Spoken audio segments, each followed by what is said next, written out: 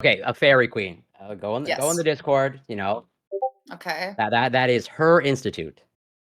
Her institute. Her What do institute. you Yes. mean her institute? What does Why that why mean? don't The why institute don't for jumping into freezing cold water? why don't There is an you why don't you follow my words into the Discord? Okay, Okay. I'm looking at the Discord. There's nothing in the side chat. You can't post in the side chat. No, No, only So no. at 2 where PM. In the of the group, the Reverie Oh, group the in the group, Discord. the Reverie group. Okay. Is this better? Let me see. Yeah. What? What? You know, anybody can start an What institute. is It's pretty this? based. What is this? Well, that's why I said this is a marketing practice. Okay, that's why it wasn't an Instagram moment. This is her saying, "Hey, come to my institute. Give me money. All my benefits I of own an cold institute. therapy." Money now me give. Yeah. Maybe you should be more enraged, like I was. Fairy Queen. Oh my god. There's a bunch of libertarians you- with institutes. Well, all should be taken like seriously. Fairy Queen, do you actually I not get agree. that mad Libertarians about should be that? institutionalized. Fairy Queen, do you not get that mad about somebody like using credentials to try to like make profit off of them, even if they're not really like actively using those credentials to like verify what they're trying to profit off of? I do. I just have never heard of this before. This is news to me. I'm very aware of all the quacks out there. That's why, okay, this came my attention. Yeah, wow. This really is a business. Jeez Louise, for spas and clinics, scholarship about looks all blog. very sciencey and legitimate, and they have the credentials to back it up. Sadly, and that's why, like, yes, okay. Even though I take umbrage with being framed as raked over the coals, if you want to frame it that way, absolutely, I would love to figuratively rake this person over the coals. I misspoke. That's not what I said. Okay. Let me be explicitly clear. Rake this person over the coals. Okay. That was as long as they're being explicit. Quarry, in your scientific opinion, is there anything to the idea of washing your hair in cold water and it having better results? Because I've heard that, like from the barber. I don't know if he's had lots of time to experiment with that. So it depends on what you mean by beneficial. Like, it would be like, what is the specific claim that you're like whatever hairdresser or hair person? I've heard it's good for retention of hair. Like, you lose less hair if you wash in cold water. I have not seen anything to like actually prove it, but also, like, if you have curly hair, like, you're supposed to like use like hot water to like rinse out the oils because your hair gets oilier, and then you're supposed to like put like conditioner in your hair, like this part of your hair, and then you use cold water to wash it out because less of the product slides out of your hair. So you retain more conditioner in your hair, so your hair looks better. And yes, as FK said, you don't lose as much hair. Oh, so the hair loss thing, I can't speak with any confidence. And obviously, I don't think there's actually much research. I'm hoping not a lot of funding is being wasted on let's see how effective these conditioners are based off of these varying temperatures of water. But let's just say, depends on what the specific claim is. But let's just say if your concern probably is, let's say, hair damage, okay, you want to, let's say, minimize hair damage, probably in all likelihood, cold water is beneficial since hair is a protein. Hair is the protein of keratin. And generally speaking, proteins don't like harsh or hot conditions. And so minimizing heat exposure is probably beneficial. Now, adding conditioner and like how that affects the combination of conditioner, shampoo, and temperature is probably a little more complicated, but like as a guiding principle, cold water is probably less harsh on your hair overall. But whether it's actually in the context of a shampoo or conditioner, like, I don't think it makes that much of a difference. Admiral Gibbs is a beautiful mane. When he came into frame and I was just staring at his hair for a little bit. Yes, always. I need to get this this thing trimmed up tomorrow though. Can't be going to Easter's looking like a woolly mammoth. I know Easter is upon us. It's next week. It's almost here. Does that mean Jesus is coming back? That was a holiday, right? It was. Well, if you believe that red he calf, died, and then at the end he came back. Yeah, if you know that, it's technically. But if you're ready for the red, have you heard the red calf conspiracy? Dude, no. Oh my god, I'm about to send y'all in the group chat a TikTok. That's insane. What? Could you explain? Yeah, so they built for like Passover, right? They usually don't do it in this area, I guess, but they built red calf Passover sacrifice altar, like right next to the Dome of the Rock. So a bunch like Arab countries are saying that this is the prerequisite for them going in there to destroy the Dome of the Rock and like start the end times, and it's gonna be because they're gonna sacrifice the red calves at the Dome of the Rock before Yeah, destroying it. there's this whole That's the theory real that the reason why Jewish Israel's people, in God. order to like get salvation or something, are like looking for a very specific red calf that meets all of these criteria. It's like literally a whole South Park episode, Yeah, but it's it like a whole meets all thing. these criteria. That has like a perfect red coat. There's not a single blemish on it. It was born like at a certain time, at a certain weight, certain year, all this shit. Um, So but I they're saw saying they a found it or hyper whatever crazy one. because they like built this thing next to it right now, I guess. And, like so I everybody's like saw freaking out. I saw an insane one on the TikTok of Sneeko, where in the comments somebody's like, they've actually I figured out that they cloned the red calf and they've been using it as sacrifices for the past few years now. So like, what calves are red? Like, is that like a thing? Are there red calves or There's like natural colors. The theory goes that they bought it from Texas, but there's natural colors of red cows out there. Okay. Yeah. They're not like crimson red, but they're gonna be like, Yeah. the orange red, dark red. I'll post it on Okay. Discord. Okay. So, Fairy Queen, do you now understand where I was coming from when I was posting? Well, I do, but I would just like to point out, per our conversation afterwards, it seems a little bit of cold therapy doesn't seem to be BS, okay? I will stick to my cold therapy, thank you, every Oh, yeah, evening, yeah, yeah. okay? For Okay, the well, stress benefits wait, upon the what I would- follicles on my hair, Sure. okay? The keratin, okay, requires the cold stress, all right? So I take no issues with that, but if you open the Fairy Queen Institute, okay, and open up a line of Don't hair tempt care, me. even though whatever, I'd be more amenable to that institute. But like, yeah, and if you open up a line of hair care products, and now making a bunch of claims, and now it's in your vested monetary interest, okay, to have people come to your Fairy Queen Institute. Yeah, I'm going to take a real close look at what your institute is doing, especially.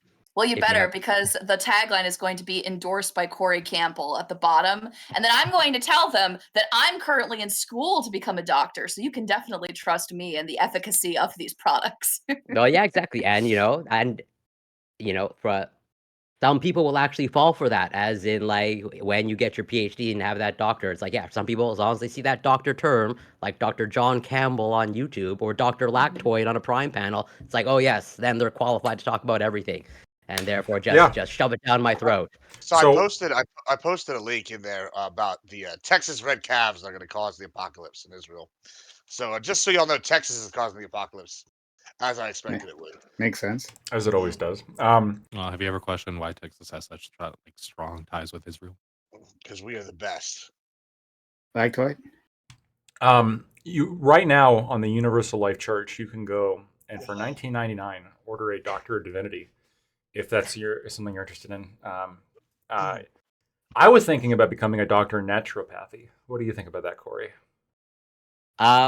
So what I would say, for what it's worth, as of right now, like, believe me or not, I do actually have quite a bit of respect and regard for you. Absolutely. Okay. I respect your intelligence and competence. But yeah, exactly. But you do that, and like, yeah, I'm throwing it all out the window. I'm going to become a doctor of naturopathy, of chiropractic care. I'm going to engage in a practice of chiropractic care. And you should do archaeology too, because dinosaurs aren't real. Why not? And I actually have no doubt that you can do those things, because I believe you have the intelligent competence. Because anybody can, right? Yeah, unfortunately, anybody can. And especially with enough money. Dig for bones. Wait, what is this doctorate called? Doctorate of Divinity? Yeah, Doctor of Divinity. There's also there's a Doctor of Divinity, and there's a Doctor of Metaphysics. You can get like a metaphysics degree from there as well for $19.99 plus shipping and handling. I'm a minister there. I did the minister. Yeah, me too. I'm back since like 2016 or something, 15. Yeah, like a long time ago I did that. But then after that you have to do like a lot of work as to actually be able to like officiate a marriage. And then that's like where it ended. You got to like register yourself as like at the clerk's office, like you're a county clerk or something. And And I didn't feel like doing any of that, so that was exactly what I ended. I got a printout, so there you go. So I know you don't like chiropractic care, Corey, but like I really want my back popped. So why is that bad? Could you explain? I mean, it's technically it's not bad if you don't care about walking or future mobility or being able to like use your back at all or What? preserving your I vertebrae. from what I've seen, you can correct me. Chiropractic care has been shown to be somewhat effective for back pain. That's like now some people will go further and say that it cures cancer. There's limited, as in no research for that, but back pain, right, seems kind of useful. Okay, so this is a much larger conversation, which I'm more than happy to have. But okay, here is where it gets tricky. Where like yes, it depends on like when you survey and like the timeline in which you track these treatments. Okay, just as like uh, if if a patient goes to a doctor of chiropractic, okay, and they receive treatment, okay, probably within assuming they haven't broken their neck, and they survive the treatment, okay, they will report okay probably decreases in pain, and they'll report a subjective benefit. That is different over the long term, as in, are you actually that's not a testament to the treatment or that you're actually treating anything at all. Where you can get the same effect in the short term of like if you just go to a massage. Like pretty much, I'm sure if you survey people after they just get a massage, they will report lower levels of just about everything when it comes to pain and discomfort. But if you're actually tracking over time in terms of chronic low back pain specifically, you are almost certainly not treating the underlying condition because a chiropractor is not qualified. Really, at the end of the day, like it's essentially whatever a more dangerous massage is what you're getting when you go to a What if you use it chiropractor. in conjunction with acupuncture? Does that Well, like same thing with acupuncture. So, what like level would you acupuncture, use? uh, acupuncture is also really, really tricky. And that's also another good example of how, like, immediately after an acupuncture session. So I've never had acupuncture personally, but as most people know, there's insertion of needles during acupuncture. Now, how painful that process is, I don't know, but I assume there is some amount of pain and discomfort associated with an acupuncture session. And so, let's say to no surprise that anybody that knows whatever basic anatomy, physiology, biochemistry, when you intentionally induce pain in a person, well, then you induce their natural endorphin production. We have our own endogenous pain killing system. And so, yes, in an acupuncture session, as you know, you're inserting potentially some discomfort or painful needles.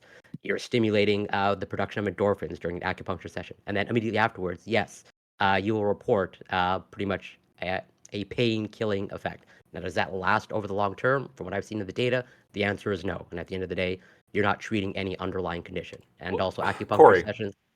so I'm speaking as a technical doctor here. So when you can't tell me that when I pop my back, I don't feel good, right? When I You're right, I like, can. you can't. So like, why like that? But other people do it. It seems pretty reasonable. Like I'm laying in bed oftentimes, and I like pop my back, and I'm like, oh my god, like it just feels so good, right? And then it's like you've been like looking to pop it for a long time, and then it finally pops. That kind of situation. Sure, yeah. I could also, when I inject heroin, it feels good too. I don't know what argument you're making. Yeah, but if you're treating like opiates could be effective at treating back pain. They could, yes, and opiates are sometimes used as a short-term. I'm not a clinician, but like, yeah, there are painkillers are prescribed, both opioid-based and non-opioid-based, in the context of back pain. But as far as I know, no actual effective physician is going to recommend that as a long-term strategy to treat or manage back pain. So, FYI, we are waiting for our friend Ali. He'll be here soon. He's cultural things are holding him back, but he'll be here soon. We're also waiting on our friend Aiko. And I don't know. He's just from Texas, so there you go. I And take we, I take medical misinformation very important because like as someone with a chronic illness and I'm involved in some of these communities, like I've seen it do like real damage and ruin lots of people's lives. Where like yeah, they prey on the vulnerable. Absolutely. So in the 2018 study that we all obviously know about, that I am reflecting upon after looking at it in Google again for the millionth time, It says that after 6 weeks of treatment, those assigned to receive chiropractic care reported less pain intensity, experienced less disability, and more improvement in function. That's pretty cool. Reported higher satisfaction with their treatment and needed less pain medicine. All those are pretty good things. Yes, I agree. In the subjective realm, over that treatment duration, again, I can totally see how people perceive a benefit to chiropractic. I Are there that particular study? I assume it only relied on pretty much patient-reported outcomes. Was there any MRI, any sort of scanning, or any objective measures, any clinical data whatsoever, other than we surveyed these patients, they say these felt better on a bunch of criteria? I'm pretty sure it was probably self-reported, but like experienced less disability. That's pretty big. Like that's, I guess, potentially subjective, Okay. but Okay, I will use can use my own condition as an example because the treatment of my own condition, okay, has evolved over time where like I've had it for a long time. So about 15, 20 years ago, okay, uh, clinical remission for my disease was defined as so there's an actual survey for individuals with my condition, the CDAI, the Crohn's Disease Activity Index, okay, and you are back then 20 years ago, you were considered in remission if your score was like below 150 or some whatever threshold. Okay, and then as your symptoms increase and above that, you are no longer in remission and we need to treat.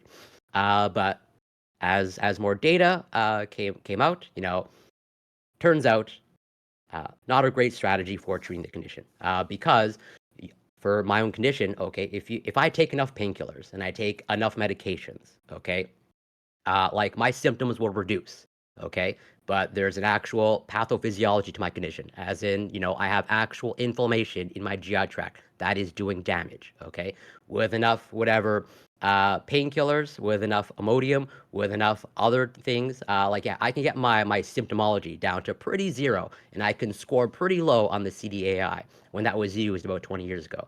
And that's why we have moved to more objective measures. Well, we also have better treatments, but it's that particular treatment strategy has pretty much has been abandoned because we recognize that patient-reported outcomes certainly matter and the subjective experience matters.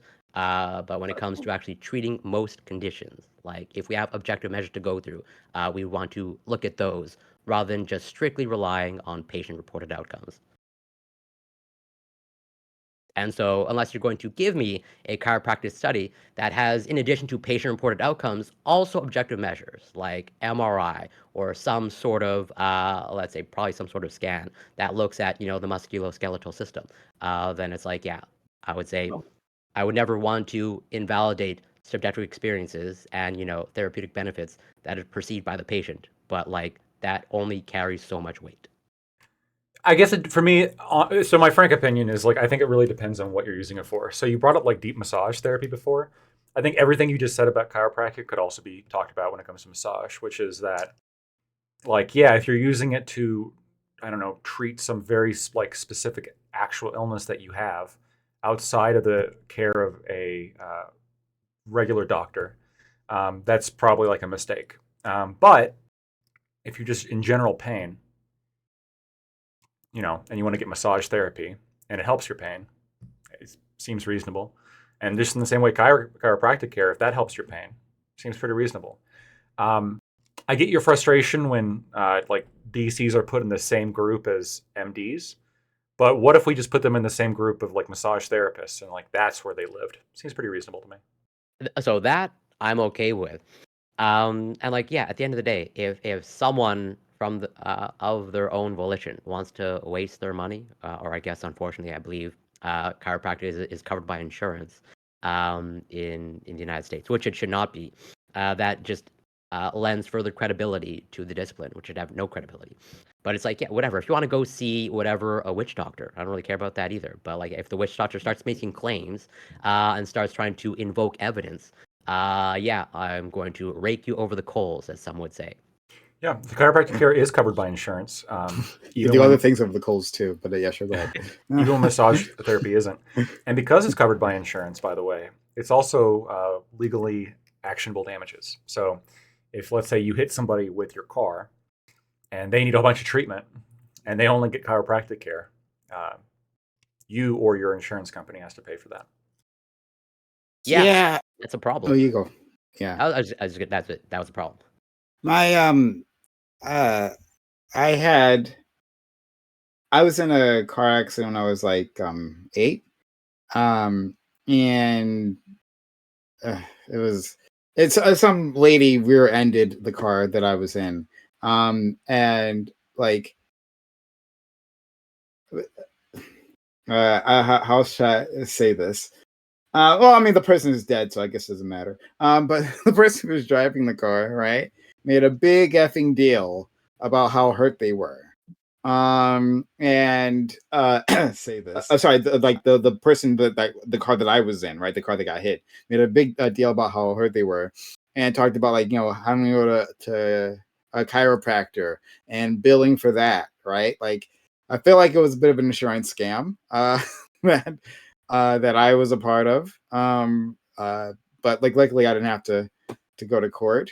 But I was like but if I did have to go to court, because at first they assumed that I might have to, I was told to lie by individuals.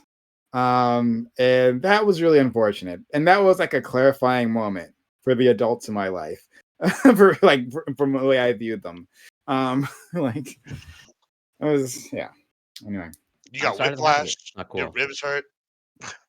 Yeah, I had lawyers are universally bad people, Prime. I tried telling people that, but they never listen. It's crazy. well, it wasn't. I never encountered a lawyer on this. I mean, I'm sure a lawyer was involved, but like it wasn't a lawyer who told me to do that. And I remember like pushing good. back, like, hey, as an 8-year-old, hey, maybe we shouldn't lie. And that was a problem. Like, so it was a bit of a clarifying moment as to the adults in my life. Well, I'm surprised it wasn't a lawyer that told you to lie. That's awesome. All right.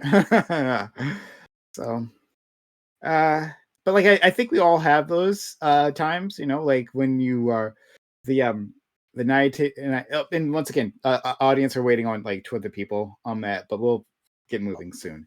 But I'm sure we all have those moments where the adults in our lives, like you drop like your naivete for them, right? And you understand them, like in a context, you begin to understand the world that way. Like, oh, all right, well, they're nothing special, right? And they have their foibles. Or Does adulthood anyone else doesn't have? exist.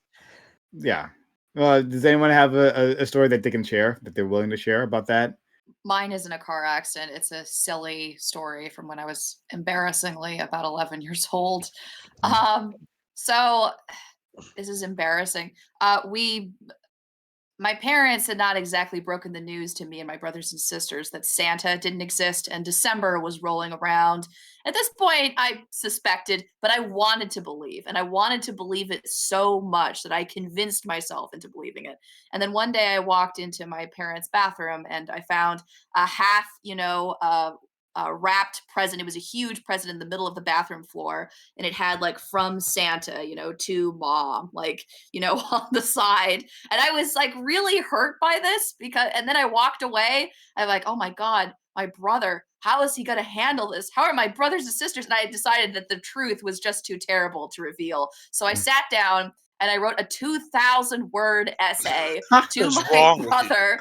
And then I printed it out and put it in an envelope with the intention of giving it to him when he reached my age. For some reason, I decided that 11 was the appropriate time to break the news. Sadly, that letter is lost to history in one of our thousands of moving boxes somewhere. But I remember feeling very solemn as I sat down at that keyboard to pound out, listen, I'm going to invent his name. Listen, Alan, I know this is going to hurt, okay? But you have to believe me when I tell you what I saw. I love that about you, that this is a thing that you would do, right? Like, it feels like very natural. I can 100% believe this is something you have. As a person became an English major later on in life. But it wasn't even a handwritten letter. Yeah. Listen, it was typed. This was serious business, okay? And then Yeah, I she pulled printed it out. out I a folded it typewriter up. and all. It went. Put it, I put it in an envelope too to save it. Like it was a sacred thing. This it had terrible truth, okay? It was like I was dealing with like the big secrets, all right? Yeah. All written in Comic Sans.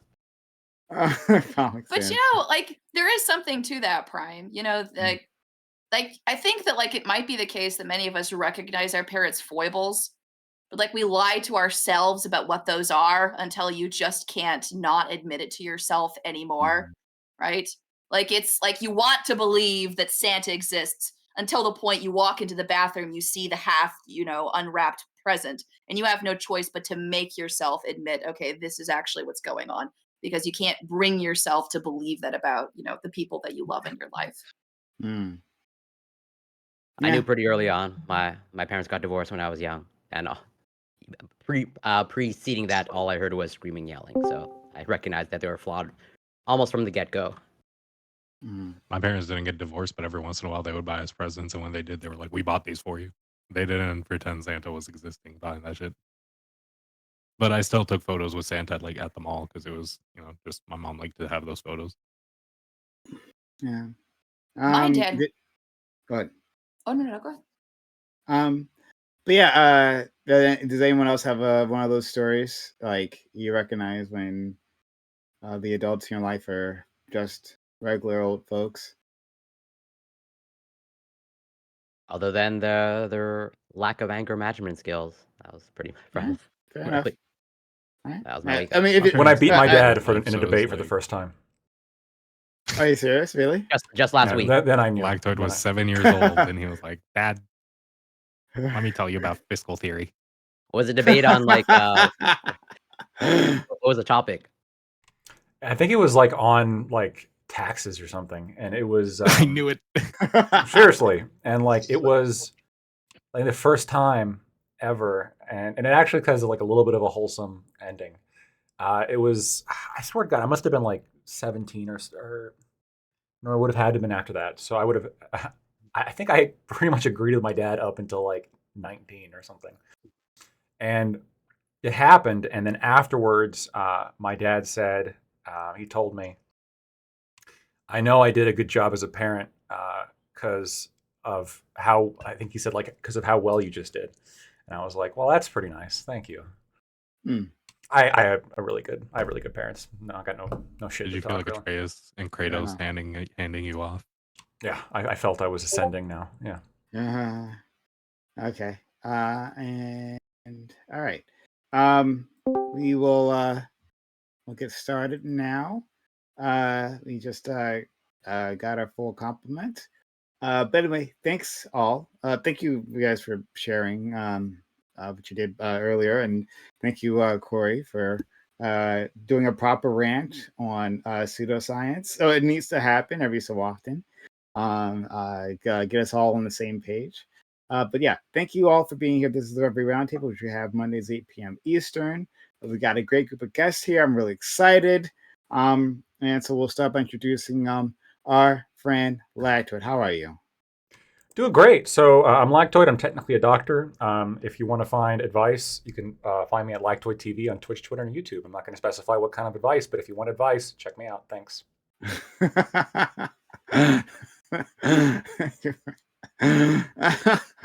All right. There's so many jokes to make there, but I'm going to move past it. Admiral Gibbs is back with us. How are you, Gibbs? I'm a little hungover, but I'm real excited. I just ordered my double doctorate in metaphysics and divinity just now. Yeah. So here in a couple weeks, I will have official posters for the wall. I'm pretty excited. No time like the present. What a day to be alive. And I think you need to let Corey know every time, right? Just like every time you Double show up, just doctorate. like Double yeah, doctorate. double doctorate. I mean, how far have you gotten in your education?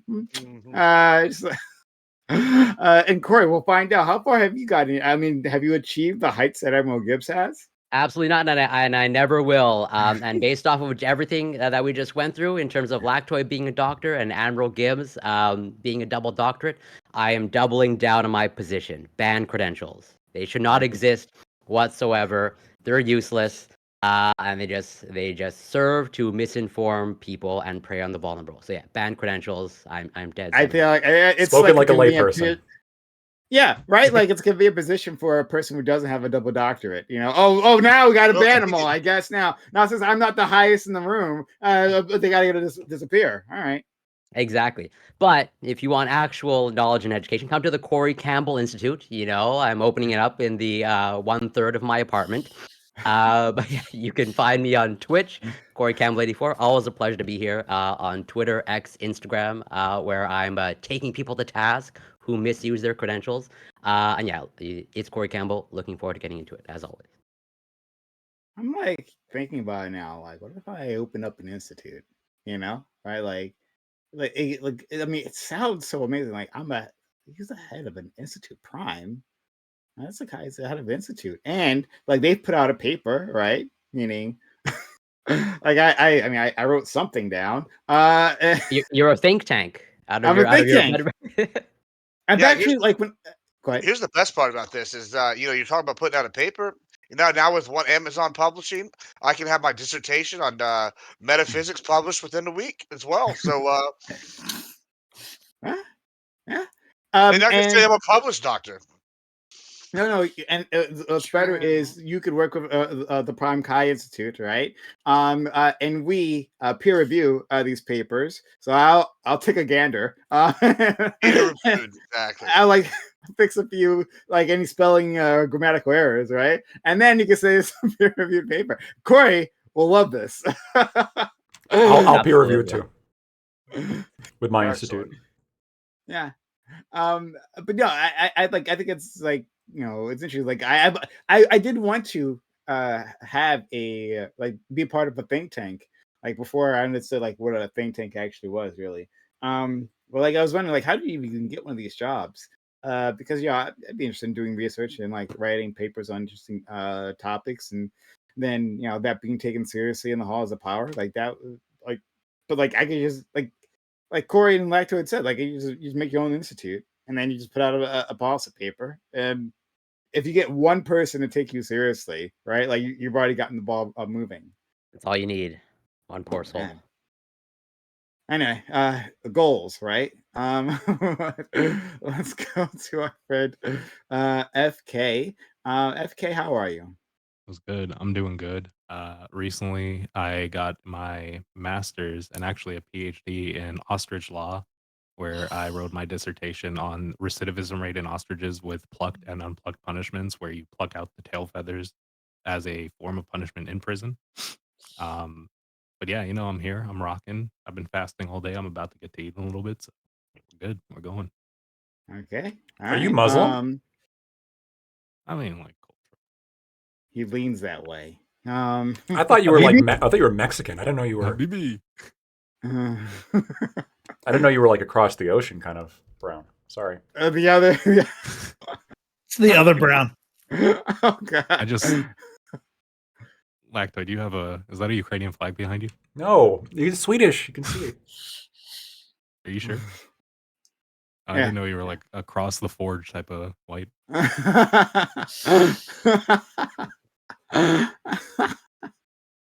right. Well, we're gonna move on with our lives here. Whatever type of brown person you are, FK, you are definitely appreciated and loved here. Okay. So we'll move past that. FQ, back with us. FQ, who has decided to like have the camera in front of her face again, rather than like 20 feet away. Which was Yeah. obviously a bad idea. And holding the mic Well- the entire time. Well, you know what it is? Like, okay, so my ring light died, number one. Number two, my computer keeps dying over and over again when I plug it into the other monitor, which is what I used to do to see you guys. And my computer keeps dying over and over and over again in the middle of streams. So I'm not sure why that's happening. Exactly. But I need to somehow figure this out because I do like this. I like sitting here. I like looking up at here. It feels fun to me because I can go back and forth between the two screens. But for now, sadly, the tech gods are against me, right? Soon to be resolved, at Fairy Queen's Cottage Institute, where all of your technological problems can be resolved, okay? Please tune in. There's a 20% discount where you will get to see the 2000 letter, in the treasure trove, now 17 years later. I would really like for you to find that letter. I'm sure it's That's not a dramatic possible at this point. reading, right? But like You should to have publish like an that insight as- into your 11-year-old brain, like that would actually be pretty fun. You should publish that, title it "A Letter to Future Me," and then Have just you put it ever on, read like old diaries or like old journals? I used to journal all the time when I was a kid, and every once in a while I will go up and I will pick up one of those journals, and it is always a mistake. Okay, they're always terrible. They're always incredibly cringeworthy. Like I will flip through them, I will see like the boys I had crushes on in high school. I'm like, oh god, what was I thinking? There are like little embarrassing glitter hearts on all of the pages, right? Any Pictures of Teletubby dogs, murders? right? What's Did- that? Any Teletubby murder? No, mostly just me complaining about my brother beating me in Scrabble. That was the light stuff, rantings light of my stuff. journals. I started journaling for the last like 6 months now. It's been cool. Yeah, but don't been you keeping feel it like up. kind of yeah, but don't you feel like I don't know, like weird? Like if you look at something you've written like 6 months ago and you pick it up, I'm like, who I was this have yet person? to. I personally have yet to. I kind of want to wait until I hit the like 1 year mark and then just kind of read through the year. See, But yeah, like I've actually, I think we had a conversation previously about how I wish I did journal, Yeah. so that I could look back on like my thought processes at different points in my life. But yeah, I don't know if that would be like an exercise in pain. So fair enough. But and one last thing, FQ, you don't need a ring light. You don't. I mean, your skin is reflective enough. Like you're good. Like, that's everything, is on theme, Yep. right? I blend right in with the couch, right? There was this guest used to come on the Reverie, right? Yeah, it was Reverie. And Corey might have been there at that time, right? I think no, you definitely were, right? There was this guest. Remember, she was a trans individual, and she was in an apartment, and she would like raise her hand, right? But she was like against this white background. Do you remember this, Corey? I do. She would raise her hand. She was white, but she would raise her hand, and I would consistently like not see her, right? So left. And she would eventually like wave her hand like this, and she had to because otherwise I wouldn't see her hand, and it was not on purpose. I swear to God, it was not on purpose. But like that's the thing that was Disenfranchising happening. the minorities. Yeah, it was really bad. I felt bad about that. But okay. Moving on. Hey, Ali. Thank you for being here. Right. Thank you. One of our Muslim brothers. How are you, friend? I'm chilling.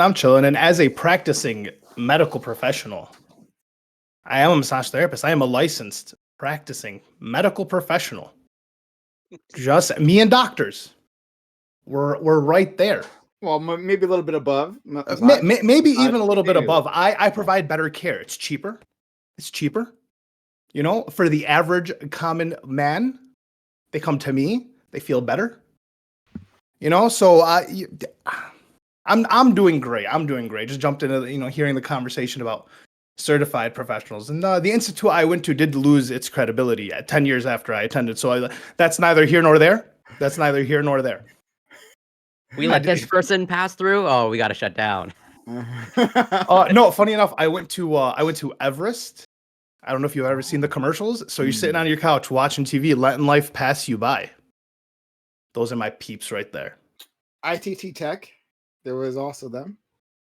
So DeVry, Full Sail, and I chose the top of the trades. So yeah. But yeah, thanks for being here, friend. Thanks for having me, man. And last but not least, we have our friend Aiko. Aiko's back with us in a different background. What's this? He's talking, but of course we can't hear him.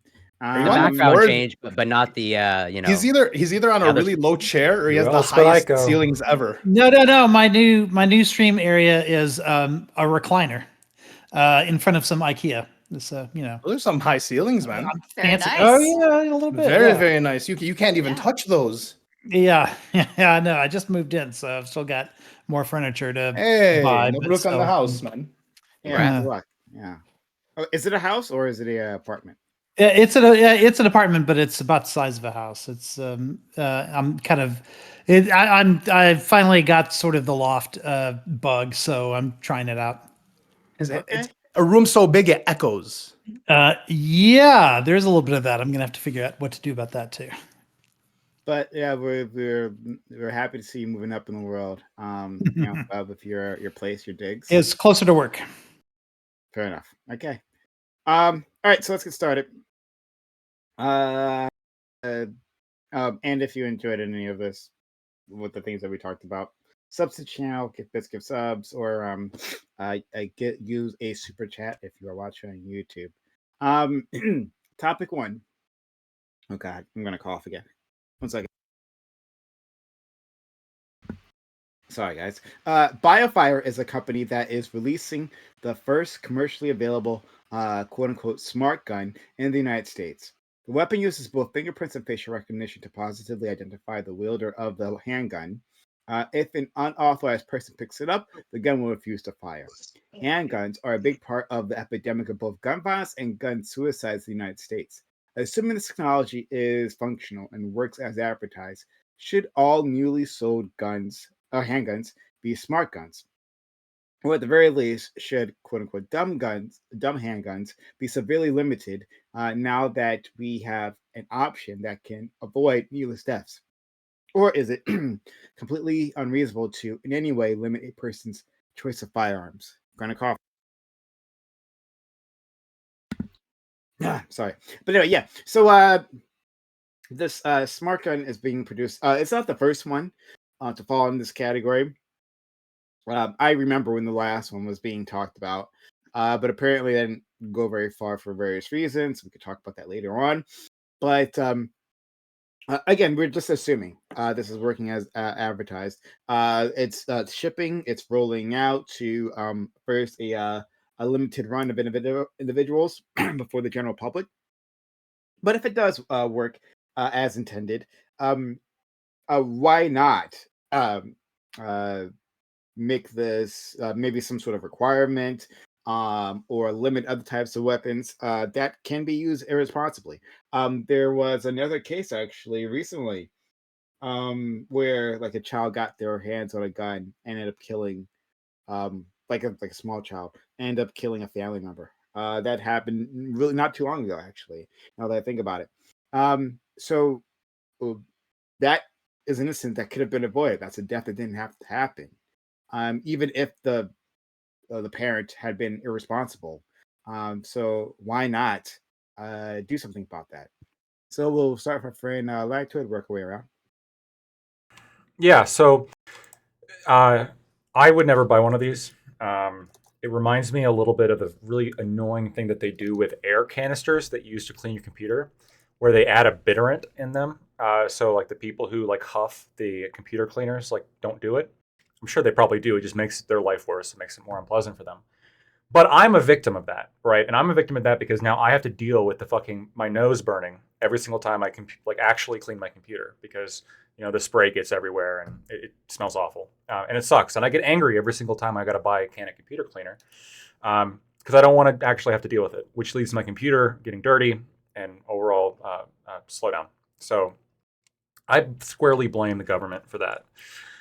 With these BioFire guns, look, if you want to buy one of them, by all means, you should be allowed to. Fantastic, great, have fun. Here's my issues. Expense, right? This guy who built it described it as a small satellite in terms of complexity. It's more than twice the cost of my SIG, right? So we're talking like considerable expense because the SIG is usually a little bit of a higher end handgun to begin with. Maintenance, right? You got when this shit breaks down, you are not gonna be able to fix it yourself. You're gonna have to fucking ship it off somewhere and have somebody fix it for God knows how much. And I think that we're gonna see a little bit of an issue with if these become more popular, kind of like an issue that people have with Apple products, which is that you buy them and then you can't fix them yourself, and then you got to ship them off and have the company charge you all this fucking money to fix it for you. When I want to be able to fix it myself, and I take everything apart myself and clean it and maintain it, and that's kind of my prerogative. All that being said, gun safety is important. If for some reason you can't figure out a way to lock up your guns away from people who shouldn't have them, then fine, pay all this extra money for this, have fun. But for people who are able to lock up their guns or able to keep their guns in places where their children aren't going to have access to them, or don't have children, just from what I'm reading, it's just not a good gun. It's not a very well functioning gun in terms of functioning firing. Okay, thank you so much. Thank you, Question BD, for using your Prime Gaming sub here on the channel. Awfully kind of you. Thank you for joining the crew. Enjoy your ad-free viewing and your emotes. Much appreciated, friend. Okay, and thank you anyone who came in through Wix Raid earlier as well. Hit the follow button. Admiral Gibbs. Yeah, I mean, although the concept of the James Bond biogun is pretty cool. It's just a cool thing. I'm like avidly against this. One, it's definitely something that if they were to implement this, is a barrier in two regards. One, the price.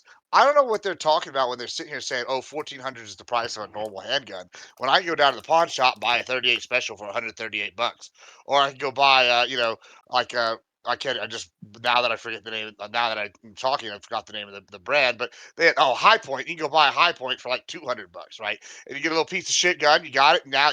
And bang bang, you're ready to go. So first of all, this is not just twice the price. This is like 4 times the price of a handgun that you can go and get, right? So if you're gonna stop with the barriers. Secondly, once we have the bioguns, it's just one more step for the government to start tracking you. We don't really need the government to track us all in depth with our fingerprints on the guns. What's next? They're going to see how many times you picked up the gun, gone to the gun range. It's going to go to trials where they're going to use this information against you. All sorts of bad things are going to come of this. And if you don't think that it's going to happen, then you're just really too trusting of the government in general. Thank you so much. Corey, please. Well, unlike my Canadian socialist friend Lactoid, I'm on the opposite end of the spectrum, where, yeah, I see this as pretty much safety, and I'm all for the regulation, appropriate regulation of guns, and I see that as a step forward in the right direction. Now, is it my position that every gun from now on needs to be made with this technology? No, probably not. But like I see this overall as in like the more guns that move in this direction, the better. Where I think it will undoubtedly, probably on the whole, save lives. Are there maybe some potential drawbacks in terms of like not everyone can shoot the gun, and I can see some potential drawbacks there. But like I think in terms of hopefully reducing safety in the household where a gun is present, where it's like as Lactoid said, you can lock up a gun, but I can totally see the utility for some people, not myself personally, of like, they're having a gun locked up is a barrier to entry. And like, if it's an actual emergency situation, like having it actually at the ready of like, I didn't look at the advertisements, but at least based off of the description in the article, it's like advertised, like you can have it like whatever out on your bookshelf. And like, since only you can handle it, then it's like right there at the ready, to quote Gibbs, bang, bang. But like, I think this is a good thing, and I'll leave it there for now.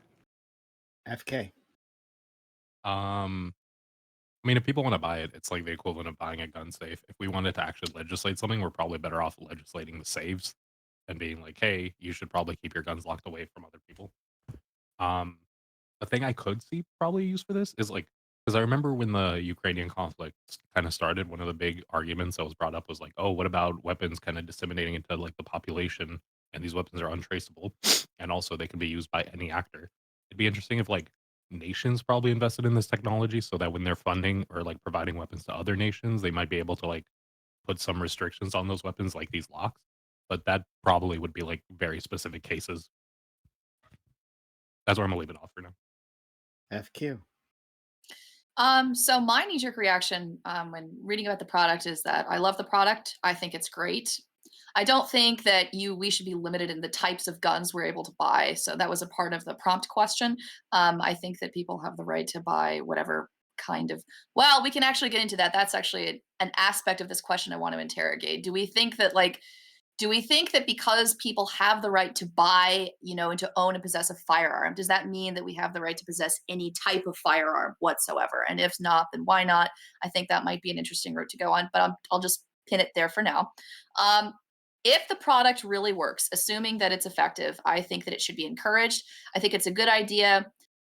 I'm not sure if it will reduce gun suicides. I'd actually be curious to discuss whether or not we think it will, because I would assume that if you're the person that's planning to commit suicide, you're probably the gun owner. You're probably not just living in a house where somebody else owns the gun. It's probably not likely to be the situation.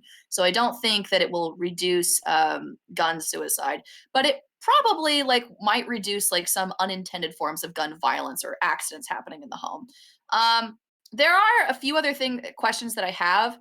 One of them has to do with the expense. So the obvious example I can think of is Tesla. So we can think of, examples of cars, for instance, which are exorbitantly expensive, which are powered by electricity, which don't traditionally use gas.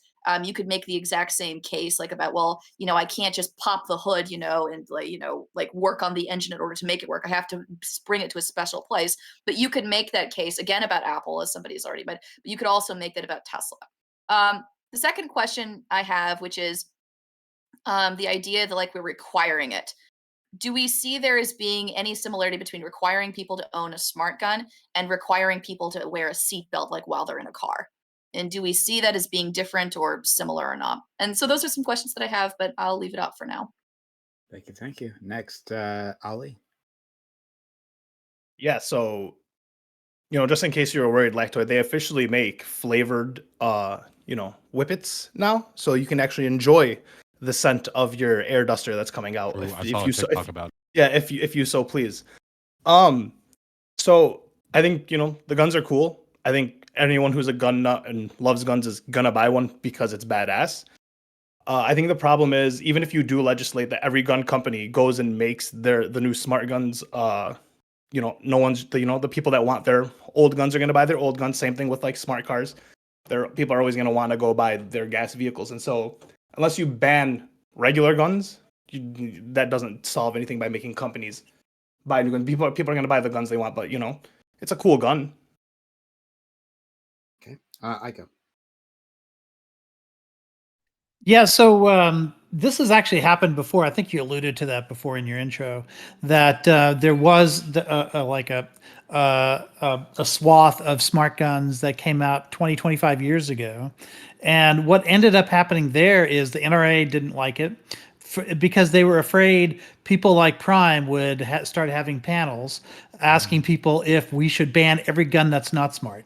And they were afraid that would start sort of that domino effect of, okay, if we allow these smart guns to be developed and to exist out in the ecosystem of the gun world where guns are being sold, then it's inevitable that it'll lead to bans of regular guns. Just as Fairy Queen suggested that it be compared to seatbelts in cars, right? For the very same reason, we watched car safety go through that same domino effect. And what ended up happening was all the major gun manufacturers, Smith & Wesson, all the big ones, said that if your gun shop sells any smart gun at all of any brand, of any kind, then you cannot sell any of our guns in your store. And as a result, that's why, to answer your question earlier, Prime, that's why the first time around these guns didn't take off, because you cannot succeed in the gun industry without the support of gun shops. It just doesn't work. Now, that was 20, 25 years ago. Today, there are other ways of buying guns that the individual gun shop owners like sort of don't dominate the marketplace in the way that they did before.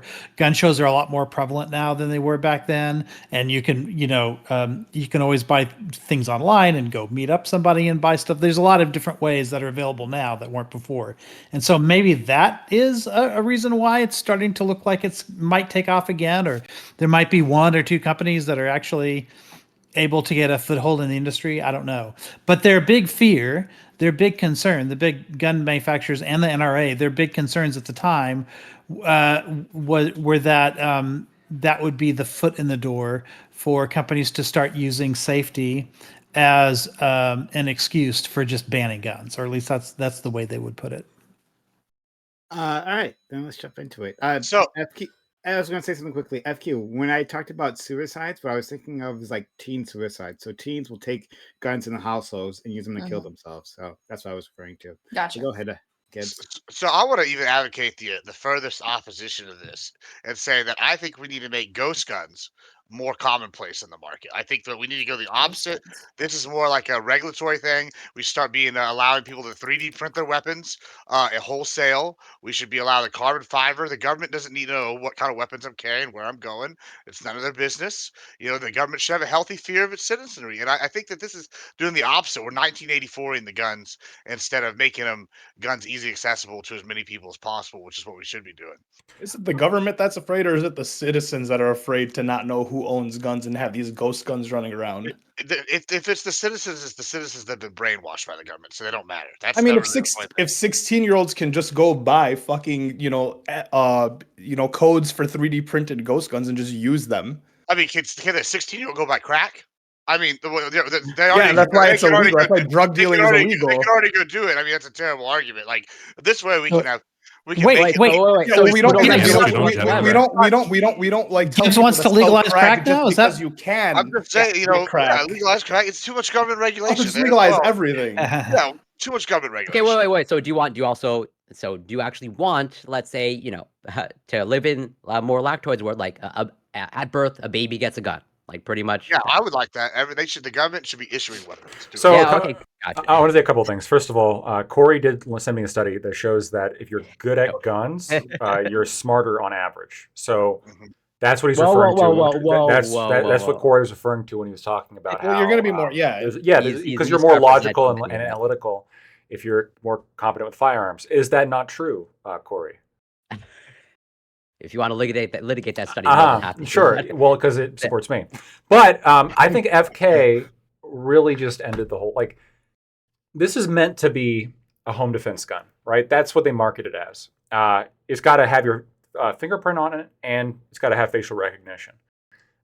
They're currently in the market, and there has been for a long time, safes that are fingerprint safes. So you put the pistol in the safe, and you can put your finger over it, and then it pops open the door, and then you reach in and grab the gun. You're not going to want this gun if you're out and about, right? Because you're going to have to fucking remember, well, it's cold and I put gloves on. Oh shit! Now, when I pull it out and I'm pointing a gun at somebody, it's not going off, right? It basically, you've turned it into a high point at this point, right? Like Admiral Gibbs talked about a high point. Horrible trash gun. I wouldn't recommend it to anybody. Horrible gun. I have 3. They're great. They're not great. They're actually famously bad. And brand really is everything in this industry. If you're not going to get the support of Smith & Wesson or SIG, you're probably dead in the water. You're right when it comes to a small gun salesman kind of situation. But even when it comes to quality of the firearm itself, I don't know this fucking company.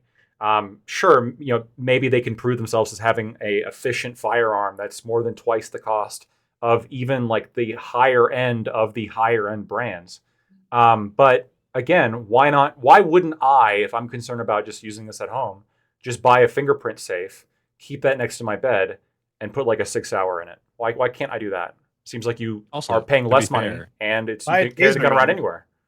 Well, to be fair, if this I wish people weapon would is, at least do well that. made, well, to be fair, if this weapon is well made and it is compelling enough for somebody to buy it, then you could think about it this way. If you really want to have a quicker access weapon than going into a safe and you can just use your fingerprint, you can go to this weapon. But then it's just on the company to compete in the market. and say like, "Hey, this is what we got. We're trying to sell you X weapon that does XYZ, and if you like those features enough, you can buy from us." Yeah, Here's it's, the it's possible, potential. but it's one more thing to go wrong, right? Like, what if it doesn't scan my fucking face, right? Yeah, but then you could ask about having a safe, right? What if your safe fucks up and it doesn't scan your fingerprint properly? That's And why I like don't now you keep it in can't a access safe, your but weapon. that's a different question. Sure. I I would mean, say just the cost alone is massively prohibitive, right? Like, I just to put in perspective, I can go buy, and I only know this because I recently did do this, buy an AK with a 100-round drum from China. That's like $549 to $700, right? As opposed to like this gun, which is double the price and like 13 bullets, 12 bullets. I don't know off the top of my head, but I'm guessing like, ready to go. And like that's if you can hope this thing scans you. And like so it's $1,400 for like a hope and a prayer, versus I can put 100 rounds into somebody. Probably a I smidge higher than a hope and a mean, prayer. Pretty yeah, sure I mean, no no, prayers are I The involved. know that, 30, I the And know if they it 30 were, breaks, you got to face ship it back to the recognition isn't company. going to be I know, great. I know they're comparing it mainly to other handguns, but I use the AK as an example because it's like a world famous gun, right? That everybody knows, and that's like the price range. You're looking for a rifle with like 100 rounds, right? Compared to like this guy, he's got I don't know, like a pistol for like 1,400, like 99. Like You that's crazy. you can Like so I think Fairy Queen brought up the great analogy of like a Tesla. Teslas are like as far as I can know, depending on the model, like they're much more expensive, and like we're waiting on infrastructure to charge our cars. But clearly, there's a market for them. Now, obviously, I have no idea how successful this gun will be, but like I don't know how you're arguing this price of like, yeah, wow, why would anybody buy a Tesla when I could just go get a no, beat up They're Toyota gonna buy Corolla? it. well, People I'm are not gonna buy arguing. it. I'm not arguing for people that want to buy it. I'm arguing if people want to mandate this as a thing that you have to have a smart gun. Well, that's ridiculous because I I don't don't think want to have to anybody's buy mandating that per that. se. Well, isn't that the whole argument? Is that we should mandate that you have to have smart guns if they're available? Like I'm I Going not trying to forward, pay. I mean, going I forward. didn't I say mean, I that thought either. that was the prompt. I mean, I don't know. My bad. It was like a That was in the potential. prompt. Yeah. I'm revoking your double doctorate right now. Like that Yeah, was not. I'm just saying. No, that's from the prompt. I'm just saying, like, if that's a possibility, this is a major concern. Like, because you're like prohibiting Corey large. is peer reviewing Hold our on. gifts right Biden now. Biden said I think it was Biden specifically said like we're going to make all guns smart guns. Yeah, I think that's a quote directly from Biden. Let me find it. Well, I think he What mentioned it in like about a. Go ahead. when I use my iPhone, like to buy something or whatever, and it wants my verification that I want to buy it. Sometimes it uses that facial recognition in order for me to use my card. And I've noticed that if my glasses are on, it won't recognize my face, and so I have to stop, take my glasses off, and then it knows who I am, and then I can buy the thing. You can just add the feature for the glasses. Like there are workarounds for that. It's not they did it with a mask. You can Like, do my a face question is- recognition with a mask. I'd love to do that workaround. I haven't seen that workaround on my phone No. yet, so I still have to keep taking my glasses off. So I'm just saying, like, if you have to take your glasses off in order, then you can't see who you're shooting at. Like, I don't know. Like, it seems like there are like some kinks that still need to be worked out on these systems, right? And whatever the fix is for that, you would think that fix would be available for other devices by now, and so far they're not, or at least I don't see it for my phone. And also, you could like theoretically just take someone's fingerprint off with like tape, or like have a picture of their face, and that might be able to work. I don't know how good the tech is going to be on a gun. Okay. All right. Well, FQ. I'll respond to that later. Yeah, a couple of things. So I think Corey echoed what I said earlier, which is that, like, sure, it is exorbitantly expensive, prohibitively expensive, probably for most people, but hopefully, like, as the technology improves, it will become cheaper eventually, and it will become more affordable in the future as the technology develops. And like an argument that like it's prohibitive right now, that's not a case against why the tech shouldn't exist in the first place. I also reject, sticking up for Biden mandating that all guns should be smart guns. I don't think either Corey or I stated that, and I'm not going to defend a position that I don't hold. So, So we all but disagree with finally- Biden, right? That's true. Well, I mean, if that's what he said, then yes, I Well, do. provide We the quote might, yeah. first. Okay, I'll Provide the take that. quote. Okay.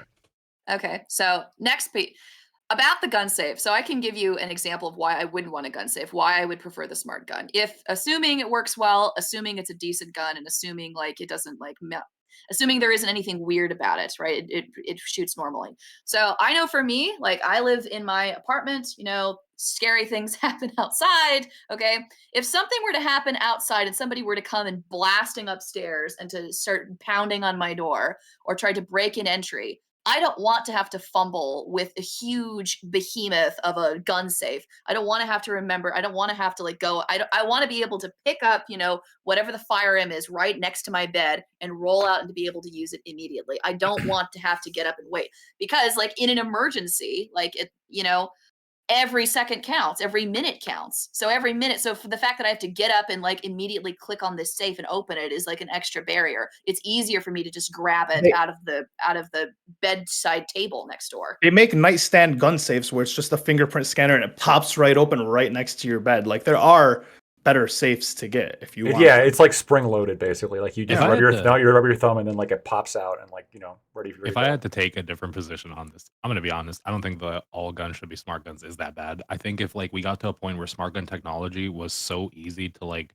kind of when somebody brought up seatbelts, right? I think it's hard because like right now, you can't just like install this technology easily and like make it pretty reliable on every weapon platform. But if this technology was something that you could like install a little chip in a gun and it made it so that gun only worked when it sensed you touching it, then I don't like if that became like a very easy process, I could compare it to like when you install seatbelts in every car. Because then it's like, hey, I'm not asking you to now rebuild every new car. I'm just asking you to take this one little safety feature, tweak all your guns. And if it's like pretty reliable, then we can all get onto it, right? And it would be like reliable enough that we can use it in the US military. Where it's like we don't have to have our weapons like turn over, and we could probably like keep them more safe, keep them like restricted away from other actors getting to them. So I have a question about that. So regarding the seatbelt analogy, because I brought up the seatbelt analogy because I'm wondering that, but I'm also skeptical of it. Is it actually illegal to own a car that doesn't have seatbelts or that doesn't have is it illegal for you to purchase a vehicle that doesn't have that safety measure? Like No, but it's illegal itself? to drive it on public streets. Yeah. So, like, could you maybe make the same case for smart guns then? That maybe it's not illegal to own or to purchase a gun that isn't a smart gun, but it might be illegal for you to go out and to use it? So that would be maybe making a change to open carry and concealed carry laws? That sounds awful. Is that what you real mean? Have to bad. make it, you would probably have to make Real, it real like with bad. cars where it's like you can't really mass manufacture cars that don't have seatbelts and try to put them on the market. No, that's So absolutely with guns, ridiculous because it's first of all, y'all keep forgetting that it's going to lead back to government tracking you, right? The last thing you want is you to are show. on Twitch right now. I'm I can saying, see all of your interests sure, behind you. I'm pretty sure absolutely your right. address is probably somewhere online. That's fine. I'm pretty That's sure you fine. have like an That's Instagram fine. or Facebook I'm not or worried Twitter about that me. like I'm everyone can track to. advocating for the rest of the population. The They common need man. their advocates. The common man. I'm advocating for the With their common man, phone right?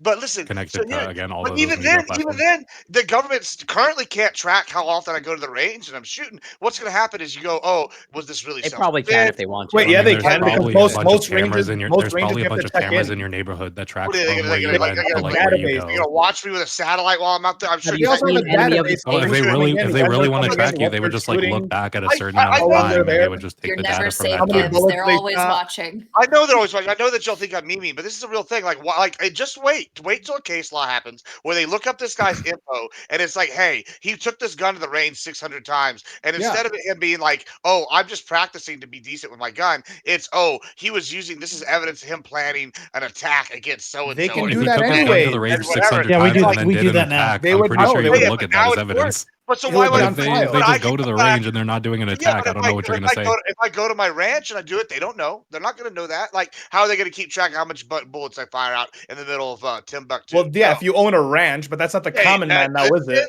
Well, there's people. Also, I'm pretty sure, I, like, it depending on where your all ranch comes is, down. you It might all have comes sound down to ordinances that They're might be a clearly problem. targeting ranch owners with this. Yeah, Exactly. it's- That's another problem. But my point is that I'm making is that it's just one little domino, right? And then like because the government always takes a little and then they take a lot, right? That's what happens every time. You give them an inch, they take a mile. And this is what's going to happen here. True, it's why the You're lockdowns gonna- never ended. Yeah, well, exactly. They never did Exactly, it. they're still going on. To some degree, in some places, yeah. Like I haven't whipped in 2 years. but there are people like that now. There are people. That's a whole different subject. Listen, the point that I'm making is that They probably we don't want stopped because of the distract- pushback. You don't want the tracking. Like, I don't see why y'all don't think that, like, it's not gonna immediately turn into, like, another NSA department, and, like, they're just gonna be, tracking this wholesale. It's gonna lead to problems. The government should have a healthy, concern about its industry. They should, like, know we have more weapons, and they don't know about 'em. They should be quivering in fear. That's what they should be, and then they would make more laws that benefit citizens. We have the state of Texas for that, thank God. Well, you we know? need more. We need more than the state of Texas. We need everybody to be on board. So FK, if you could I agree if you could solve all the problems with it, it might be useful. But like the whole point is there's too many problems with it, right? Not only is what Gibbs saying, talking about how like the government, could use this. Yeah, so we assume the government couldn't do anything with it, and we assume that like it develops so it can also like know it's you even if your fingerprint's not on it, because if it's the only gun that's mandated now, then if I'm out hunting and like my hands are freezing, I got gloves on, I can't pull the trigger, right? Unless they can sense it's me. Like if I got a tracker on me a certain distance away or something, I don't know. Like you start getting into like ridiculous workarounds where like this government can't do it. Like when you guys buy guns, actually you can't answer this, but I was gonna say when you buy guns, do you just like scratch off the code and you're like, no one's gonna be able to track my gun anymore? No, I don't do that. What? You're being tracked one way or another when you make these purchases. Like, no, that's why we need the ghost guns. Well, you can legally sell guns without it being tracked, right? If it's private sales, but regardless. If you like all the problems with the biogun as it is right now, I think like especially the fingerprint thing and the facial recognition if I have some kind of mask on. I mean, this is just total like this is a home defense weapon. Like it is relegated to home defense unless we have some kind of like massive jump in technology. I think they marketed it. Yeah, they market it. They market it as that because that's really all it can do. Unless there's some massive jump in like in technology that is going to like allow it to know, hey, Lactoid is like holding it just somehow some AI. Yeah, but maybe. this seems like the step into that jump in technology. But it seems like they finally. If you could do that, and then dodge all the risks and dodge the risk of the government like coming after you, et cetera. Well, you're never going to dodge all the risks, right? I would assume there's the same amount of risk of like, I grabbed my gun and it jammed on me. So there is less risk. Hold on, no, because now with the biogun, you got to worry not only about the gun jamming, because all guns have the potential of jamming, and then on top of that, I got to worry like, did I charge my gun? Right? It reminds me of these. Like everything's like fucking like connected to your all the other shit these days, right? I saw like wireless shoes, fucking for sale the other day. Like what the fuck? Like I charge my shoes, and if I don't charge my shoes, what I can't walk in them? Like what point? Like. But this is under the impression that the gun is going to stay forever like this. Yeah, okay.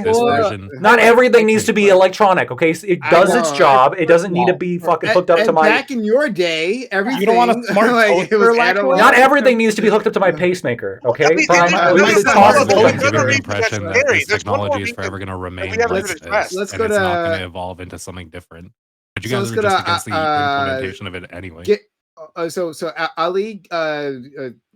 Corey, then Gibbs. All right, so to like Lactoid's point, having everything be connected to the internet. Have you seen these the little flipper devices that can fucking essentially you download the code for like a TV, a monitor, like anything RFID, and you can essentially control the mechanism. And it's like if you make all the guns smart guns, there are going to be people who are going to try to hack them. They're going to have these devices. Devices are like $150, right? You could literally like it's.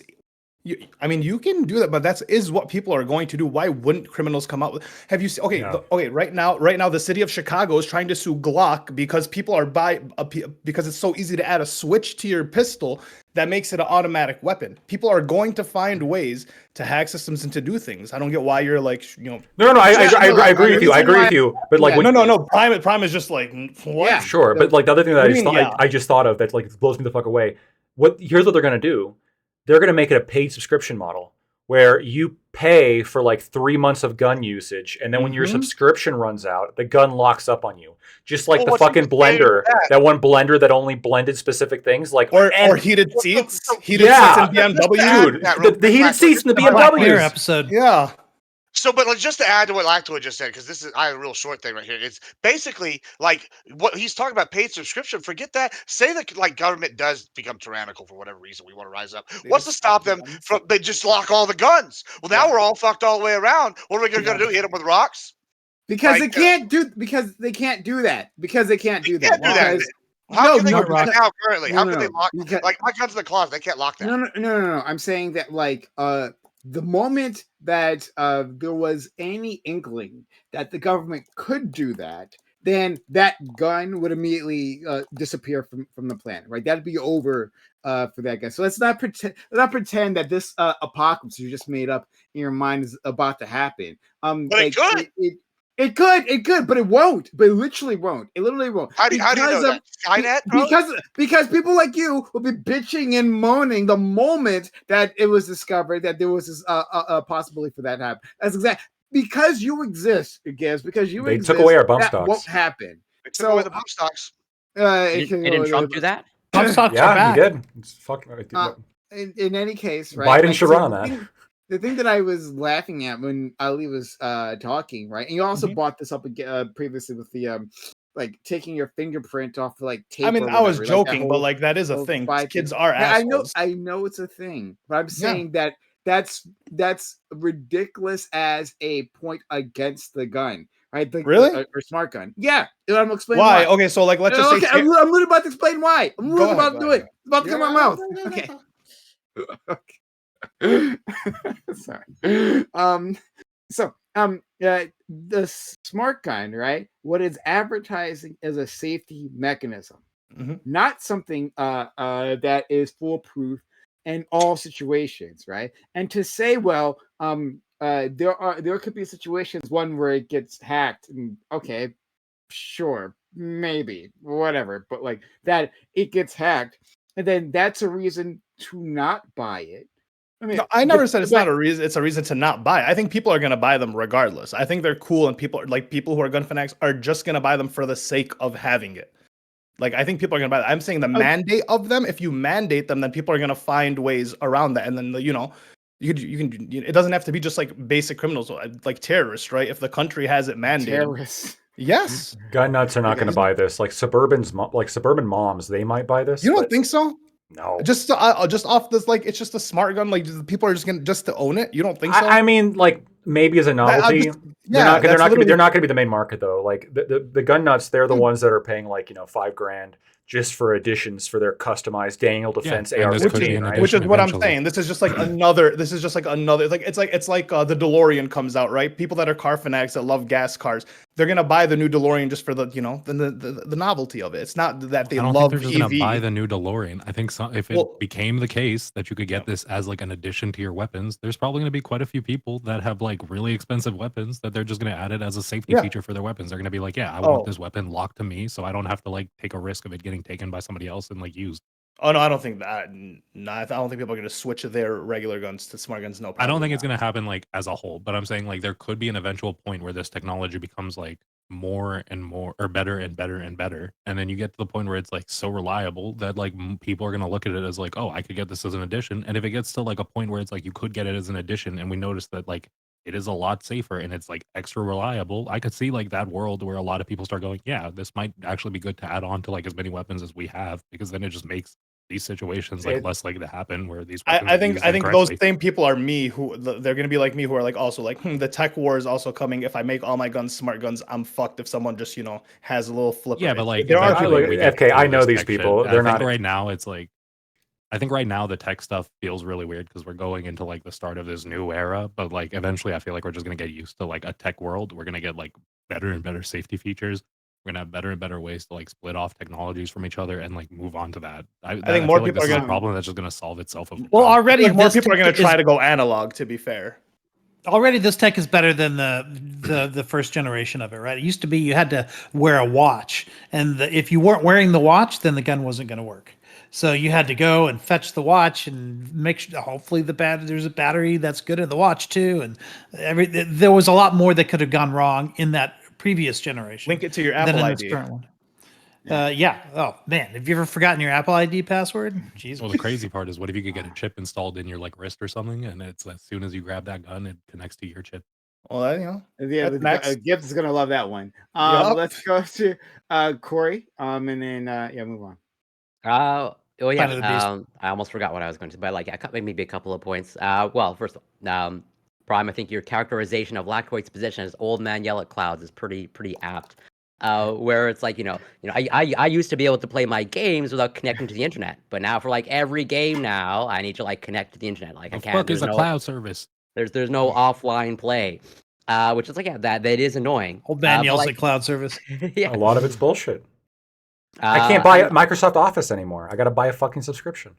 That is Uh, bullshit. I don't agree with that one, actually. Yeah, and I share the same frustration, but I just don't personally know how to pretty much stop that from occurring per se. Use Google Docs. Well, you don't allow the smart Google guns to Drive. take place. That's how you stop it. You stop it now before Well, it gets to well, there. Like that's the stop. so to clarify your position, you want to legislate this from getting to market against this getting to market? Is that No, what I you? mean, What I else mean, can we legislate from getting into private market? company, hold on. As a private, hold on. There's two things happening right here, Corey. That's a good try. First, No, as a private I company, asked the question, hey, Gibbs. by- I asked the question, Gibbs. good try. That's a good try with the as a double pri- doctorate. as a private company, by all means, they're allowed to sell whatever they want. What I'm against is implementing legislation that says all the guns got to go smart guns. 'cause Okay, it well, proves so again, X, you're Y, Z. It shadow don't matter boxing. what I it don't know. proves. No one. No. We just You're shadow clarified boxing. that. Just as we They're saying that originally. now. We To be we fair, as- Corey, I just did as say we- I could see a world where that legislation. Yeah, could be Yes. I can see a world too. That's why I think I made it clear of yeah, am I in favor of guns moving that direction? But yeah, I'm not mandating it or that we should pass legislation to move in that direction. But yes, from everything that I'm hearing in terms of battery life, and I'm definitely not an expert on batteries, but it's hard for me to imagine, but I guess it's possible of if you're concerned about your battery dying, I don't know how much of a good gun owner you are. There's wireless charging. I would have to assume that there's some sort of adapter that you can place your gun on that will keep it charged. But maybe that's just way too smart gun technology. I don't know. They're also Really probably wild not stuff. maintaining it, and that's why it's going to jam on them either way.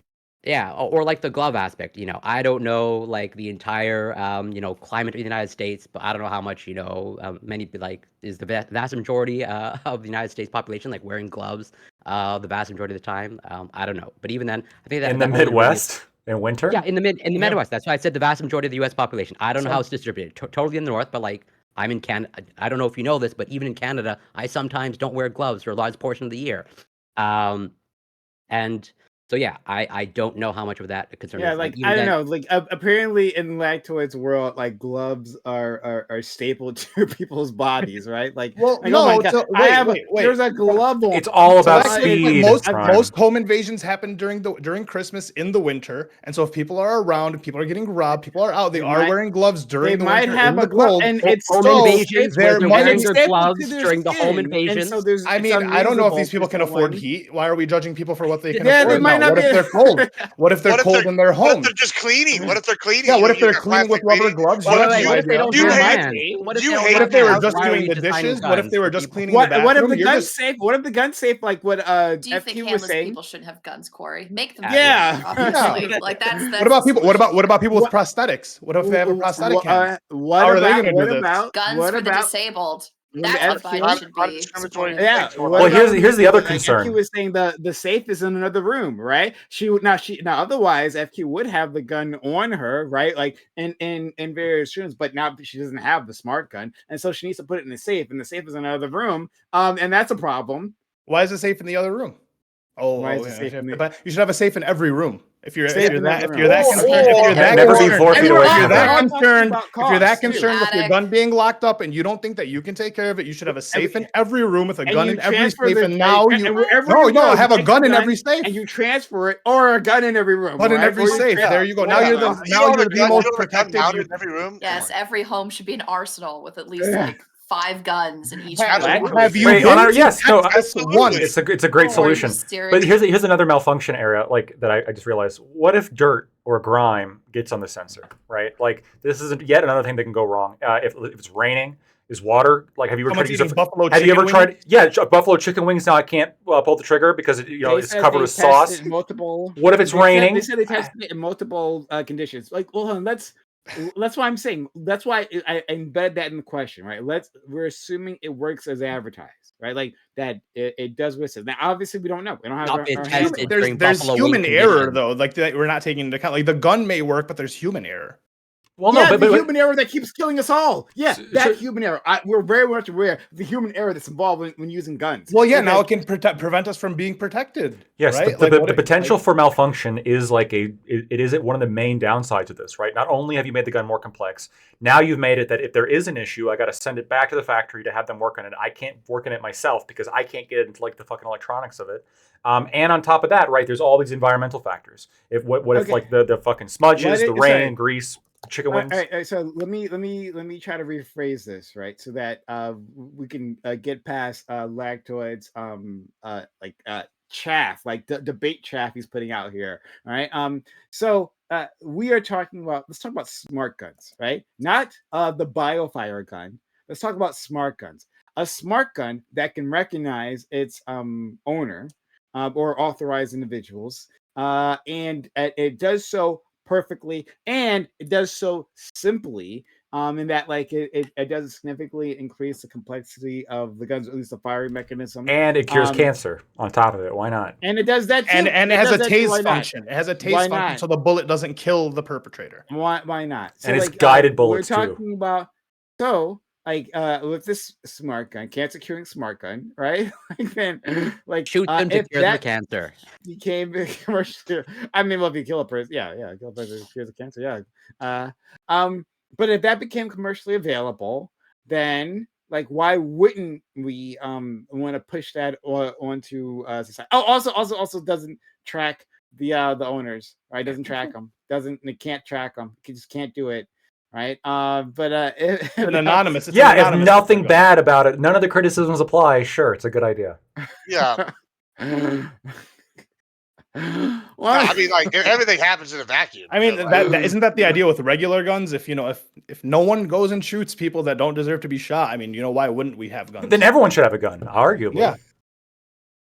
And multiple guns in their house, safe in every room, so everyone can feel safe and protected. Well, if we implemented this technology, we could give everyone a gun. We could also just make it so certain areas guns don't work. that Oh, part don't say too. that. Oh my god, gun-free Gun-free zones for zones. real? What if you live in a All gun-free of zone? Chicago, this fucking Yeah, you just black live in a zone, gun. You just live in a blackout. gun-free zone. Now what happens? You can't even take the There are parts of the city where you can't even ride the little bird scooters, because like if you rent the bird scooter from Bird or the Lime scooters, they actually won't work in certain areas, and so they just completely stop working. And you have to walk them back to a functioning area to turn it off. So is that going to be the thing with guns too? Sounds great. yeah, I mean, maybe. Well, I This mean, is some then, okay, well, fascist what shit, if dude. what if you live in a gun-free zone and you're actually the person who's going to be most likely to be attacked in your home? Well, then right? why So would you buy that gun? But why would you buy that gun then? Well, we're talking about pushing it on everyone and making this like the norm, right? So if we make it the norm, and then people go at the norm, and then there are people who live in gun-free zones, but they're probably at the most risk of being attacked in their But I'm home. saying that, like, even within like the market, if people aren't buying guns, then there are no guns, right? Like there is, like, let's not pretend like there's like there's frictionless market forces happening here, right? That like these things just like appear in the world, like this slippery slope simply is inevitable when like there aren't barriers in the way to keeping that happening. So like if you introduce a regulation which makes guns useless, right? Or tracks individuals, like Gibbs is talking about, when then people won't be buying those guns, right? And then those gun manufacturers won't be selling guns, and then that becomes its own problem. Then you have this movement that's been very good at like getting its political will enacted into law, right? That will be be mobilized then. So let's not pretend that like the moment that you have these smart guns, well, then all these other things are inevitable as well. Obviously, that's not the case. Obviously, we have friction within this system that will keep that from happening. So let's pretend that we live in the real world. No, it's a frog in a boiling pot of Someone water. go in the Chat real named world. 99. Wait, someone in your chat named 99 obviously had their head used as a short bus bumper. But, Because this so- fucking idiot goes, they say the quiet part out loud. They want to remotely. If you want to take a gun into like an elementary school and shoot it up, and I had the power to remotely disable your gun, yeah, I think that's a good power to have. I think that's like so- good well, technology. we've to use. Well, that talked about- person wouldn't be able to talked use about the gun if to you begin think with. it's your right, if you think it's your right to shoot up that school, I mean, like, I don't know what to say. Go ahead and say that quiet part out loud. Listen, Listen, we've already covered this on previous panels. Like, I mean, listen, the thing about the guns, it's real sad when tragedies happen, but it's price of doing business. This is what I don't get right here is when we sit here, and especially with leftists, they sit here, they lean left, and they go, look at all the terrible things the U.S. government has done in history. All these terrible things, all these things are bad. They had slavery, they had genocide, they had internment, all these bad things, and then they want me to simultaneously look forward and go, you know what? We should trust the government with its ability to potentially track and disable our guns. Because you know what? They're such good faith actors. We have good faith in the government. They would never do anything bad. But don't worry about the Tuskegee Airmen experiments or whatever back in the day. Don't worry about none of this other stuff. We look and we go, and then I'm going to sit here and y'all going to make me sound like I'm the crazy one saying that, oh, the government could potentially use this technology to track and or disable these weapons. Like, I don't know how you can sit there and say that with a straight face. Well, but I think it's also, I think a lot of times, though, you also had government be the agent of change, right? Like it was the federal government that banned slavery, right? It was private, like slave owners that didn't want to have the government come in and take that away from them, right? So it's true that like that government like can act badly, but to pretend that it can only act badly, I think that's just an oversimplification. I think that there are times when you need government to step in and do good things, and there are times when you need to like prevent the government from having the power to do bad things. But I don't think you can paint the government as only one or the other. No, I'm not trying to do Very that, but I'm difficult to saying do. that the idea that we're going to sit here and allow them to have this ability is ludicrous to me. When I can go back and look and say all these bad things have happened, and then I get poo-pooed by leftists when I talk about history, and they say, "Oh, well, you shouldn't take pride in any U.S. history Allow them. because The we were only just reason all you have we're all that Second evil. Amendment is because the government exists. If our It's all government evil, tomorrow you know, was like." invaded by China and was taken over, and now we live under China, you don't have that Second Amendment anymore. You can fight back, go for it, but like Yeah, you China can fight wins, all back. that's You happening can is you're fight dead back. and your gun's put in a safe or Well, melted good. At down. least I died with a and gun in my hand. You know what I'm saying? I like Here- not just Ali? like rounded up in the concentration camp. You know, whatever. Like, Okay, all right, Holly. You had your hand up. I thought you had your Oh hand up. my! I'm just Oh, chilling, man. Yeah. my bad. Okay, fair enough. Okay. Mhm. But all right.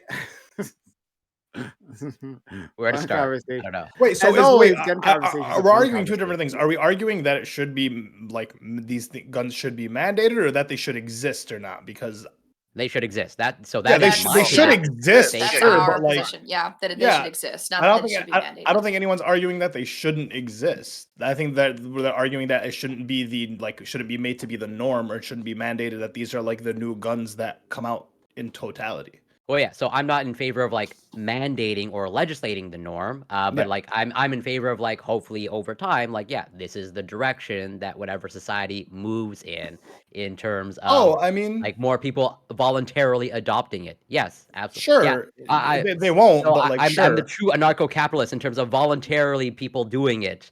Why? Yeah, people Why? have that choice. Why should we trust? Look, we got the president of the United States right now saying that he wants everything to be a smart gun. He wants to ban wait, AR-15s. He wants to ban provide the quote. AK-47s. Can you Like provide the quote? literally, like yeah. It's literally. By the way, the funny thing is, it's in the article that was sent to us by Prime. Yeah, So, no, but it in the State of the Union, I believe he said that. I can't remember it. well, I no. don't know if This it was exact this was quote or back in paraphrase. 2019. I declared no gun should be able to be sold unless your biometric measure could pull that trigger. And the website for his 2020 presidential campaign included a call to put America on the path to ensuring that 100% of firearms sold in America are Yeah, that's smart right. You guns. say that. Right? So Yeah. this is so you got Biden saying this in conjunction with his Twitter posts. I can pull those up too, where he's saying we got to ban rifles that look scary. Right? Like we're talking about a movement that is very much like antagonistic towards gun owners and very much focused on government regulation. And now these people are now, oh, we're not going to mandate this. We just kind of want to let it be available. Like why? From our perspective, why should we trust that's where you're going to stop? Because I mean, can't you make the sort of so from what I'm understanding or hearing, like the concern is like even like the let's say potentially worst case scenario of like the government now has the ability to shut down your guns, right? They can reach from the whatever flip of the switch. Doesn't that say doesn't roughly the same thing hold true with like pretty much now your cars of like they're connected to the internet? if I'm pretty sure the technology would exist. Like if they want to shut down your car, they can do that.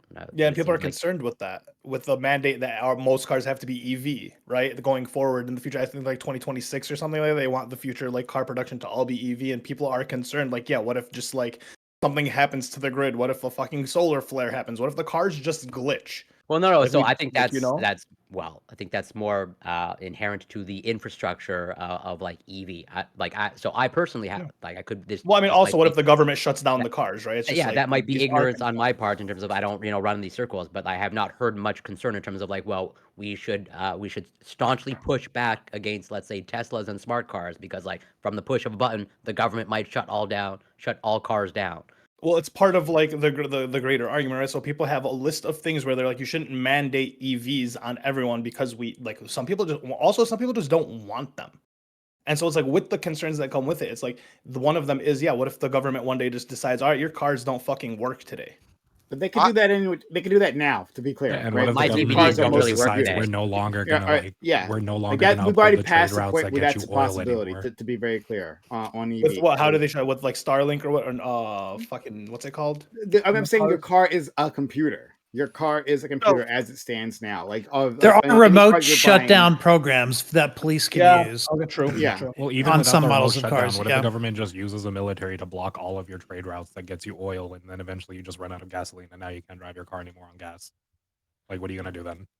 Like all of Go this. ahead. Oh, what if the government is So, just like really dumb? Well, Because the well, I government was could just do throwing it in. like a variety biofuel, of baby. anything to screw you over. But I mean, Like, I think you're making Gibbs's argument for him that yeah, the government can do things like that. Well, no, my Well- argument is like Gibbs's world is one where you like live forever paranoid and you don't do anything, and then you know eventually you just get left behind in the times. Whereas you Yeah. could be a part of the discussions of like real changes that could be made. So in the okay, government that you I'm live gonna under. posit a real change right now. All right, I want to put forth a piece of legislation. I want to see what y'all think about this. If we're going to talk about the smart guns, right? So instead of taking away people's rights by putting forth this mandate, what if due to like y'all said, we were able to track people that use smart guns, and it showed that they were happier and there was less deaths, and for whatever reason, it showed good results. So I posited a piece of legislation here that for felons now, felons can now own guns as long as they're the smart guns. What do you think? And do y'all think that we should allow that to occur? Depending on how I'm not on principle opposed to that. It depends on which exactly that you mean of how the legislation is designed. I can see that as I'm- workable. Yeah, I like guns. Guns are I'm cool. okay I with think if we can felons get owning felons to get guns. guns, that'd be Yeah. fine. If I there mean, was, Y'all like, a okay with real felons? way to get it. convicted, And then there'd probably have to be like some recidivism process for them to like prove that they can have these guns. But This then, maybe this the is legis- hardcore of me. I'm not. Some felons probably shouldn't have guns. I'm Yeah, sorry, I was gonna Gibbs. say yes. There's some of them, depending on like the crime. Like if they were like accused of attacking women or homicide. something like Assault that, with a deadly weapon. Yeah, homicide. Or like domestic Probably violence. Yeah. Yeah, that's why I probably not. said depending on how the legislation. If it was designed such that certain felons, the gun is so smart, you just get one bullet. So like that's it. You're limited to just one bullet, one shot. Yeah, but the criminal process, like the whole point of that is that we do take away rights from you given certain circumstances. When you just start like kind of carte blanche taking away things from groups of people, in my mind, you're essentially designating them as criminals without a trial. There's a Black Mirror episode with that kind of a smart gun in it, where there's a police officer who's calling in for authorization to use his gun. You're not And talking there are about people- Black Mirror. You're not Yeah. talking about Black Mirror. Oh, You're what talking was about- You're thinking what I was thinking of. Oh, Watchmen. okay. Oh, Uh, that was Watchmen. You're right. You're right. It was. Yeah. So Yeah. there was a scene where that's like the very first scene of the series, in Mhm. which like there was a police reform because it was a different it's an alternate history, and police reform where the cops had their guns like in the car, right? They had like a holster in the car, and that's where they carried them, and you had to get authorization to use the gun, and so he called it in, right? That like there were bad guys that he had to deal with, and he was waiting for authorization, and he got shot, he got killed, and then authorization came just afterwards. So there's that. But yeah, I had that on my mind the entire time. Yeah. But yeah, so anyway, I don't know. Okay, should I do this? How do I y'all- don't know if I should do it. How do y'all? Do it. Actually, Gibbs. Hold on, Gibbs. Did you go first? You had Yeah, your hand up. I asked my question. Wanted to see Okay, where sure, we go. sure. No, come here. I mean, if we had smart guns that were of a certain quality, right? I'm not saying that Biofire like meets like the proper standard. I don't know, right? I feel like we actually do need to get our hands on it and to see how it performs and all that, right? But I'm not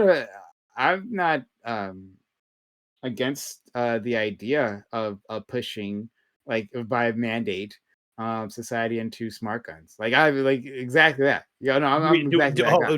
Do we? How do we get rid of all the guns that aren't smart guns? If you're mandating, No. that all I'm the new saying guns- no. It could just be like a grandfather type situation where all the newly purchased guns, like guns eventually break down or whatever. Yeah, It so I doesn't can't matter, buy. right? I can't buy like an older gun if I wanted to. So No, you can buy. Like I said, yeah, you could do that. I'm just Oh. saying that like at some point we're saying like by 2033, like all new handguns are smart guns. Like 2033 again, is it depends on like the quality of the weapon. Because I actually like if someone's gonna buy a weapon, I actually want it to be able to work. I mean, if you're spending the money on this product, then it should be able to work for attended legal use. So like depending on that, yeah, At the bare why not? minimum, any weapon I'm that not the good on US ships mandates. overseas, at the bare minimum, any weapon the US ships overseas should be a smart gun. How do y'all feel about that thing? Where it's like What when did you we say? give Like you weapons said, to I'm other sorry, you sound countries, super low. I don't know. Your audio is like always weird with Too you, man. expensive. at the bare minimum, if we ship overseas like any weapon, I think they should be smart weapons because then it gives us some ability to like maintain, track, and restrict the use of that weapon like actively when it comes to other you want to nations. infiltrate? No more weapons for you. Well, it's not even That infiltrate. actually- It's like when we give weapons to a nation, right? Our goal isn't for these weapons to now become like permanent parts of these nations or permanent aspects that like these nations kind of, use on each other. As like, especially if we're giving them to nations that are fighting like civil wars. Wait, I mean, what's the expectation if we don't take them back? Like they keep the weapons to use if they. Well, it's need not them. about taking them back. It's about making sure that these weapons don't get in the hands of like other parties or other actors in those nations, because that's a risk of some of these nations. Like it's kind of like outside of even Like nations, like, Operation it's like, Fast and Furious, but with actual like smart technology. yeah. Well, it's like fucking you'd restrict. I don't even know what Operation Fast and Furious is, but like you'd restrict the cartel like in some ways from getting access to some of these, unless they're buying from other foreign nations, which they kind of do now, right? But at least if they're buying like weapons that the U.S. has some hold of, the U.S. now has the ability to like restrict, capabilities of the cartel in one way. So But I have, go ahead, FU. I have a quick question about that. It says, first of all, has anybody here ever served in the military? Has anybody ever like served in the armed forces?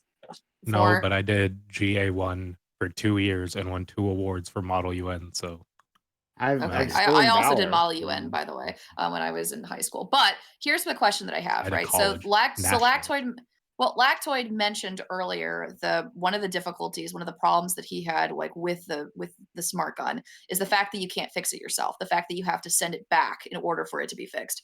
I don't know. I'd be curious to know if like there are any veterans who have actually experienced this in war. But I would guess that the ability to fix your own gun and to be able to take it apart and to reassemble it and to be able to know how to use it like on the battlefield is probably pretty important. It probably like it literally could be a matter of life and death if like your gun malfunctions and then you have to send it back literally overseas to a foreign country for it to be like fixed and then to be sent back to you. You likely don't have the time in order to do that. So I don't disagree with you that it probably would be good for us to have some sort of tracking ability for these guns if we're giving them to other countries. But there is the question of like what happens if the guns malfunction. This is I mean, actually the biggest issue with the Abrams right now. In order to repair it, it's got to go back to the U.S. and that's a major impediment on its usage on the battlefield right now. I mean, If the isn't weapon that malfunctions, the hope is you've been able to send more weapons that they can like switch over to something else. You know what? I'm coming But around then, to this like- argument, and I'll tell you why. Because this is going to actually enable the United States military-industrial complex. We're going to have to make more guns faster to sell to offset their losses. We're going to have to make the guns more efficient to offset the inefficiency of the system. So we're going to have to make them better at killing people. So and then we're going to make these countries wholesale reliant on us in the future future. I because we're the only ones with the tech to do it. I'm thinking this United might States there becomes might the be Apple of the something- gun world. there might be This is our something to this. ecosystem. The Monsanto. Then people are gonna stop Well, buying the guns from us. They're just gonna get I- them from somewhere else if we limit them to smart guns we're that we just can gonna have- control and we're shut gonna have off. to just make them better. We're Yeah, just except gonna our make it smart so guns are good. still going to be the best guns on the fucking market. Exactly. We're just gonna have to put more money. Are in they the if they can R&D just get to make sure AKs? they're the best? How Yeah, much better? How much better is the smart gun gonna be Let me at tell you, shooting a than lot, the a AK? lot. I guarantee you. Yeah, you think it's gonna have so precision I- shooting? That's Put a why I cheat don't code in the wanna- gun. But so I gene- don't- it'll be like gene coding the bullets. Like, come on, baby. We're Just gonna be put going. just put an algorithm for it. It's all the guns are AI now. We will have, instead of now smart guns, we have AI guns that shoot by themselves at Yeah, specific we're already targets. working on You AI better jets, aren't subscribe we? to So, like, that's Skynet the this issue. year, or it's taking you out. Yeah. Like, Oh, there's So- once again, I don't think there's an issue. I think it'd be okay. sick. I just don't think it's So you know.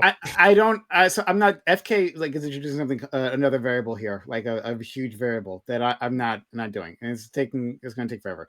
So I'm ignoring that one. So back to my thing. The reason why one of the many reasons why I think smart handguns is the way to go, and with mandating, is that it. Like we see time and time again that we have irresponsible gun owners. Now, like I have no problem cracking down on irresponsible. You know that. Like I have no problem bringing the law down on irresponsible gun owners. But we at this point in time, we simply aren't. And their guns get stolen, or like simply put like their children get a hold of them, and then some tragedy happens. This happens hundreds of times per year in terms of that. And then there's straight up suicides where other individuals get hold of the gun and they hurt themselves. So for that human cost, I'm more than willing to inconvenience gun owners by having them be able to access their murder machine. Why? And Do an the extra thing that step we've or been two. just like with the Oxford you heard shooting me. in Michigan. I think if your kid gets a hold of your gun and does something, you should suffer the consequence. They of absolutely that should, thing. 100%. I like that's a better thing that's more reasonable than. But there's you expecting mean us after the kids are dead? But after the kids, like all the kids are dead, then Oh, I mean, listen, man. The kids are gonna. If the kid wants to, well, if I the kid guess, wants to yeah. come, are we It's gonna not a big ban deal. ropes and knives in the house too?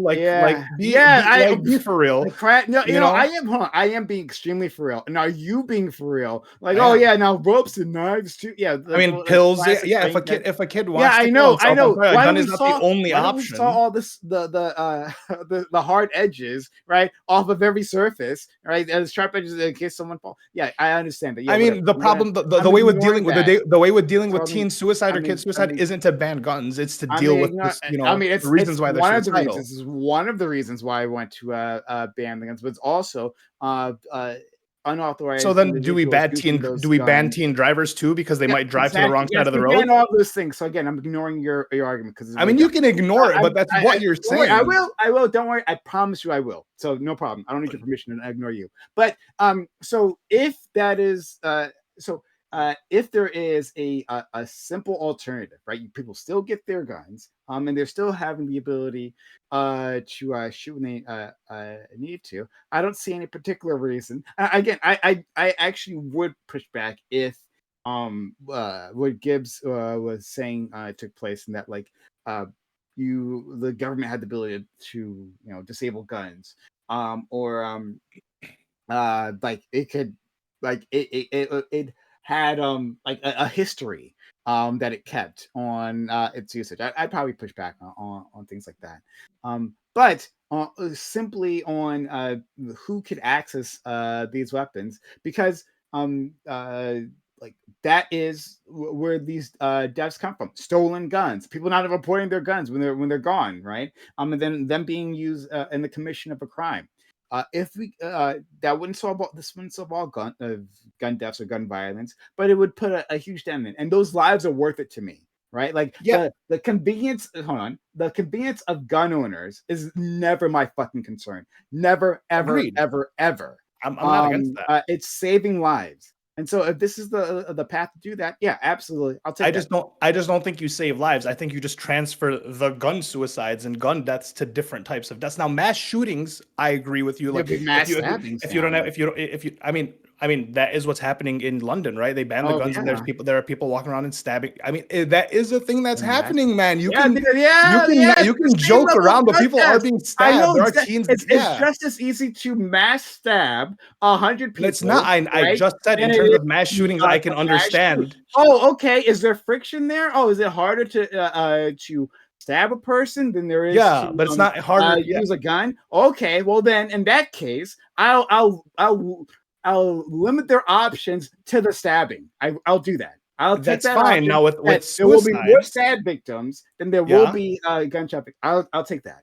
I mean, Go you ahead. can take that. That's fine. But then for suicides, you will. don't really reduce the number of suicides. You just reduce the You number of absolutely suicides do. by You gun. absolutely do. No, You you reduce the number of suicide by gun, but you don't. I don't know how drastically Yeah. you'd reduce the Hold number of on. suicides. Okay, so all right, so you don't know anything about suicide. Let me explain it to you because you don't seem to understand the Yeah, subject. please. I right? don't. Yeah, you don't. So let I me. don't. Let I'm me telling you, I don't. I'm agreeing. yeah, I know you don't. So I'm going to explain it to you. So, like when a person tries to attempt to take their life, right? If they fail at that, they are vastly less likely to attempt to take their lives again. So if they don't have a gun that can immediately end their lives, there is a chance. There's a chance that they're going to survive. In fact, I have people in my life who've gone through exactly this. Right? I had a friend talk to me about like how he was going to take his life, and he had a knife. Right? Those knives that maybe I should also ban. I don't know. Right? And he went to hurt himself. But then as soon as he like cut into himself, he realized, oh yeah, I got a family that relies on me. And so he didn't do it. If he had a gun at that moment and he had pulled the trigger, he'd be fucking dead now. He'd be fucking dead. But that moment, that suicide moment, he was at his wit's end, right? Like that came and they went because he couldn't complete the act immediately. So yes, it will have an effect. It won't end all of them, certainly not. Of course, it doesn't end the concept of suicide. But I didn't make that claim because I'm not dumb enough to do that. So there's no point arguing against it. It won't end suicide, but it will reduce them. Absolutely. I just don't know if it'll be enough, but okay. Fair enough. All right. All right. Well, I guess we're at the end of this topic anyway. But I'll give the other side a chance to respond if you guys want to before we move on. Sure, I'll respond to that. You know, I mean, I've said this before. I know it sounds callous, you know, but like that's the price of doing business. It's just like I'm not afraid of like the mass shooting or the whatever. I mean, I know and I know those things suck, right? They're bad things, they're terrible things, they're tragedies, right? However, that's not the fear that I have. The fear I have is of a tyrannical government, you know, coming into power, and then we need not having the guns when we need them, right? Like I know people can meme and say I'm Meal Force 6 and I'm not going to do anything or whatever, and I'm gonna fight, and that's fine. But you know, like at least I went down swinging. You know, I got drone struck, and before I in my sleep, you know, it was great. But the point is, you know, I at least want to have the ability to, and it's like. Yeah, I might not be able to do anything, but if there's millions of gun owners and they all have something, you know, if the Taliban could beat the U.S. according to the left, you know, and then Vietnam could beat us, you know, then you imagine what like the free state of Texas could do with like 4 times the amount of weapons and like tons of land and places to hide. I'm just saying, like, imagine all sorts of places. So the idea that like the guns won't stop the government is the key. And like, I know that it is bullshit. Because they need the healthy fear. Otherwise, what's to stop them from becoming tyrannical and then start rounding people up for whatever reason? And now we got Hitler 2.0. Like, and everybody like makes it a meme, but it happens so many times in history, and history's cyclical. So I just quickly I'm gonna read out a super chat that happened less than 20 minutes ago, Corey. Okay, all right, I see you. You're improving. Our Keeping friend track of the Lawson, time each time. our friend Lawson Harrison for $20 says, I'm a felon and I think giving most felons guns is a terrible idea. I think it's fair. I don't again, I would have to it'd be the details of legislation that I'd have to look at, right? I certainly wouldn't give it to all felons. Certainly not, right? They're like, if you like were terrorizing your fucking wife before you went to prison, I'm not gonna like say that you should have a weapon afterwards. You know, things like that. Or if like you went on like a gun spree, like a gun massacre, yeah, you don't get to use guns anymore. You know, fair enough. But I think that I also don't like the idea, just like for voting, right? I don't like the idea of taking away a right permanently. And so we're going to do that. We have to do that for very specific reasons, right? Yeah. that's my opinion on that one. Thank you again, Lawson Harrison. I'm more apt for taking away the voting than I am about the gun rights. Yeah. Okay. All right. Let's move on to our next subject, guys and gals. If you've been enjoying this topic and or anything else that's been happening here, right? Just our winning personalities and our beautiful smiles. Consider supporting the channel so I can keep bringing you this content. Subs to the channel, give bits or give subs. It's very important, helps me out. Give super chats if you are on YouTube, and we will get to your super chat, right?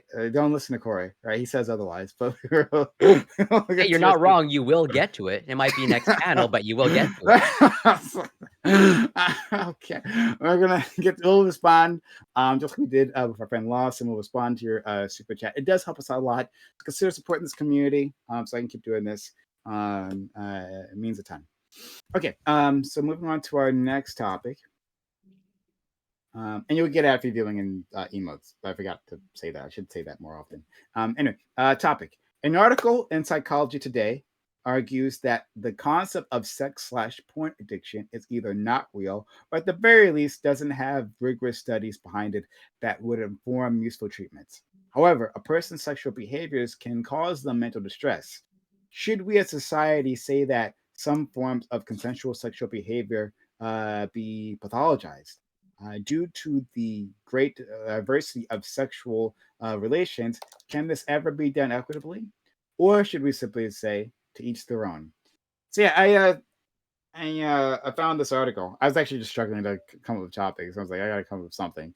And then sex, because that was always on my mind. I never have trouble thinking of that. And then I stumbled my way onto this. And then I looked for an article to kick off this conversation. That's exactly how that went. But anyway, the idea of sex in porn addiction is like super controversial, right? That this exists. There's been a debate for a very long time. And this individual, this doctor, I believe, talks about how there seems to be like a growing industry that's trying to validate itself. It would be helpful if like the ICD 11, which is international, like codes for diagnoses, right? International And Classification of Diseases. there you go. Thank you so much. And the DSM would include that, because once it does, then it's like the world considered it to be a real thing. People take it seriously, has gravitas. And then also you can charge for your services like through insurance, which is another thing like that. That's where the money comes in. But so far that hasn't been the case. But should it be, right? Is this a real thing? And I think we all have learned or know someone or maybe have experienced some level of mental distress around our sexual relations, right? And the things that maybe we have done and feel guilty over or whatever, right? Should we be pathologizing those things, or is this some sort of special class human behavior that is too politically fraught to fairly do that? All right, start with our friend Lactate. So technically, I'm a doctor, and so I'm happy that Prime brought this topic up. I can speak a little bit about it and display my expertise. So the debate about this appears to be a semantic debate. Now, I understand that in this case, while most of the time, semantic debates are stupid, but in this case, it actually somewhat matters because how it's designated can affect how insurance covers things or what kind of treatment's available, and actual policies on the ground, for sure. Now, if the treatment proposed is not effective for when it comes to a normal addiction, then it probably shouldn't be. I'm sorry. Yeah, Fairy Queen. Oh, am I typing? I'm sorry. Can you hear everything? Yeah. Yeah. My bad. I'm sorry. Are you typing another letter? 2,000 more words. But like if to me, compulsive. So they call it compulsive compulsive sexual behavior disorder. Now, that's kind of the formal term for sex addiction. Now, I think sex addiction is a perfectly fine term to use in common parlance. Maybe we don't actually call it that if normal addiction treatment is relatively ineffective against this. But when you look at the definition of addiction, it seems to fit in like pretty fucking well, right? A neuropsychological disorder characterized by a persistent and intense urge to use a drug or engage in a behavior that produces a natural reward despite substantial harm and other negative consequences. One example I can think about that's not drugs is going to be gambling, which I understand with gambling, the medical organizations are willing to label that under addiction. I don't quite understand why, again, absent unless for this argument of the normal addiction treatment methods maybe are effective with gambling, but not effective with sex addiction. To me, gambling is almost one-to-one when it comes to sex addiction, right? It's a behavior that you engage in. Lab studies show that it stimulates the same neural pathways that are stimulated when it comes to drug use. It activates your brain to engage in repetitive behavior. And with people who the sex is having a negative impact in their life, they can't help it, right? They continue to do it because these pathways have been kind of burned into their brain. Again, same thing with drug addiction, same thing with gambling, same thing, honestly, with some people, video games, you can think of other things as well, that I think is a serious problem. So when it comes to the sort of above the shoulder shit of should we actually label, should the DSM label it an addiction? I mean, as long as we're calling it a compulsive sexual behavior disorder, I mean, that's probably good enough for me. If they're not going to if I say sex addiction and they say, well, actually, as long as they don't do that, I'm fine with it. But it is an addiction in my mind. And I think that the big thing that we should focus on when it comes to this is demonizing people who take advantage of that addiction. Not necessarily when it comes to the treatment, but when it comes to, let's say we find out that a sex worker knows that their clients are addicted, compulsively using their services, and knows that they can't stop, despite the fact that it's negative for them, and continues to profit off of them. I think that there's room there for a lot of social ire, and we probably shouldn't be celebrating this person as some kind of strong hero. Thank you so much, Admiral Gibbs. Yes, as a newly minted double doctor as of 2 hours and 4 minutes ago, I want to say that I feel like we're going to focus on the metaphysical aspects of this, right, and the mental aspects. And one of those is, in my empowerment, I'm going to put out the new Reverie method for you right here. And this is the way, because Lactoid kind of hinted at it. And that's that if you can't get laid, guys, go down to a Sexaholics Anonymous course and sit around and maybe talk to a few people, and you'll probably be able to meet some girls, or guys, or whatever you're into. Problem solved. Now you have the official. Don't put the Reverie's name on this. This is not the Reverie method. We don't endorse it. So From the Reverie Institute. The Reverie Institute has endorsed this is a good way to get laid. By the way, Prime will be offering classes. Yeah, but in all seriousness, though, I feel like you can be addicted to almost anything. I like the Gamblers Anonymous is a thing. It goes like. I know people that you see them on TV shows, they have those weird addictions. Isn't that like a show? They are just obsessed with it. You have hoarders. Like anybody can take anything too far, in my opinion. So for me to say, oh, it's a surprise that they want to, say, hey, sex is too taboo to regulate it. Nah, I think, or not regulators classify it as a addiction. Nah, people can have some pretty weird addictions, and I think that's pretty normal. And I don't think there's anything taboo about that. To be fair. Thank you, Corey. Well, first, I'm not necessarily looking for an answer, but I'm curious what thoughts were you having. We came up with a prompt of should sexual behaviors be pathologized? But whatever, that's an aside. Yeah, I think I echo a lot of the same things that Lactoid went through in terms of it's a semantic issue, but I am not a doctor, and I am okay with saying that, even though I have a strong biochemistry background. I'm a doctor. And I have a good, solid, at least understanding of some of the neuroscience behind addiction, but I'm absolutely not a neuroscientist, not a neurologist, not a medical doctor in any capacity. But philosophically, is it super important to, let's say, distinguish between a compulsive behavior and an addictive behavior or an addiction? I lean towards not all that useful, but to the article that you sent and to their point, like from a clinical aspect, although what I would say also is I would pay attention to who wrote that article, and I'm going to post their LinkedIn in the Discord chat because from what I can tell, I don't even think they have their like bachelor's in psychology. At least from what I could tell, it's not a post on their LinkedIn.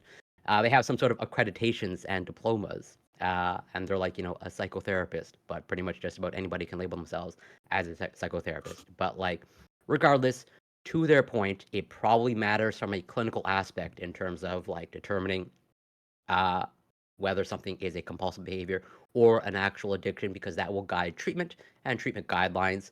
But I'll leave that up to the actual experts to tease that out. But it's sort of like asking where I think there's the debate currently happening of like, do we classify obesity as a disease? I mean, there's some utility to that. I think generally speaking, we don't classify it officially as a disease because there are problems doing that. But either way, at the end of the day, hopefully we still try to treat obesity and all the other health-related aspects associated with that. And I'll leave it there for now.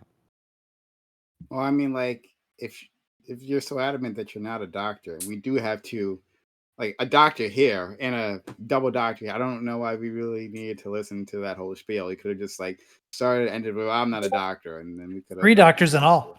You're Yeah. right. I am an idiot. Yeah. It's true. All right, thank you so much. Let's go to our friend FK. Whether or not it should be pathologized, or should be like looked into as a problem for an individual on why they have certain affinities or certain attractions, I don't think matters as much as just answering the question. It's probably good to understand yourself a little bit better. If you have certain wants or things that you like really enjoy, it's probably just good for you to like get an understanding of why you enjoy those things. Are those things you really enjoy, or are those things you've just become accustomed to?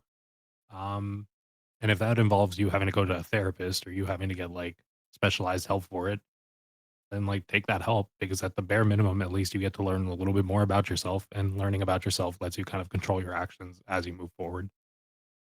That's the way I see it. Thank you so much, FK. FQ.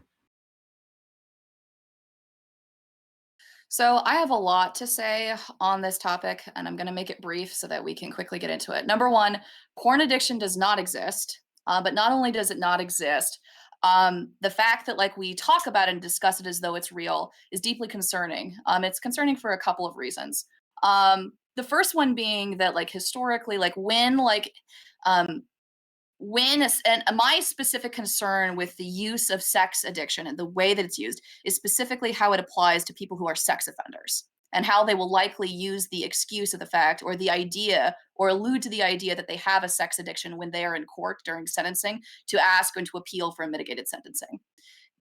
This is something I've never heard anybody really discuss this, but this is not this isn't a conspiracy theory. We can think of many examples of sex offenders. Harvey Weinstein, Ariel Castro are two examples of people who sexually assaulted women and who afterwards claimed that they had a sex addiction. It's also not uncommon for people who commit sexual assault to claim that the reason why they committed sexual assault or domestic violence was because they were suffering from an addiction. We saw this like in the Brock Turner case after he was convicted. One of the things that he said in his closing statement was, and when he was sentenced, was he really wanted to use his platform, his position, to try to inform people, don't drink, the evils of alcohol, et cetera, et cetera.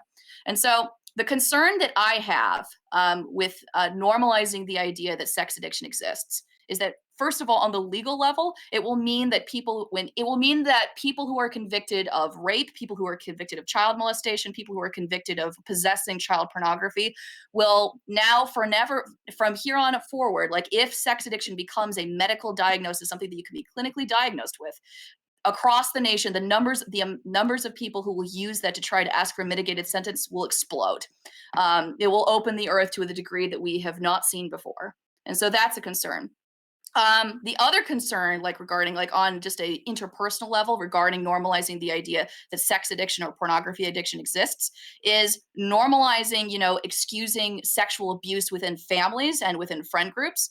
And secondly, the other issue is that like when people behave in a sexually inappropriate way that is not abuse, that it will almost always be put on the shelf instead of as a moral failing, instead that the person was suffering from an addiction. So to put it bluntly, suppose, for instance, that your friend found out that his wife or his girlfriend was cheating on him. Do you want to go and cheated on him with multiple men? Do you want to now go to your friend and say, instead of saying to your friend, hey, she's cheated on you multiple times, she's clearly not a good girlfriend, you should break up with her? Or do you want to go to your friend and say, life is difficult, might be suffering from a sex addiction, has she seen a doctor, has she gone to a therapist? This is the kind of reasoning that is often supplied to spouses, to people in couples, which is that, if your partner cheats on you or uses pornography and you are unhappy with it, to consider the idea that they might be suffering from an addiction. And because they're suffering from an addiction, this isn't something that they could control themselves or could stop themselves from being able to do.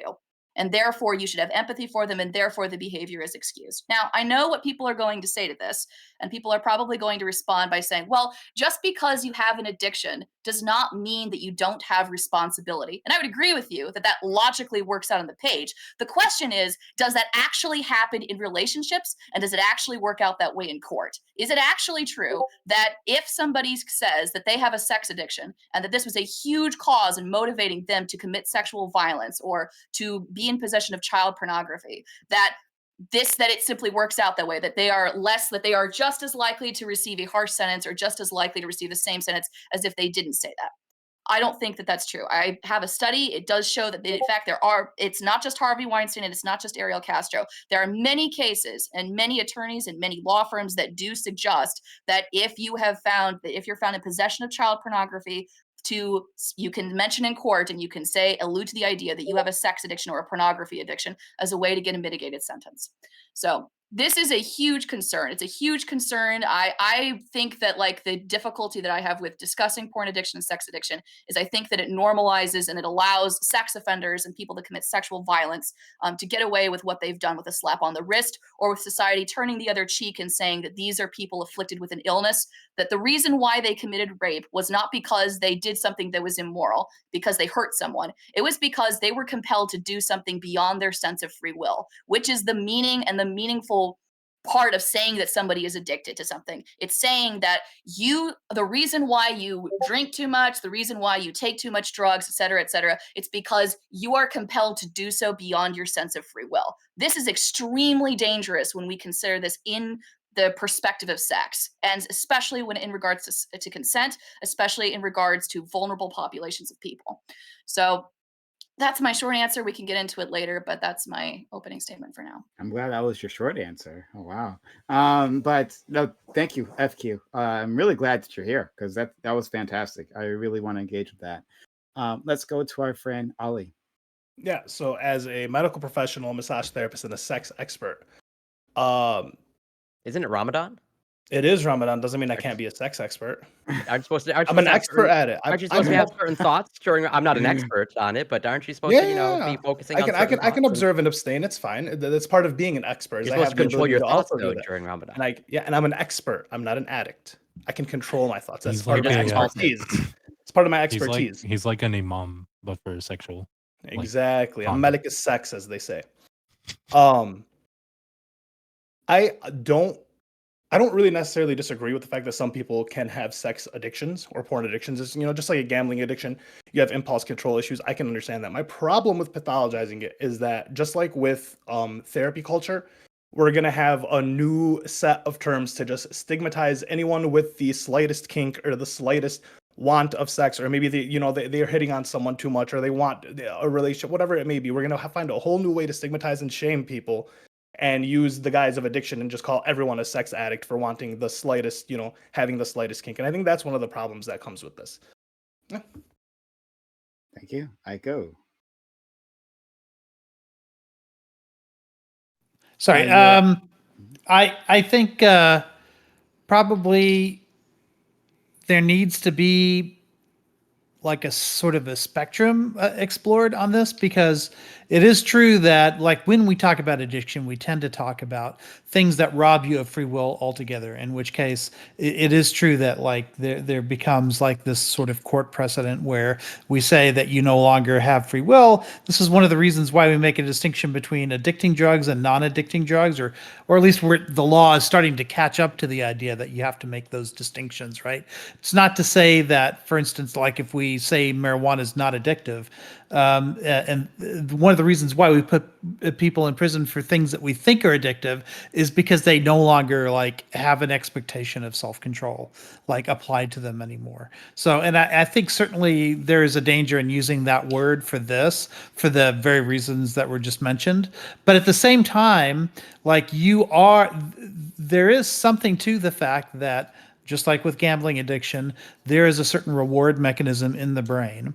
And if you aren't engaging in the behaviors that are supposed to trigger those reward mechanisms, and typically, ideally at least, it's like a loving relationship between two people, is then rewarded by that like mechanism in the brain. If you short circuit that by getting to that reward, but without those like healthy behaviors in between, that certainly is going to cause a problem both societally and interpersonally. So I think there needs to be, if we need to come up with another word or like addiction level 1 versus 2 or something, where free will is still in play, but unhealthy behaviors like still continue to exist, and then one in which it's just taken over your life and you no longer have any control over what you do, in which case you could make arguments for like restraining people before they've done anything, right? Because at that point, without free will, they become a danger to themselves or others. Okay, open to the panel. Oh yeah, I want to attempt to unpack some of the things, hopefully at some point, all the things that Fairy Queen put on the table, which was like quite a bit, and a lot of it's super interesting.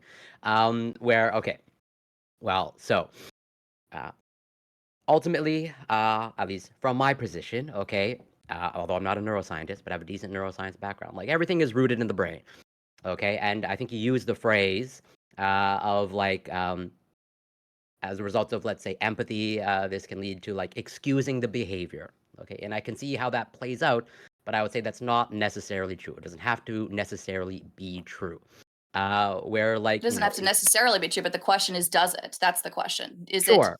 But and also with the aspect of the like I'm not in favor of people not taking responsibility for their actions, but to iCow's point, or I think the point that they're trying to make, of like we don't have a perfect understanding of, let's say, neuroscience, but like we do know like there are some interesting case studies of like pretty much like one of the risk factors for like psychosis, even though that's not a diagnosis, is like a traumatic brain injury. Of like there are absolutely documented cases of like, yeah, as a result of changes in their brain, like their behavior dramatically changes, and it can potentially lead to violent behavior. I don't see why we can, let's say, if someone as a result of a traumatic brain injury like somehow carries out a violent act, we still hold them responsible. We don't even give them a lenient sentence, but we could also recognize that at some level, to iCow's point, they don't have free will, and at some level, But like that's exactly the problem. And that's why specifically I brought up the example of sex offenders, child molesters, and people who are in possession of child pornography. They will say, and I guarantee you, like and if we can tomorrow deny them. We could say no. No, you can't, because this already happens. We already have numerous cases of where, when these people go to court and when they are trying to appeal for a lighter or mitigated sentence, they appeal to the idea that they have an addiction. A big reason why those mitigated sentences don't often happen is on the basis of the fact that the APA does not consider pornography addiction or sex addiction to be real. It's because this argument that we are having right now happens in court, which is the reason why those mitigated sentences don't happen. But were it the case that the APA decided tomorrow that in fact it is real, that it is a real recognizable condition, the amount of people being successful at arguing that in court will explode. It will mean that and I don't see. So, well, first of all, like I'm again, I'm not a medical professional or mental health professional in any capacity whatsoever. But like, if it's through an evidence base and a solid foundation of evidence, and the APA and the ICD and the DSM is updated to include, actual sex addiction, I don't see that as a problem. Why is that a problem for you? I'm just explaining to you why it's a problem. It's a problem for me because it will open the floodgates So to you're a number of unscientific, people. as in like you would want to ignore I'm that not. evidence. I'm not saying I would want to ignore the evidence, but I'm explaining to you the stakes of this conversation, the stakes of like discussing this. And a big motivating reason on why the APA, by the way, hasn't considered or hasn't upgraded sex addiction to be real. It is precisely because of this concern. And as to the idea of it being unscientific, I will just tell you, like people, this was a critique that has been made of the APA, that as more studies have come in, as more research has happened, that it is likely that the DSM-6, the newest shiny edition of the DSM-6, will in fact include pornography addiction and sex addiction, since it's already included gambling addiction. But there are a couple of reasons like why I doubt that that's true. And the first one is that the DSM-5 has actually stricken mentions of sex addiction and hypersexual disorder. That used to be in the DSM-4. That used to exist within the DSM-4. In the newest edition of the DSM-5, that was edited out of the DSM-5. So on that basis alone, it doesn't seem to be that the progression of the DSM seems to be heading towards a sex addiction seems to be real. It seems to be that like the newest edited version seems to have actually edited it out. And secondly, I want to address something that was said earlier, which is the idea that like addiction to alcohol, is the same as addiction to is the same as like if we're going to call it an addiction, supposedly pornography addiction. There are a couple of reasons to doubt that. One of them is that there are studies that show brain scans between people who are drug addicts, and specifically like how I'll read exactly like what it says. I don't want to misrepresent precisely what it says. So when addicts, including those addicted to drugs, alcohol, smoking, and gambling, are shown pictures of their drug of choice, there's a clear and uniform response in their P300 brainwaves, which are usually activated when we see a particular interest or desire, et cetera, et cetera, et cetera. However, when UCLA researchers studied the response to viewing sexually explicit images in people who self-define as being unable to regulate their porn viewing, the results showed no response in either brain measure. The second way that it's different, at least according to like what I've seen, is that typically speaking, when somebody is addicted to the object, they need the object. They go from wanting and desiring the object in order to needing the object, to having to have it. And if they don't have it, then they become extremely sick or they become extremely ill. So the example would be if you have somebody who's addicted to heroin or crack or alcohol, and you just make them cold, and like a hard alcoholic, a hard like addict, and you put that person in a room and you lock them up and you throw away the key, that person could become seriously ill. They could die. Like there's a reason why we give them methadone, right? That doesn't happen. Wait. If I put a porn addict into Whoa. That does not Same track. thing with gambling. That does not track at all. So alcohol addiction and let's say benzodiazepines, the biochemical changes that induce as a result of addiction, totally separate than let's say opioids. There are reasons why you can die, let's say through alcohol withdrawal and benzodiazepine withdrawal, because they induce specific biochemical change. That is different than opioid addiction and withdrawing from that. You cannot die from that. And that does not fit into the category of like addiction. That's not what defines something as addictive. And also addiction, physical dependence is different than psychological addiction. Those are two separate concepts. I understand that, but then the question becomes for everyone who is going to say, but gambling addiction is included. Well, that's fine if you're going to say that, but then you need to explain why it is not only that the APA doesn't say that sex addiction is real, but why is it that it has gone to such lengths to edit it out of the DSM? Why has there been such a push from the APA to do that, if in fact it is real and if in fact they have done it? Okay. Well, I'm not going to comment on. I guess just to attempt to distill your point or understand your point better. So I'm curious. Okay, how you would want to hold someone accountable? Fairy Queen, someone where there are actual documented cases. I'm sure Lactoid knows better than I. Let's say someone who kills a person in their sleep. Or actual documented cases. Do we hold that person more responsible, less responsible, or are they now a murderer? If they kill someone in their sleep, so a sleepwalker with a gun is the example, or a knife. So it's not so it's not somebody going to some. Okay, so it's a sleepwalker with a gun. I mean, obviously, in that case, we would hold that person less responsible if you could prove, because that person like is asleep, they don't know what's happening. For the same reason, like why you wouldn't hold somebody that's in a state of psychosis, like is responsible. Okay, so you recognize like a state of psychosis, even though that's not a diagnosable condition. Do you think that porn addiction is the same thing as entering a state of psychosis? Do you think it's the same as these other types of addictions that have been? Did those words ever leave my mouth? I'm just asking. That seems to be the direction that we're heading. So I just wanted to ask. If you let me speak instead of interrupting me, I can maybe get my point out. But So I think so I'm more trying to tease out what iCal was saying in terms of some sort of spectrum, like as in like I don't think I'm not an expert, but when it comes to like the neuroscience, like free will doesn't seem to be like a binary of like you have it. Like they're clearly so to distill. That's why I use the sleeping example. You clearly say, and you pretty much have no hesitation of like, yeah, the person sleeping, they kill someone, yeah, they are less responsible, okay. But we can also recognize someone perfectly awake and conscious. They don't have this perfect free will, and they're in control of all their actions So all hang the on. time. So a couple of things in response. It's unfortunate that Scott is not here because like he's mentioned this to me before regarding drug addicts. Drug addicts do understand like when they are doing something morally unfair or morally inappropriate. There are many studies that show that like people who are addicted to Uh, cocaine, people who are uh, addicted to co- crack, they completely understand. They understand I that it's wish I wrong to was here grab the too. necklace and to steal it. Like it doesn't prevent your ability to make moral differentiations or to make moral decisions, but that's the way that it's understood, like when you bring up the word addiction. And to your point, it might be true, and like the ICD-10, to its credit, like has labeled it as compulsive sexual disorder, but there's a reason why they labeled it that and not addiction, and the reason why is because words matter. If it enters into the cultural miasma that sex addiction exists, the reason why that's bad is because what we understand addiction to mean, it's too problematic. It will cause too many problems. Wait, Okay, I'm so, just so you curious. so you're fine, but I want to get Lactoid in it as well.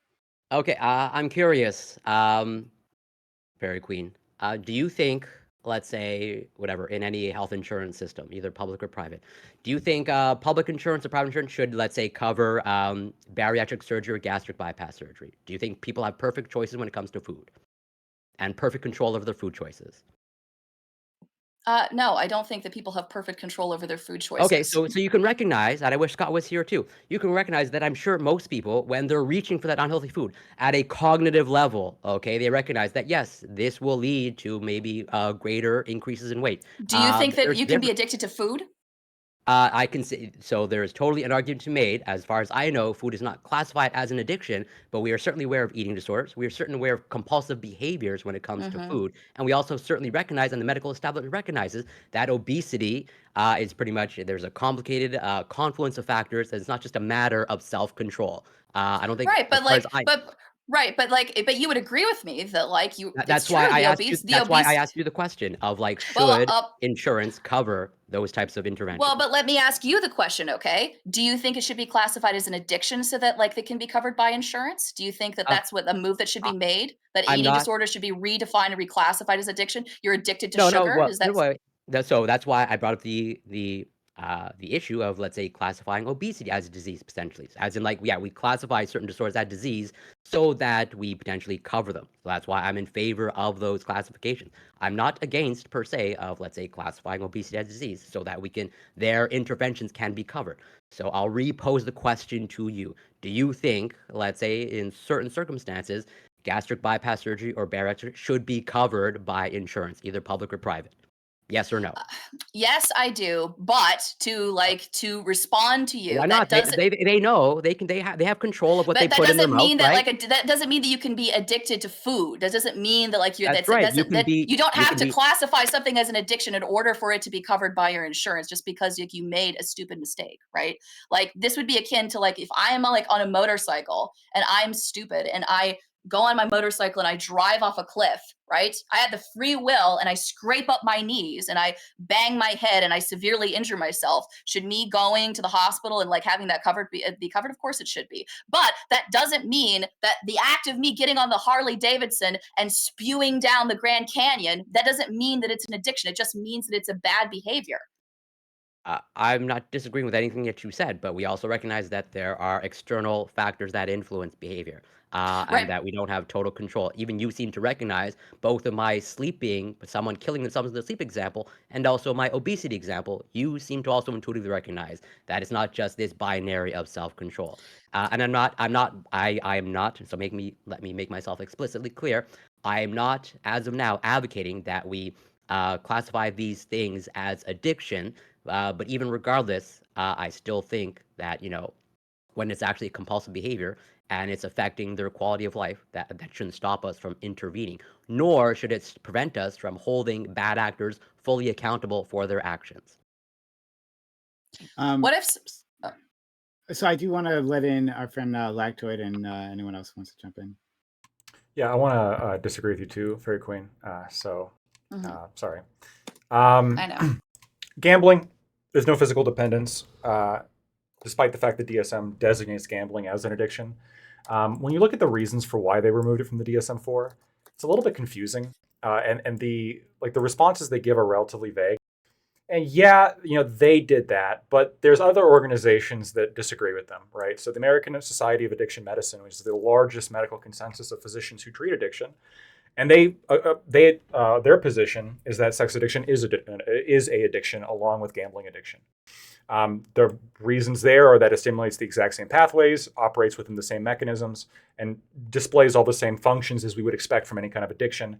Especially when it comes to gambling, if we're going to designate that as an addiction, it would seem pretty reasonable to then say, well, here's this other thing that has a similar biochemical effect. Why wouldn't this also be an addiction, especially if we see people having a reaction to it as though it is an addiction? When it comes to how the law enforcement treats it, so there's this can kind of go back and forth. So if you guys ever watched To Catch a Predator, one thing that Chris Hansen always does is he always tries to establish that with the predator that he's talking to, that the predator has some kind of compulsive behavior, right? Like, is it an addiction to the internet? Is it some kind of compulsion? And the reason for that actually is that, and maybe other attorneys who maybe do criminal law a lot more than I have can talk more on this. But from my experience, people who are being sentenced, like if you're like a child predator and the jury believes you are a compulsive, like addicted child predator, this is probably actually not the best for you, right? Because now there's a major concern of recidivism. Now this is not just a moral failing that we can punish, right? We're going to punish the shit out of you, but you're compulsive, right? You're going to get out and you're going to go right back to doing it. So we got to we got to punish you even further. I suppose there's also the argument of, well, you have less of free will. Therefore, we should be focusing more on treatment of the sex addiction as opposed to punishing the sex addiction. Although generally speaking, with any kind of addiction, I'm much more open to punishing people. I think that when you engage in the behavior, you're sort of signing off, as long as you're doing it as an adult, you're sort of signing off on the potential risks and that may come up later. So I'm fine with punishing people, but to be frank, Fairy Queen, it feels like your argument's a little bit like motivated reasoning, right? You're saying that, well, if we do this, then sex offenders might get lesser sentencing. But if you agree that people with lesser free will should get lesser sentencing, and let's say we work it out and the science seems to indicate that sex addicts do have a little bit lesser control and less free will when it comes to this, then wouldn't the correct answer be to punish them less than we're punishing them if they have this kind of compulsive behavior? Assuming that we don't also have the kind of corresponding concern of recidivism, right? Because for me, recidivism is also a valid reason for punishment. So it's sort of this war of, is the recidivism worth more for the punishment, or is the free will thing more concerning with the punishment? It's not I'm not concerned of, well, what if sex offenders get punished less? If that's what turns out to be just, then I guess that's what turns out to be just. So we'll Lactoid, then Aiko. So not Lactoid, sorry, Fairy Queen, FQ. No, Aiko, and then I'll respond. Okay. Well, it's just when you bring up this recidivism thing, it brings up the other half of this thing, right? Which is to say that let's say we do say that the addiction is so strong that it has an effect on your free will, right? Then the question is, should we even wait for you to commit an offense before doing anything about it? Because if we're going to say that you're an addict and that you're not responsible for what you do, then already society has a right to restrain you before you can even do anything, right? So are there any proactive interventions that can be considered if we're going to say that there's a group of people who are a danger to, specifically a danger to others, specifically a danger to women or a danger to people that they're attracted to and to children? Can we do anything? Do we have to wait for them to commit a crime to do something? Or can we say, well, this person's already addicted. They already don't have the ability to make the right choice. Can we intervene in advance and stop something from happening? How would you know they have an addiction, though? Prior to them committing the crime, right? Because there'd be no reason for them to get tested or treated if they didn't think that it was something. Well, what if they went to get help? Yeah, I mean, well, beforehand, yeah, but That would be the assumption with everyone, right? If someone doesn't assume Say they a have medical sex health addiction or, professional like has come to that conclusion, like through some sort of diagnosis, not necessarily because they've committed a crime yet, but because that they're starting to exhibit the red flags, right? We talk about red flag laws, especially when it comes to domestic violence and gun laws already. Why can't we apply it in this situation too? Well, because what would be like the application? Like, how does a doctor know that you have a sex addiction? Most people aren't going to their doctors to get regular checkups to begin with, and unless we specifically like track like Planned Parenthoods or like Well, like I said, these red flags types of usually things. come because there are early warning signs in a relationship of some kind that cause them to, wind up getting evaluated in this sort of way. Yeah, so that, You know, that not that was necessarily because of an assault, but because of things that are maybe bumping up against that. well, so that This was my is that was the my exact problem. kind Is of that wait, thing. one thing. That was my problem was that like the slightest thing can then be stigmatized into being like a sex addiction, and so that everyone can be shamed into it. So like if I like porn and my girlfriend doesn't like the fact that I watch porn, and she can go ahead and claim that I have a sex addiction because I enjoy watching porn. Now I have to go to therapy because of this to do something preventative, which is like Yeah, but Yeah, I mean, we used your to- response is not going to be like, well, honey, technically an addiction is not recognized by the DSM-5, so you can't tell me that I have a sex addiction. No, that's not going to fucking work, right? no. What I'm saying is if she does say that I have a sex addiction, and now that we're in the world where we're trying to do prevention of people with sex addiction to prevention of harm, right? If she goes ahead and claims that I have sex addiction, I now have to go to therapy because she thinks I have a sex addiction because I enjoy porn, and technically enjoying porn is part of the DSM. Well, just because you So have an in the addiction, 1980s, Well, I'd have to get evaluated. I'm just saying the forced evaluation that comes with this. This is the in kind the of thing. 1980s, we did away with locking people up. Like, it's one of the reasons why we have the homelessness problem we have now is because after One Flew Over the Cuckoo's Nest got everybody like outraged about it, we sort of opened up the doors to the asylum and let people out. But there was a time when if we thought that you weren't capable of making like correct, like ethical decisions, like in society, we would just lock you up. And Yeah. and Yeah, they it's would not find so out hard by with putting you through a in the variety of asylum. you say it's not good, but I think if you look at the outcomes that we had back then versus what we have now, I think that those populations are worse served now than they were Yeah, back then. but right now we have the internet, so once again, anyone can just be claimed as a sex pest or a sex addict, and then they'd have to prove it by going to therapy and getting a, I guess like a pass from the therapist saying that they're not, and that would be the only way to do it. And so if we make it so that this is something that is heavily stigmatized or is like unaddicted, and people are doing normal things or they have a slight kink, and then someone sees it as an addict and they call them out on it. Now that person has to Welcome go to the therapy to argument prevent. that we have been making as conservatives against this bullshit that they have been pushing our whole lives. The slippery slope. We say it like he just mentioned the word proactive, like things, right? Proactive is the word that you should be concerned about. And Yeah. I don't remember the Preventative second- harm is what I was Yeah, saying. preventative. Yeah, either one of those are bad things. But we start judging things based off that. Taking the thought police. We Yeah. don't want the thought police. We're rounding people up. Like that's bad. This is the same argument people will be using for the guns, and I was fighting back against it on the last topic. Like this is the kind of thing they start classifying you. They start coming up with these red flag laws, all these different things, and this is like something that like people are actively pushing here on this panel, which is crazy because that's what's the most terrifying thing to me. And I'm sitting here saying to blue to face, and people are like, no, they're not going to do that. And then we literally have people advocating for proactive solutions here on this panel. So it's clearly a great. I mean, fucking thought. don't we do this currently with like DUI and stuff like that? Like you haven't harmed anybody yet, but we see that you've been drinking, and if we allow you to drive now at this point after having done all that, having all that alcohol, you're going to be a danger to others, and so we're going to stop you before you get into that accident. Yeah, but it's not like you're being And we're- prescribed a license to fuck.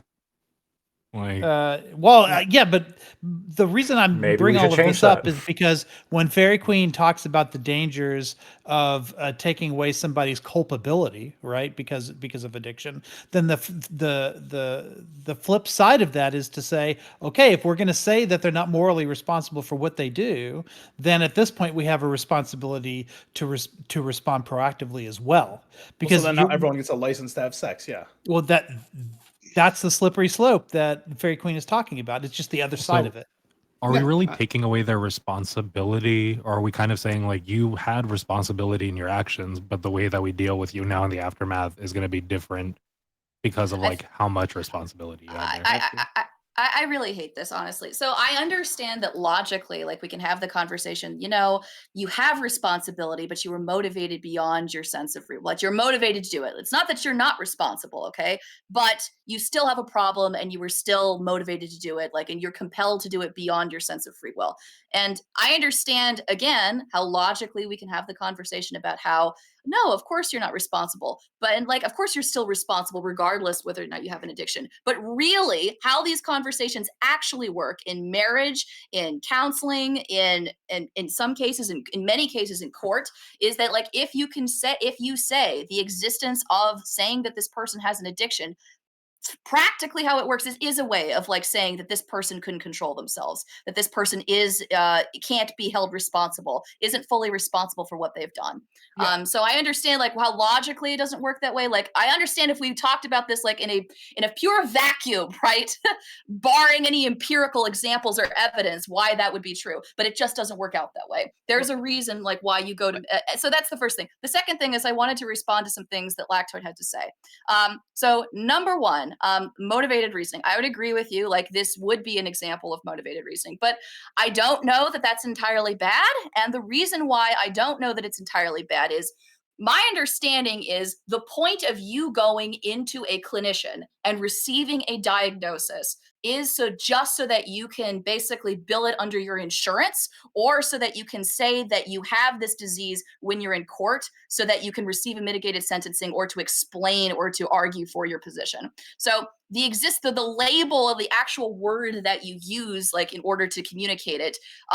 Beyond that though, like the significance actually in treatment, I mean, like there are, really like what happens as a therapist or as a licensed clinician, you use the best treatment like modalities that you have in order to help to treat your client, and you adjust based off of what the individual needs. So if you have an individual client that comes in that needs something specifically from you and they have this disease, like after you like diagnose them, whatever you choose to do afterwards, like is based off of what the individual needs. So that's the first thing. The second thing has to do with like the APA.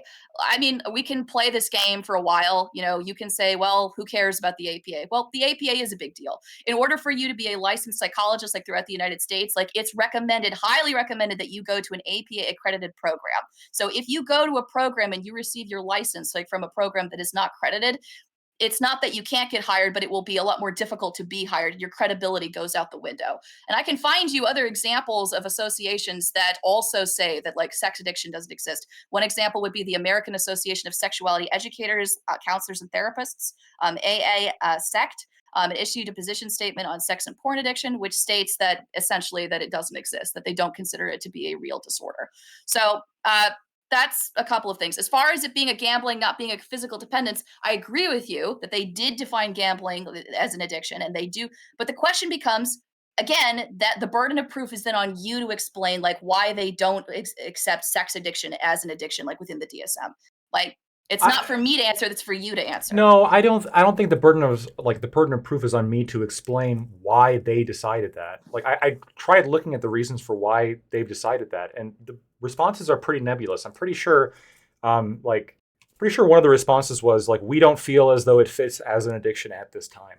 Was like the reason given for why they didn't like categorize it as an addiction, but yet they still categorize gambling addiction as an addiction, despite the fact that both gambling and sex addiction both are reliant on the exact same biochemical pathways, reinforcing reinforcing behavior, even if it leads to a detriment to the user. I think that like this is very prevalent when it comes to pornography. I think we've all probably known somebody who has like taken that shit way too far and has like spent all their money on it or spent way too much time on it. It certainly seems to function like an addiction. The biochemical pathways appear to, again, like the abuse of the biochemical pathways appears to be similar to an addiction. And you are going to be able to point to prominent organizations. I have some prominent organizations as well. The largest group of physicians who treat addiction that are saying it is an addiction. You're going to point to the APA that's saying it's not, right? That of course that's a massive organization. I'm not saying like it's like a settled decision. It's not. But this is kind of where like the semantics question comes down to, well, what actually, like how concerning are the harms of just calling it addiction? To me, it seems way more consistent now that we've already labeled gambling to be an addiction.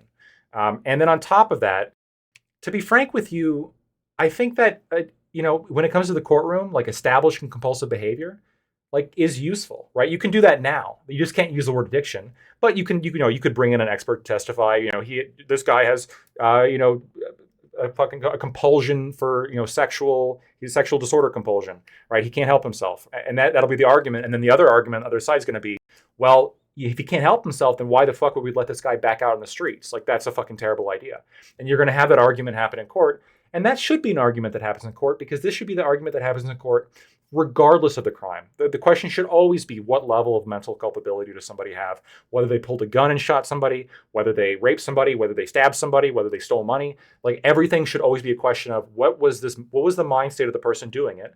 And what are the different factors that go back and forth to determine what kind of punishment we should be giving this person?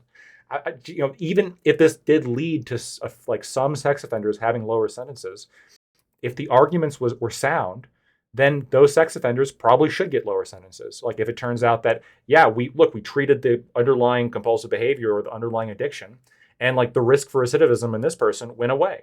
I saw one study in Korea where chemical castration is incredibly effective at reducing child predator recidivism, right? You just get rid of their testicles. To me, like, you get rid of their testicles, the thing that's kind of driving their sexual apparatus, and they no longer offend. To me, that sort of signals that it is somewhat of an addiction as opposed to a moral failing, because they're not consciously making these decisions. They're being purely motivated by their balls. And so we can remove them and prevent recidivism. That could be another way of looking at this. To me, it's more of a consistency kind of science question, as opposed to, well, are some predators going to get in less trouble? Maybe they are, maybe they're not. I don't know.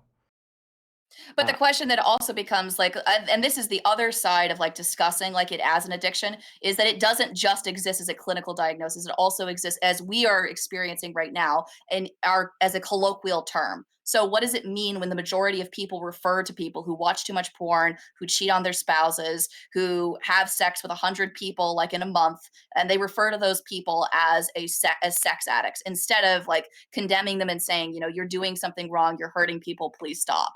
Well, the consequence. Well, like, I understand you can point to that person, but let's think about another person. Let's talk about somebody who blew their entire life savings in OnlyFans, and they can't stop, and every dollar they get goes to a prostitute. I mean, what should we categorize? What should and like, because of this, that they can't stop, they've blown all their money, and they've cheated on their wife, and now their wife's divorced them, and they're like miserable, and they genuinely hate themselves because of this. I mean, Like, I think So Boogie 2988. yeah, what should we expand that, categorize though, this actually. person as?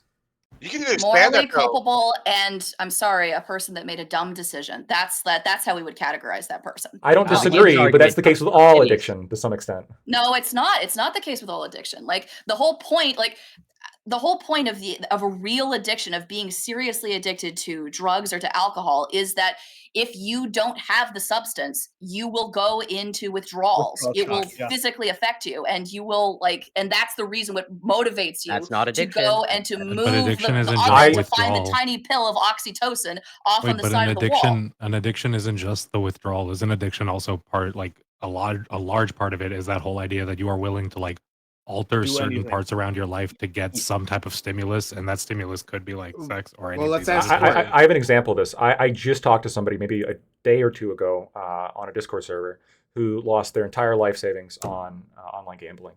I mean, it happens, right? Well, if he just keeps gambling more, he could win some more. I don't know what to say. What do you think Yeah, is he more has- likely? Eventually, you win. You only lose so much. I don't disagree with you, Lactoid, that there are people who do make those decisions, and I'm not disagreeing that that's problematic and bad behavior. But my question to you is, what do you think it's far more likely to find or to encounter, like in your everyday life, to find someone who was sexually assaulted by an older family member for whom tons of excuses were made? The person is still allowed to come to Thanksgiving. They're still allowed to come to Christmas, but the reason why excuses were made for them was because they had a mental illness.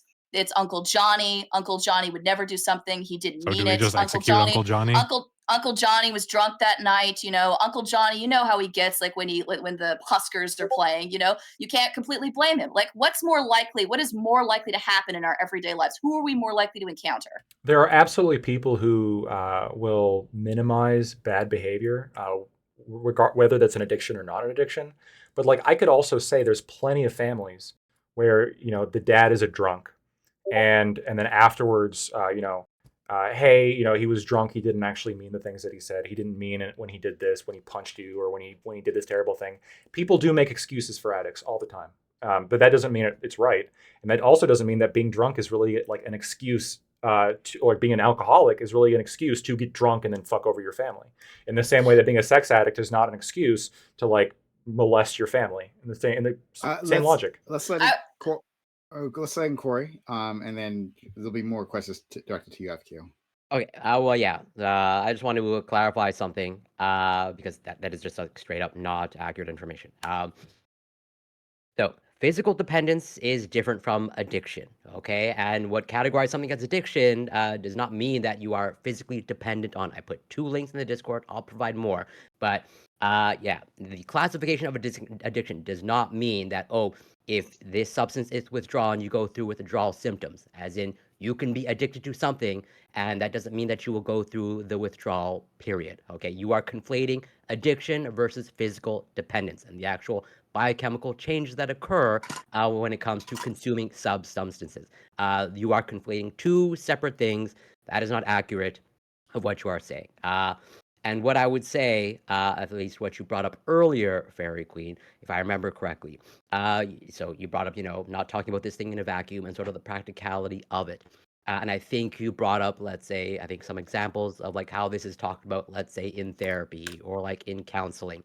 I'm curious, where do you have any examples of like, potentially of like, well, in therapy, this would, the addictive behavior was just like excused away, and therefore, like, it was recommended that, they stay in the marriage or they stay as a couple.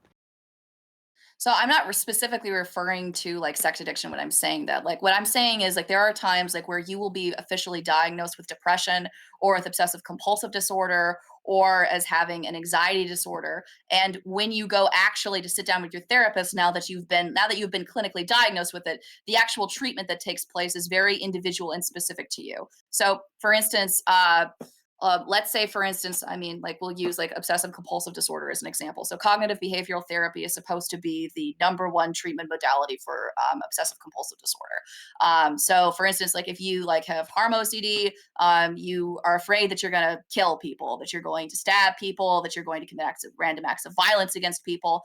The actual therapy that happens when you go to sit down with your therapist who practices CBT, will not Talking about torture.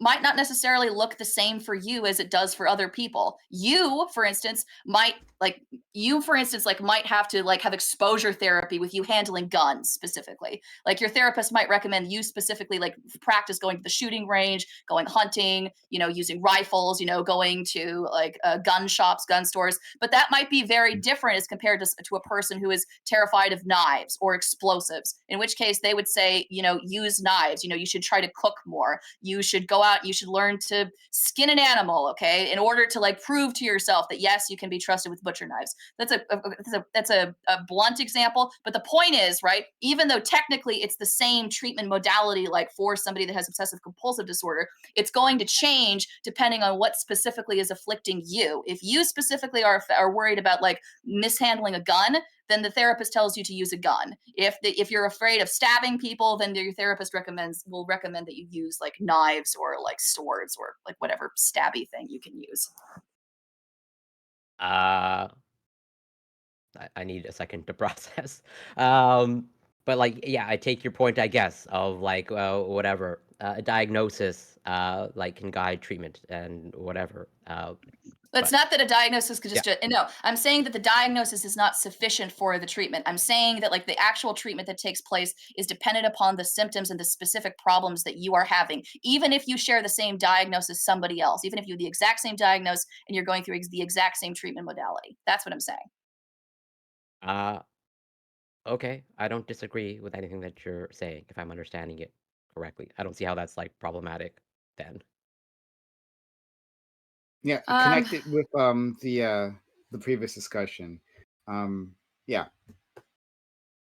You were just I forget like even like what you were asking me earlier. That's Like fair, you were that's asking. Well, yeah, so like you were so if I remember correctly, okay, my pushback is like was like you don't want to talk about this in a vacuum.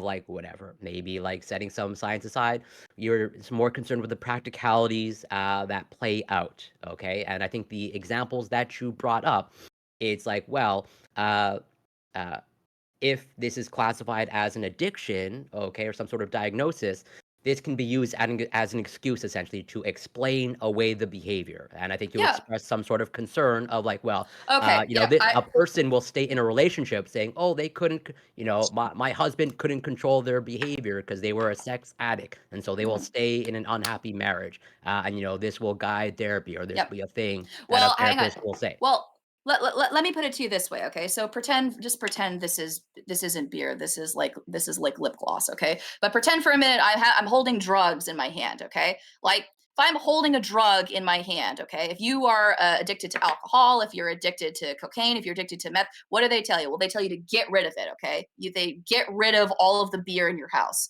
If you should like try to like, one of the responses that we have when we say that something is addictive is we say that it should be a controlled substance. We say that it should be regulated. We say that like there should be a lot of safeguards put in place to make sure that like the average person isn't exposed to it, because of the fear that if somebody accidentally gets their hands on it, that it could cause them to become addicted. There is a concern. So that's the reason why we control and why we regulate controlled substances. So what happens when you apply this to sex? I know that your knee-jerk reaction is probably going to be, well, shouldn't we control pornography? Shouldn't we make sure that like brothels, you know, are kept away from public eye? And I would agree with you. I think that they should be. But the problem is that it becomes further extended into the public eye. Now it becomes, because now what you're addicted to is not a substance. It's not a thing in front of you. It's a person. So now the consequence of like, what does it mean to restrict access to sex? How do you regulate somebody with a sex addiction? Well, the consequence is that women are held to account for the way that they dress. They are punished for like dressing provocatively. They are told that they are initiated because it's essentially, it's the same thing as like telling like an alcoholic, right, to watch like an advertise. Yeah, triggering, right? And this actually happens. Like young girls, women are often like they are often abused, they are often beaten, they are often told that they need to be extremely modest and they need to be extremely careful with how they present themselves. It's a fact that often in cases of domestic violence, that when a man physically assaults or physically abuses his wife or girlfriend, it's because he's jealous of her, because he's worried that she's flirting with other men. And so when you exacerbate the idea that sex addiction exists within society, the consequence is that women will be asked and will be pressured into behaving more modestly, because they'll be told that if they're not behaving more modestly, then it will be triggering. You're talking about America. Like that's, we've actually gone down this road. Go ahead, Ali. Why are you selling it to us? I mean, yeah, that's already happening, right? Like regardless of if it's considered an addiction or not. So like the social context of it, where you're saying like women will be expected to stay with their husbands if their husband's cheated because they see it as an addiction. I don't think that's the case. I think the same woman that's going to like be more willing to stay or deal with the fact that it's an addiction and that person should be forgiven, is going to be the same person that stays in the relationship even if it wasn't an addiction and the husband cheated on her, just wanted her to forgive him. No, especially in religious communities, especially like men specifically talk a lot. There are circles where you can go to the church, like for sex addiction, like to talk about pornography addiction, to complain about sex addiction. And it's extremely popular, especially with wives, especially with girlfriends who will say, yes, you should go. And the problem is that like, that means that any time that your husband cheats on you, or he looks at another woman, or he uses pornography, or frankly, like does something abusive to you because he's afraid of you looking too provocative as you're walking through the street, and he hits you or he beats you or he is abusive to you, that now it's excused because, well, you know, you're really tugging at like the addictive. So, it is absolutely excused. Okay, you kidding me? So my argument would be for like, anyways, but that's already excused. Like people already do that. It will be even more excused if this becomes like more. What I'm saying is if they don't use the addiction as an excuse, they'll just even be if they do, even if they do, we're right all now, sinners in the eyes of God. There's something else there. No, but right now we have we already deal with people that have alcoholism, right? Regardless of whether we see it as an addiction or not, there are women or men that stay with their partners even though they're dealing with the abuse, dealing with all of this, and regardless of whether we see it as an addiction or not, there are people who leave those relationships, and we frown upon the people who don't leave those relationships, or we say like, oh, there's a cause of concern. But regardless of if it's an addiction or not, like you can be addicted to alcohol. If you're an asshole to your spouse has the decision to leave. The ones who don't would never leave wouldn't leave either way, regardless if it was an addiction or not an addiction. So the person who is willing to leave, so like for example, you probably wouldn't care if this was claimed as an addiction. If your husband cheated on you, you wouldn't give a fuck that it was an addiction. You'd be like, bye. But someone else, that's wouldn't. not no. I think that like if we deal you with that were to now already, don't we? Like if you have a friend that's a drug addict and your friend steals from you, it's up to like I've had friends that were addicted to drugs that have stolen from me. Now it was up to me to make the decision of whether or not I take pity on them or forgive them or deal with them or out them out of my life. But that was my decision. That wasn't like regardless of if I knew they were addicted or not. So a couple of things. Number one, there is a difference, a big difference in terms of credibility as to whether or not you're told if something is an addiction. If the person telling you that is your imam or your spiritual advisor or your priest, as opposed to your doctor. If your doctor is the one telling you, that carries a way more credibility in the eyes of the public, as opposed to the person that you receive spiritual counseling from. So I disagree that so if I have no respect for addicts and I don't care about addicts, it doesn't matter. No, because it's not just about whether you care. It's about whether or not the rest of society cares. It's about the pressure that you receive from everyone else. Like, just to give you an example, like, do you think that would you judge somebody for leaving a partner if they were dying of cancer? Not particularly. You wouldn't? I would. Like, I think that, like, if you know that your partner has a disease that they can't help but have, and they choose to ditch them and leave them in the middle of the road. I mean, I'd stigmatize them, like, sure, they're a shitty person, but like. Well, that's what I'm saying, though. Like, that's what we say about people that like ditch their spouses that are dying of cancer, right? Some people, but like I wouldn't say that. I don't think we have the same stigma. I don't think we have the same stigma for like a spouse who wants to leave their husband if they're addicted to drugs, alcohol, or in this case, sex. I don't think we'd have that same stigma of like leaving your partner because they have this addiction, right? So if someone left their partner because they were cheating on them and the sex addiction thing, I don't think we'd stigmatize the partner that's leaving. Like, oh my god, how could you? He's dealing with sex addiction. That's not true. Okay, so I've also had friends and I've had family members who are addicts who have been addicted to drugs, who have been addicted to alcohol, and it is just factually true that like you're right that like addicts do steal from family members and they do steal from friends, but it's also true that like if you have a family member, if you have a friend that's an addict, that everyone around that person enables them all the time. They enable them. They say that like they often sometimes will even supply them with vodka or with tequila and encourage them to drink when they're high. It's often the case that like because nobody wants to be the person that leaves their friend to die of an overdose in their apartment, so it's often the case that like the friends, then there's pressure upon each other to be the person that goes to check on Bob to see if he's okay, or to buy him a gun safe to make sure he doesn't shoot himself. As an addiction, or because that's your friend and your family and you care about that specific individual, so you're willing to deal with those things? It is very much because if the person has an addiction. Like we don't treat like people like just doing stupid things or making dumb decisions in the same way as we do making a decision because we believe that they have an illness and a disease. You can respond to that. Then we'll go to Kibbs and Corey. But you've got to go ahead.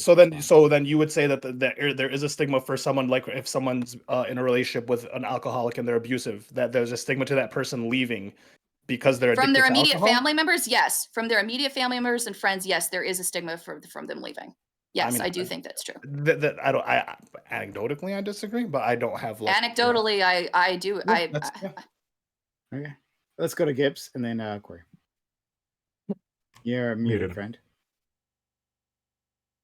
So there's actually something to be said for what Fairy Queen's saying, because y'all are forgetting there could be a real proactive harm, which is something as a doctor of divinity I can prescribe to you now. All right, which is going to be very simple, right? So I now know that my lifestyle and the money I waste on all these toxic women, I'm clearly addicted to toxic women and the lifestyle. And now what I'm going to do is hopefully that gets categorized by what the DSM or whatever, and I can apply to the government for disability and get a check to help offset my financial losses due to me wasting my money on these toxic women due to my addiction.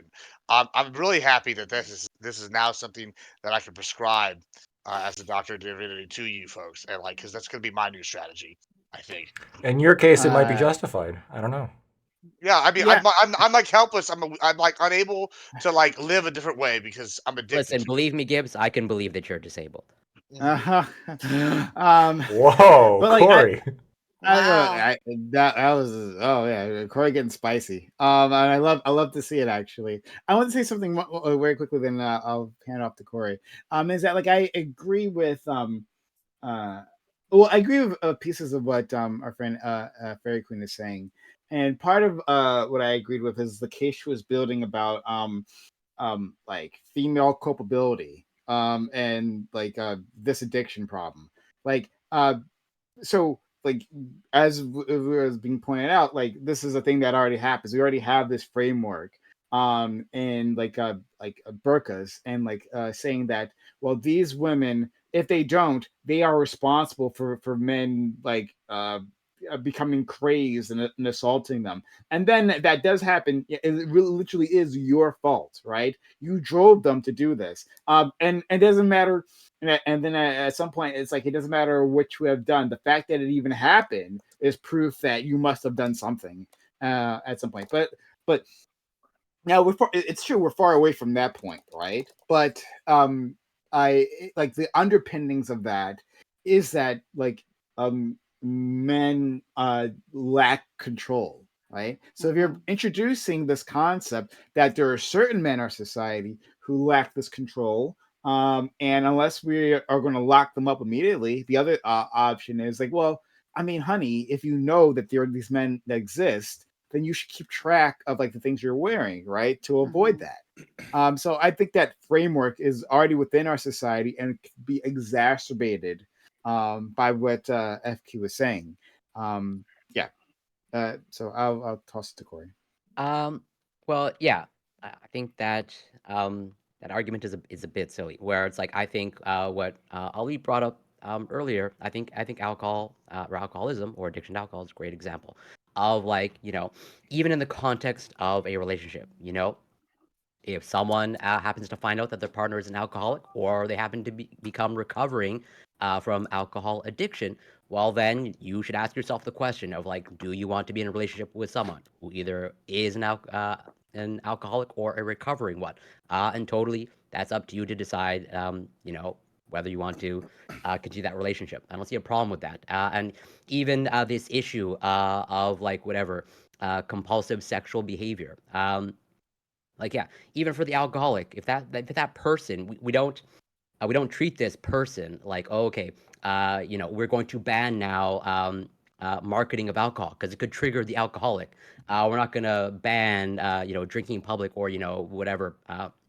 We don't regulate other people's drinking behavior and exposure to alcohol as a result of the alcoholic. Where it's like, and also that would even bolster your argument of like, if this person is their sexual behavior is so compulsive that they can't go out in public, all the more reason to lock them up. Like they're guaranteed to pretty much repeat that behavior. And so if it's to the point that like, yeah, they can't even see, a woman who is dressed in revealing clothing and they can't control themselves, well then yeah, all the more reason to lock them up if they've offended. So I don't even that this almost works in favor of classifying as an addiction, where again we don't need to regulate other people's behavior to acquiesce to these people, and we're not prevented from holding them accountable for their actions.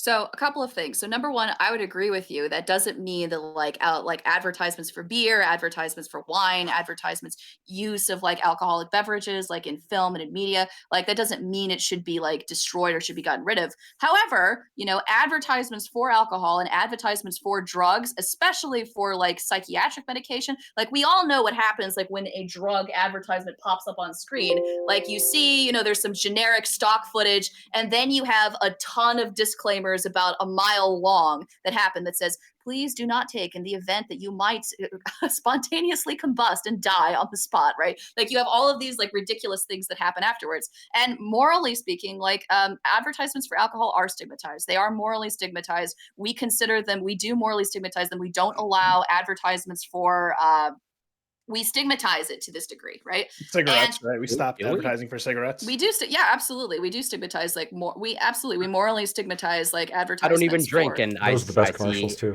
Alcohol advertisements cigarette all ads. the time. They stopped cigarette ads, right? Like, Yeah. there are We- no we- more cigarette ads. I as agree. far as, We like, stigmatize those, but I'm pretty sure there's a clear culture. beer of ads. consuming No, beer alcohol. ads. We Like, definitely have beer ads. Yeah. like We do. you Well, know, I'm not saying that we don't like the have Budweiser beer commercials ads. That's not what tend I'm to be famous, like Super Bowl I'm not ads. saying Like, that Budweiser commercials don't exist. Okay, you know we have all seen Dylan but you Mulvaney's made an face. argument they're Okay, but what I am stigmatized. saying, I'm but not what I'm convinced. saying is, but they are morally stigmatized. We consider, Show me you an know, we example of stigmatize that. these businesses.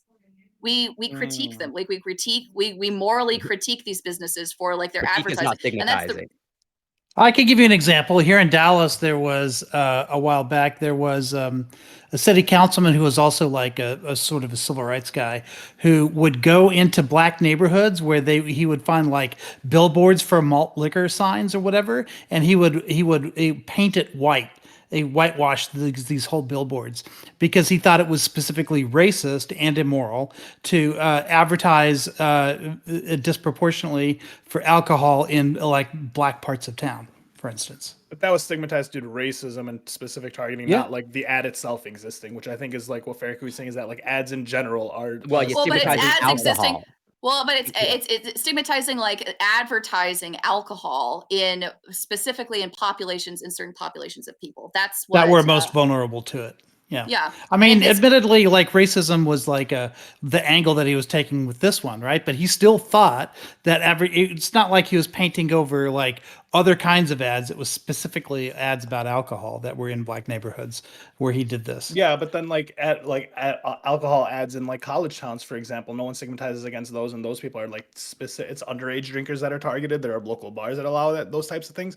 So I mean, those aren't stigmatized. I don't think that allow well, what? I'm pretty sure. They're pretty advocated pretty heavily against. Like, for example, College Station, like they've been having like not just like fighting the ads, they've been fighting getting rid of like the Northgate Bar District. Like they've been trying for years to get rid of it. Like, and it's a big fight because Northgate's obviously like historic College Station. They have a lot of money, and so they've been fighting with like the city council because they want to make it more touristy, family friendly, and they don't like the idea of the college kids all get wasted at the weekend kind of place. Is like it a college town or Yeah, is it but a they tourist still town? take It is a money college- from these it is a alcohol college- it companies. is a They college still town. take sponsorships. But like, I think there is a difference now. I think as to what you were saying. I think there is Mothers some- Mothers Against Drunk Driving would do that sort of thing in college towns. Right, yeah, and I was gonna say, but to Ali's point, there are some bars that do like advertise, maybe not to minors, but like in Corpus Christi, there's a bar that is like Jacked Up Thursday. It's all dollar Jack, like, and everybody knows that's like a college bar, but it's like not a college. So I think that it depends on like the area as well. Or just even like advertisements within liquor stores and party stores where it's like these types of new beers, these types of new things, like or like with all these influencers coming out with like Happy Dad and all these things, like these. I don't know if they're stigmatized. Right, but what? Well, Right, but influencers like they literally sponsor major sports. They're like part of major communities. Yeah. They'll sponsor the building not of like denying- different stadiums and communities. They like. So yeah, let I F don't know. make This a is point just there. part of our then- culture. Yeah, go I'm ahead, not Esther. denying that like it's a big part of our culture, but what I'm saying is like as like iCal like had pointed out earlier that like when we like the idea of advertising like this product to vulnerable groups of people, to groups of people who we believe like are at risk for using these drugs, we consider that generally speaking to be immoral. We consider that to be wrong. Yeah, And but how do we target sex addicts versus but targeting that's like low income people? but that's exactly the thing with that I'm alcohol? talking about because like when you're talking specifically about sex addicts, the product is me.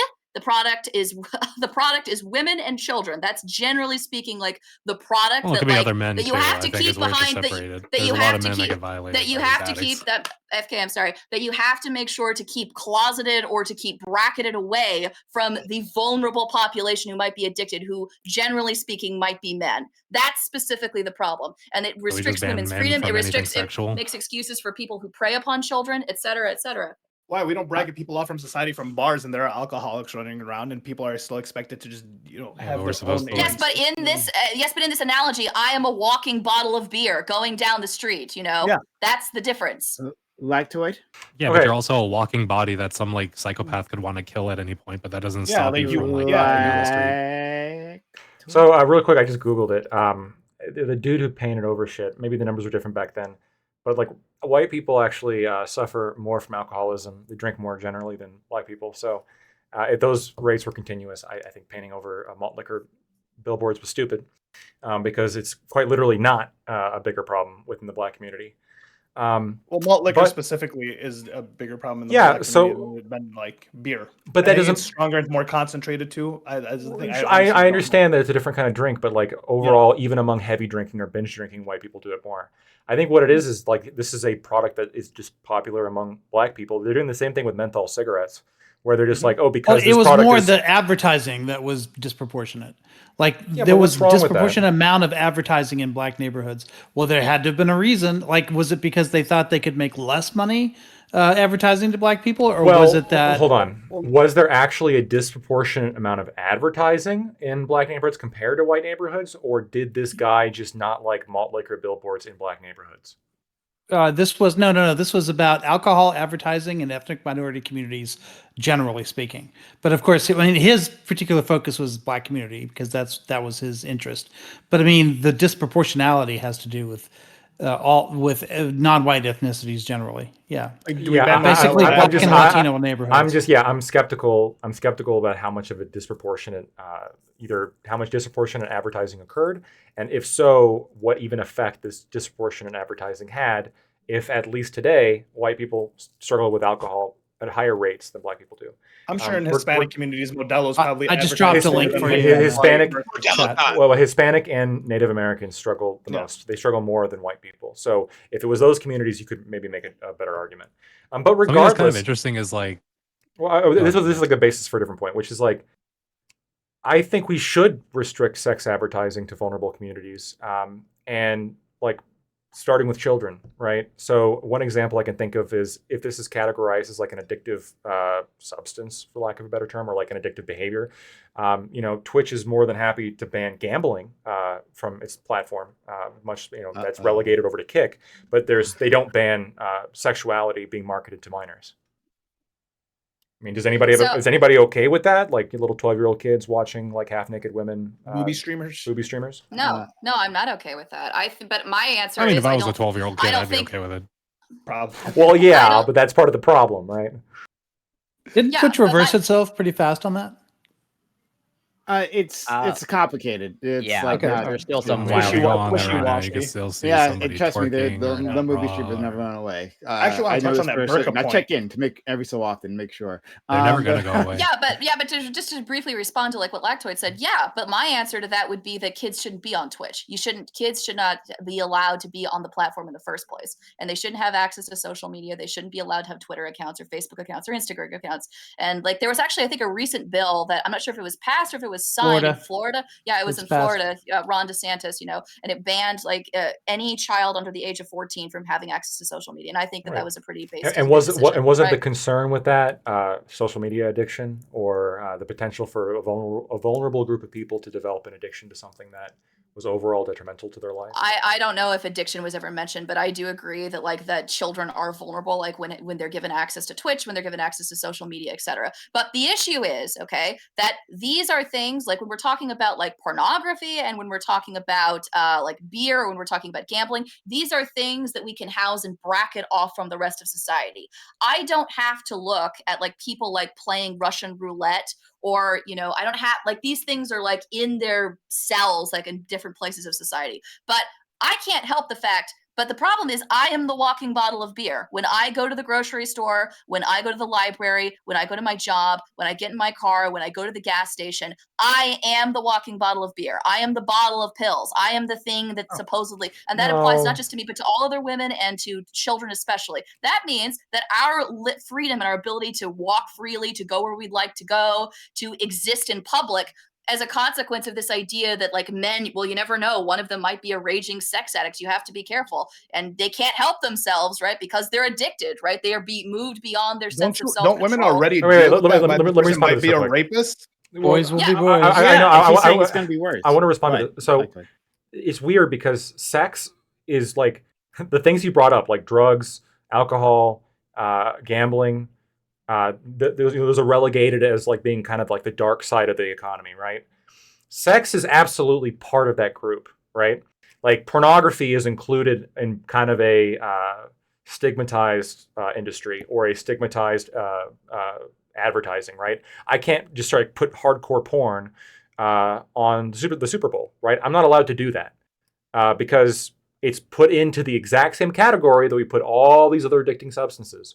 I think that's telling, right? First of all, that like the sex portion of it is treated the same as all these other addictive substances or potentially harmful substances that people develop an unhealthy relationship with and can develop a kind of a chronic issue. We're literally naturally driven to enjoy it for like the majority of people. Well, sure, and we're So also it's like- naturally driven to enjoy, the same kind of chemicals that drugs mimic, and, Yeah, no, I know, and but I'm saying gambling that's as why, well. like, it'd be a surprise if it couldn't be like an addiction, if it's something that's so like Well, of course. hard coded in us to enjoy. Well, of course, right, and gambling as well. Like it kind of hijacking natural pathways that exist, reward pathways to get you continue doing it. When it comes to like women just being natural sexual objects, I think that the better goal there would be, instead of saying like, well, sex isn't something that belongs in this category of like things we shouldn't show kids or shouldn't put on TV, or we should be careful about that. I think this should be the case with sex. It should just be like the separation should be instead, well, a woman being out in society is not sex, right? That's not pornography.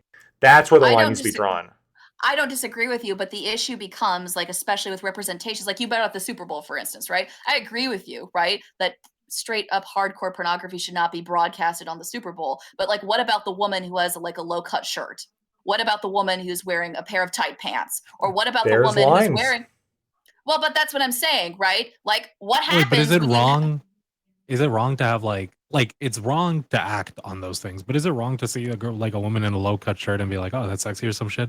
Because I'm gonna be honest, I've heard women say the same crazy. I've heard women say the same thing about men, right? They might see a guy they really like, and they'd be like, "Oh, he's daddy," or say some shit like that, and it's like, listen, like, also, what people are the have these thoughts? I think it's just more about how we behave on it, right? If you see a woman in the street, don't act on it, like just violently. I mean, that's nice, and I would agree with you. You're not supposed to act on it, but if we're following this idea of making sex addiction a part of the cultural miasma, then that means that when you have the freak in the alleyway who does act on it, who does grab you and who does rape you, who does beat you, well, now what he's going to say, what everyone will say, well, not everyone, but what will become popular to say, they can say well, that he they're was moved addicted. beyond his sense of They can self-control say to that do they're it. addicted. They can say that they're addicted, Yes, and then we just have to why, wait. and that's why and women are then- stigmatized and are punished, like when they and come then- forward and they make their complaints. It's the reason why what were you wearing that's is understandable a thing and all, that but then we can set up the proper channels in place that when you go to court, and this is like going through the system.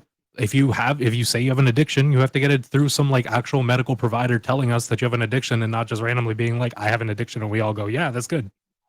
And even if you have that addiction, we still, like with alcoholics that beat people, with the drug dealers that steal from people, or even kill people for, We still for the punish drugs, them. We still Yeah, punish them. but We the still fact- stigmatize them. okay. We still Right, hold but them. we Long have term case. proactive interventions for alcohol, right? We have DUI laws. We have laws against being overserved in restaurants. We have there are many things that happen like before any law gets violated that stops people, because we know that there's alcoholics in society who need that We intervention. have laws about Right, pornography. so- we have laws and we about have- pornography. We have proactive laws about And we have- pornography. We're starting we have to get them stigmas. now. We have stigmas, and we have laws against rape as well. We have laws against sexual harassment, and all these things. So what I'm wondering, Well, is that, a law against rape is not proactive. Like that why? happens Well, after do you, how's it? Do you, Yeah, that's true. But it's not Yep. like we don't have any. It's not like we don't have any medical systems in place that these people who have these addictions can get access to like help. It's more the issue that like they probably need to be more funded and they need to be made more accessible. But like it's not like there's nothing What there are that those can be treatment worked with. modalities? Can you what is the treatment for sex addiction? Like, can anybody say what that is? What is the treatment like for if you have a sex addiction? I would Lactoids assume and chemical castration. Like, that's honestly For the probably predators, the yeah. most. What about for everyone else? What about the guy who's just jacking Lop it it off. 24/7? he's just 20 doing The Maybe he hardcore needs gooner? maybe he needs Yeah. immersion. If somebody's that immersion therapy. We They- call them Yeah, goons. if somebody's that Way to addicted, really we treat probably. them, 'cause they'll just eventually die off of starvation. 'Cause, Yeah, like, that's you fair know, enough. they're gonna- And then they, Well, it's yeah, like they single then themselves I'd ask you the out. question about Clockwork any of Orange these them. addictions, because there's people on TikTok like World of T-shirts. This man is just an alcoholic. He's an autistic alcoholic who does nothing all night except go say some racial slurs, get beat up every once in a while, and keep getting drunk. What is what's the treatment for him? Do we just put him in like the cage and go, okay, we're gonna deal with you there? Like, if there's people who have these addictions. There's people who are like ruining their lives over them.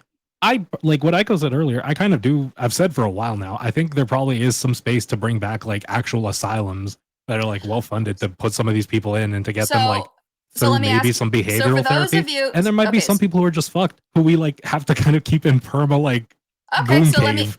so let me just ask you bluntly, like, so those of you who think that sex addiction is real, it's a real disorder, it's something that people suffer from. Can you tell me like what the treatment is for if you have a sex addiction? Like, what is the treatment modality like? No, but I also Like- couldn't tell you the treatment for like heroin addiction. Yeah, or like alcohol. But But heroin it is addiction is like a real effective. thing that affects. It's going to be Yeah. talk therapy, CBT potentially, but like there is no What like point are you See, trying to I make? see. Okay. The point that I'm trying to make is like if you say to somebody like, "What is the treatment modality if you are an alcoholic?" The first thing people say is like Alcoholics Anonymous right off the bat. They say go Well, to a but 12-step that's program. well. First of all, or that's they not go to- necessarily evidence based, and I don't know. agree with you. That's It's not that's evidence based. That's It's not what there that's there not what are a other clinician would say, or not what every clinician would say. I would so agree with you. not I would true. agree with you. But culturally speaking, like if you go to someone and you say this person has an addiction, that's the thing that's automatically suggested to them. I agree with you. It's not treatment and it's not evidence based. Like there are better methods of treatment for alcoholism, but they're not culturally popular because they step outside of like the narratives that we have about addiction. Okay. And that's a huge aspect of addiction as well. I mean, this is one of the first things that you learn when you go to Alcoholics Anonymous. Like, Can what I is ask it? you a question? Can I ask you a question? Just so to clarify, you're saying basically, just like with this argument, that just because you don't have like a way to treat something, it doesn't exist. Because like, is that what you're saying? Because like, I know Ebola exists. I don't think there's a treatment for Ebola, right? Like, I mean, maybe there's like a quarantine. I don't know, but like, I know it kills people. Cancers exist. I mean, we have some stuff we try, but it doesn't always work, right? Like, so I'm not saying I'm not I am not saying that, right? And you're right. Yeah. Just because like you say that something exists and you don't know what the treatment is, that doesn't necessarily mean that the addiction is. But what I'm saying is that you are all suggesting, well, not all of you, but many of you here are suggesting that sex addiction is a real disorder that people really suffer from. And if you really believe that, then what is the evidence-based treatment that people who have sex addiction should do? You should know it right off the top of your head. Like you should be able to tell me. I can tell you what obsessive. So, I mean, this is directly from Mayo Clinic. It's talk therapy, psychotherapy, medicine. There's like hormonal treatment and self-help groups. Yeah.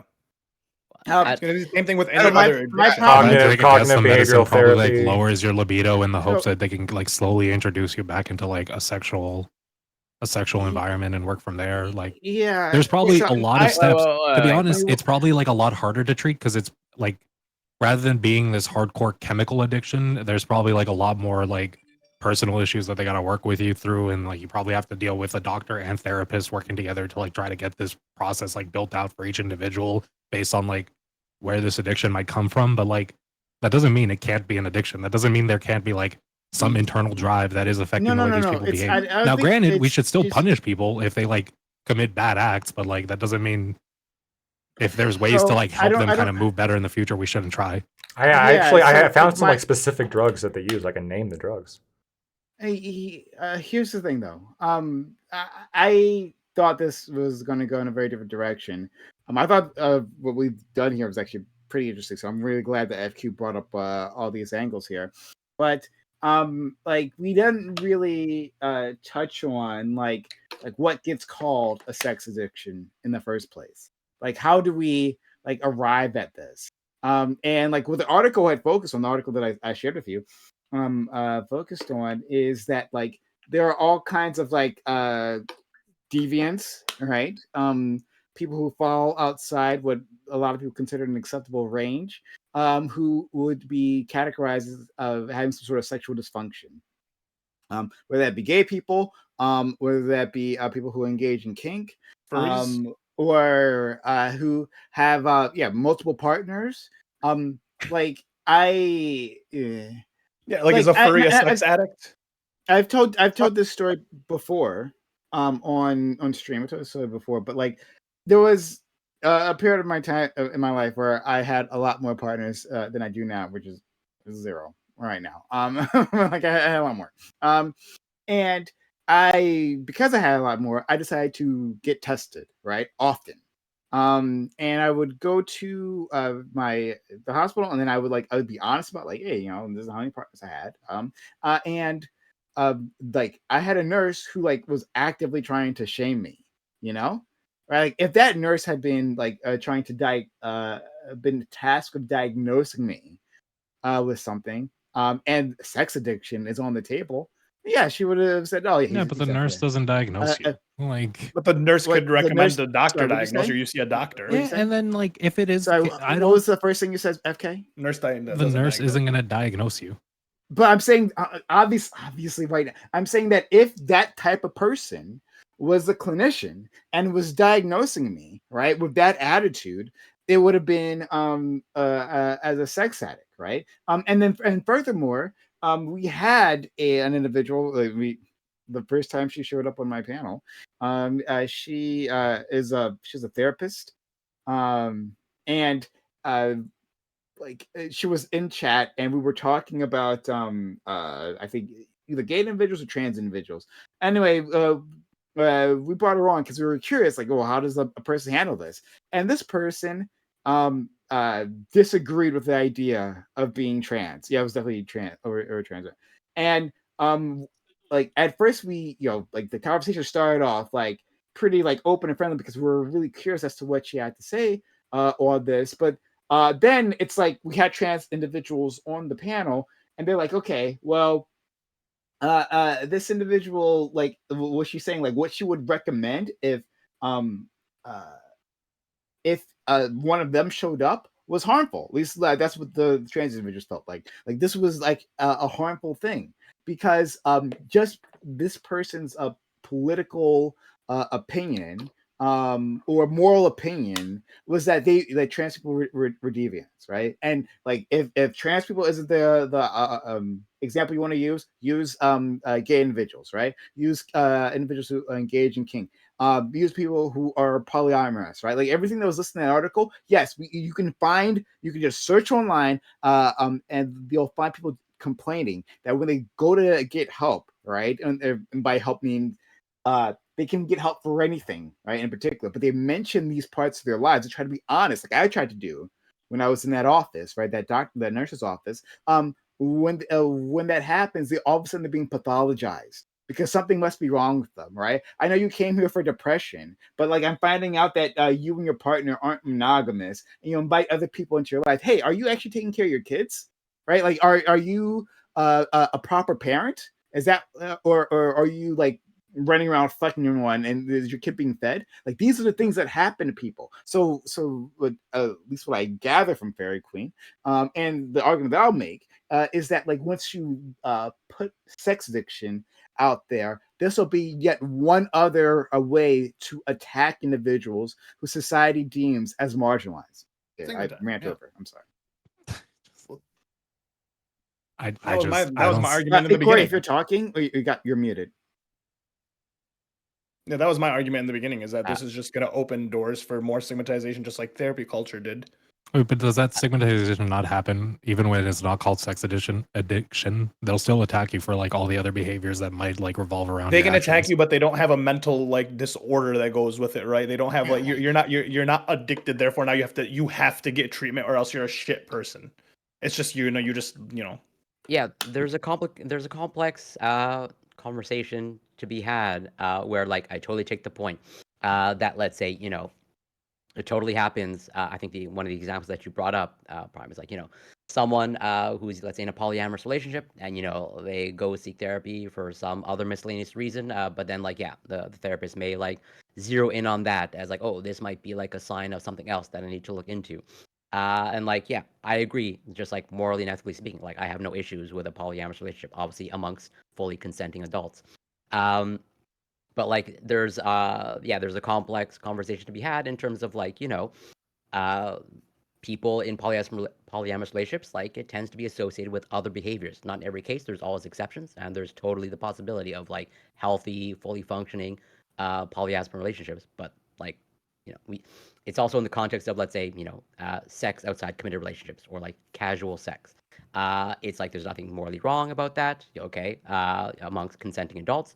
But, if you look into the scientific literature, casual sex is associated with other things that may or may not be optimal for one's mental health. And that's potentially something worth willing to explore in therapy. Now, I hear you, friend. And if we lived in a world where sex was not moralized in the way that it is, right? Like if we lived in a world where like sex was just an activity that humans like get up to, like I don't want to say eating because we moralize that as well. Everything we do is like but moralized like I don't know, by exercise somebody or something, right? But like but something that was like politically neutral, right?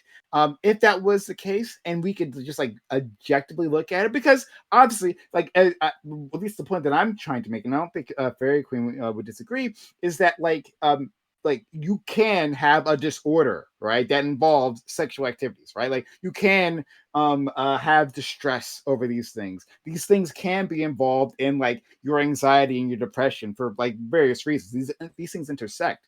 But and if we could dispassionately analyze that, right? If I can go to a clinician and I'm sure they can dispassionately analyze that, then yes, they might be able to help me, right? Yeah, maybe we should take a look at this thing. But like that's not how the society that we live in. I agree. There's lists, right? There's lists among like kink groups, right? Among gay individuals, right? These are safe therapists to go to, right? Like they've been proven to be safe, because if you go to the wrong one, right? If you decide to go to a Christian minded therapist, well then the advice you will get will be very different and possibly very damaging. So Yeah. like because Yeah, everyone's a degen to a Christian for Uh, just having sex. I agree. And that's surely and me. that's where it's ideally people should do their due diligence when searching for a therapist, or whatever. Even though my original position was banned credentials, we should be highly suspect of any credentials, or like their psychotherapy should only really be carried out by fully qualified credentialed people with that are actual experts. But then obviously that will limit the number of people that can do that, and obviously then that will limit the resources for mental health issues. And so it's like I don't know what the answer is, but like I totally take the point that it would be nice if we can dispassionately talk about these things, but it turns out we can't. And also I also take the point that there's certainly I have no doubt, or I am certain that there are therapists out there, okay, that like they're just old and they're like, they still have in their mind the DSM-3 and they just never update the information. And so like, they might be pathologizing, same-sex relationships. Like I don't want that. Like I see that as a bad thing. But I don't really know how to deal, at least right now, with that problem. But Like all we can do is hopefully, as time goes on, more people study these issues and try to like come up with better results out of the overturn. At the end of the day, though, some people are sex freaks who are literally goon-brained goblins and probably are better off dead. Okay, well, Lactoid, Ali, FQ. I think Lector, you had your hand up. I mean, I could just say one thing that I wanted to say before, which is that I understand the concern when we're talking about, well, unlike gambling and drugs, right? This involves like sex addiction can involve somebody's body, right? Somebody just trying to exist in the world and just walking through the world. But there is a line somewhere, and there is like a level. We talked about a low cut shirt, whether that fits where things cross over into like being, prurient, which is the legal term, like sexually oriented, aimed at invoking a particular sexual response that is beyond the point where we find it to be unacceptable. I think we all have to draw a line somewhere, right? Because I mean, we're all okay. I think everybody here's on board, right? You shouldn't be able to be in the Super Bowl butt naked. Right? I hope, woman just like flopping tits around butt naked. I agree. All Right. naked. Sure. Now, what if it's like a super tight dress and she like had iced her nipples beforehand and they're like protruding out like of the dress, and then she's like, and then like the camera's right there in one tit the whole time. No, she's wearing pasties, just blocking. No, just pasties. Right. Yeah, like that's a problem, right? But like a low cut shirt, maybe that would be acceptable, but maybe not. There's circumstances in which a low cut shirt I don't think would be acceptable, like in court or in the classroom if you're teaching kids, right? There's certain circumstances in which no, you should not be wearing a low cut shirt. You should be wearing like modest clothing, and a man should be wearing modest clothing as well, because the unfortunate reality is like our bodies are valuable to gooners, and they are a horny That's the technical term. treasure trove. Yeah, absolutely. And so we are somewhat walking drugs, which is, I think, a interesting. I'm sorry, thing about but like, would humans. you blame a monkey for looking at another monkey in a sexual way? Yeah. Like, it's just Well, let me they're ask you that- inherently trying to well, look at those features to enjoy them. Like, Let me ask you now that. acting okay? on it, So we can have the pretend- ability to control Okay, ourselves. Let's talk about the acting on it then. Okay, so suppose, for instance, we do have the woman in the blue super tight dress. She has her iced nipples. Okay, and Mhm. she goes after the game. Okay, and one of the football players grabs her and rapes her afterwards. Do you think, but then there's another woman who is modestly dressed, okay? Maybe she's completely in a burqa, okay? And she also came to the football game, and now she is leaving, and she is also assaulted. She's also sexually assaulted by a completely separate football But player. what am I supposed to say? The sexual assault is bad. Well, do you think that the woman who dressed inappropriately, like that had like the nipples like bursting out of like her shirt, do you think that she's in any way morally culpable for what happened to her? No. No. Like to it? So when we say morally morally- culpable, this is, it's, I know it's super uncomfortable to talk about, but like in the law, there's this concept of contributory negligence. So like, let's say you're walking down the street and there's like a patch of ice and you hit that patch of ice and you slip and fall. There's a question of duties that's now been established, right? So the landowner has a duty to make sure that there's not ice in the ground, but you have a duty to watch where you're going, right? You have a duty to yourself to watch where you're going. Does that mean like when it comes to other actors, like in like doing something criminal to you, is there any culpability on you? Like morally speaking, I wouldn't blame you in the sense of like make you feel bad about it, but I would try to get you to do actions beforehand that might mitigate the crime from occurring in the first place. So an example, this could be Like what, wear a chastity belt? no, This is just no, well, clothing no, decision. like for example, like if I would advise somebody against leaving their car unlocked in the middle of Locust Street, Milwaukee, for 4 days. I would advise against this. I think this would be a very poor idea. Okay, but in the same hypothetical way, is they went to a football game. yeah, a football game, probably not, right? This would appear to be a relatively safe place. But I mean, if we remove football game and we say it's a dark alley, maybe don't go run down an alley naked. It's probably a bad idea. So just to clarify, Lactoid, so your unlocked car on whatever Milwaukee. So let's say that person didn't follow your advice and like they did that. I wouldn't. I wouldn't blame them for the fact that the car got look jammed. at them and just say womp womp. Oh wait, so to further clarify, okay, let's say their car was broken into, like would you advocate for a more lenient sentence? No, I wouldn't advocate for a more lenient sentence, but I would get angry at the person who left their car unlocked for 4 days in an alley. I'd be like, what the fuck were you doing? Like let's change some things about your behavior so this doesn't happen again in the future. Now, should we? Right, We're obviously going to punish the fucking dude who did the crime, of course, but we all have we should all have a level of self-preservation, right? Yeah, what were you doing wearing that dress? I agree. Yeah. Ali, go ahead. And guys, just we did like blow past the time for all this. So if anyone has to leave, it's cool. Ali? Yeah, so you brought up the burqa thing, and I thought that was interesting. So obviously, I never condone or advocate for assault and rape. We can just take a firm stance on that. However, Micah, you're muted if you're saying something. What? Oh, I stand with you, Ali. It's bad. yeah. However, there are we gonna act like there aren't uniforms to things? And so, like for example, the girls that are wearing the Fashion Nova dresses to the club, to the bar. Yeah, you shouldn't be assaulted, you shouldn't be touched, but like people are gonna objectify you, and that's the intention of what you're doing. Same thing for like men who wear specific types of clothing. If you're a jack guy and you're wearing a tank top walking around the beach, like if someone objectifies you, if someone comes in, none of those things are going to be an issue. And so, like with the sex addict, right?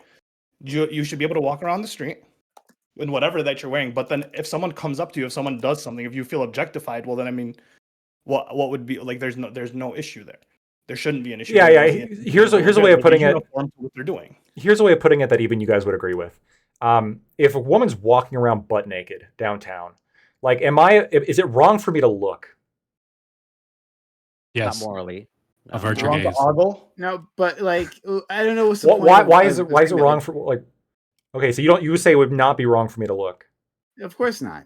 What if she said like, don't look at me? Like I don't want people to look at me. I'm just like I should be able to dress however I want, and no one should be able to look at me. Yeah, but we've already established that like this is a like being looked at in general for any particular reason is like not a crime. Like that's just like part of society. Is that like if you are hit on isn't a crime, being objectified. If somebody got off to the idea of a person they liked, would that be wrong? it's like people can make unreasonable demands, and that's fine. But like Yeah. whatever, right? Like No, we so ignore what I, those unreasonable what I was demands. saying was like Farrakhan was saying that when it comes to a sex addict, you're the commodity, and so there's no way of separating the person from Right. the like acts. Like if you're a sex addict, you're just around women. There's like now this inherent problem of women existing, and the problem isn't All that the more women. reason to take them out of society if that's Yeah, what but they what do. I'm yeah, I mean, certainly. well, you can't just take someone out of society because they're a sex addict, right? They have to do something that If, if for, they've committed No. something, yeah. yeah, you have to commit.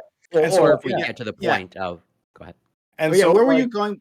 Sorry, I'll finish what you were saying, Ali, but I want to know where Electa was going with this because I feel like you didn't get there. oh well, yeah. So what I was saying is that like, yeah, no, you can't separate the sex addict from the women in society, much like you can't separate the alcoholic from alcohol in society. Like it's just a part of society. We still hold the person responsible for the action that they've done.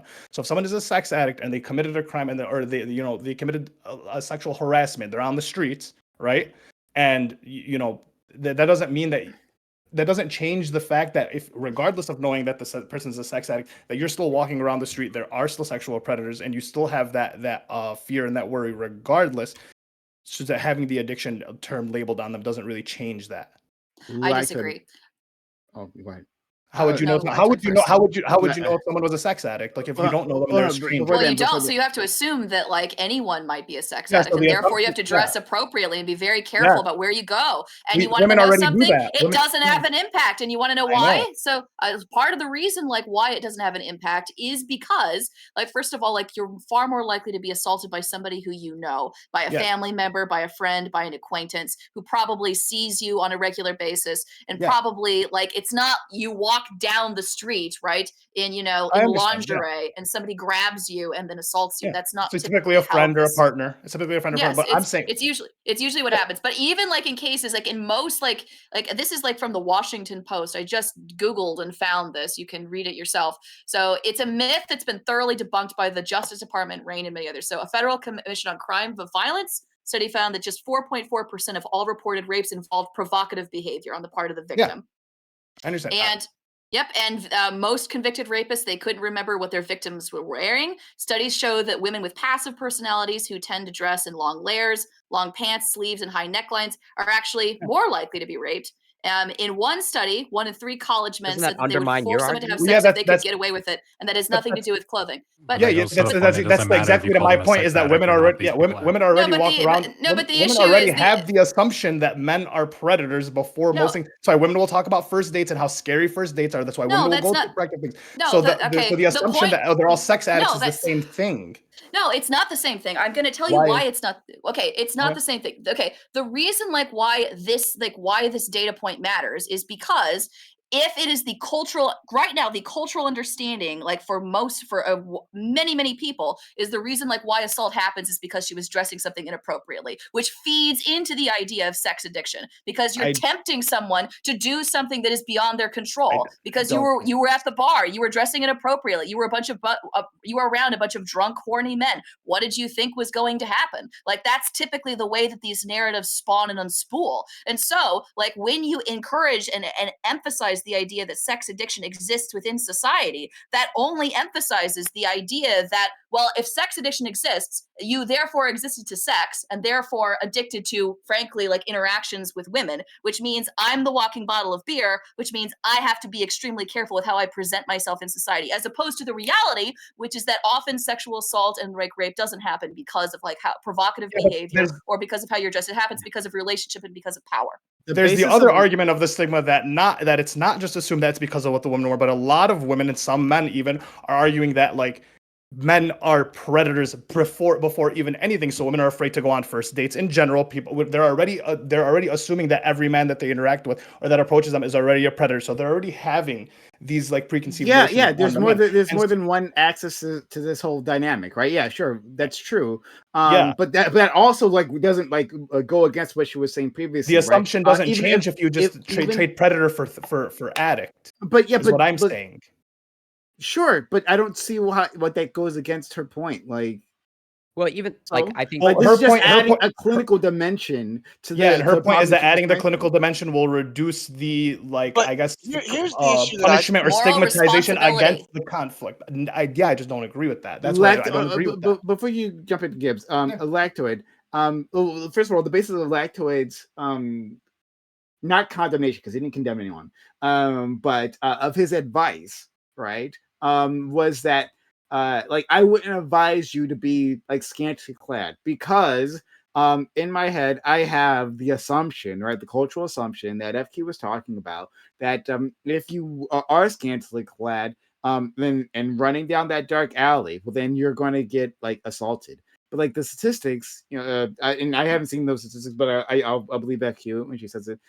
If that's true, then that's like not actually the case. Like still, like Lactoid was like demonstrating this for us, and that like that's what people will always assume that hey, you did something not to like deserve this, but you kind of put yourself in that situation.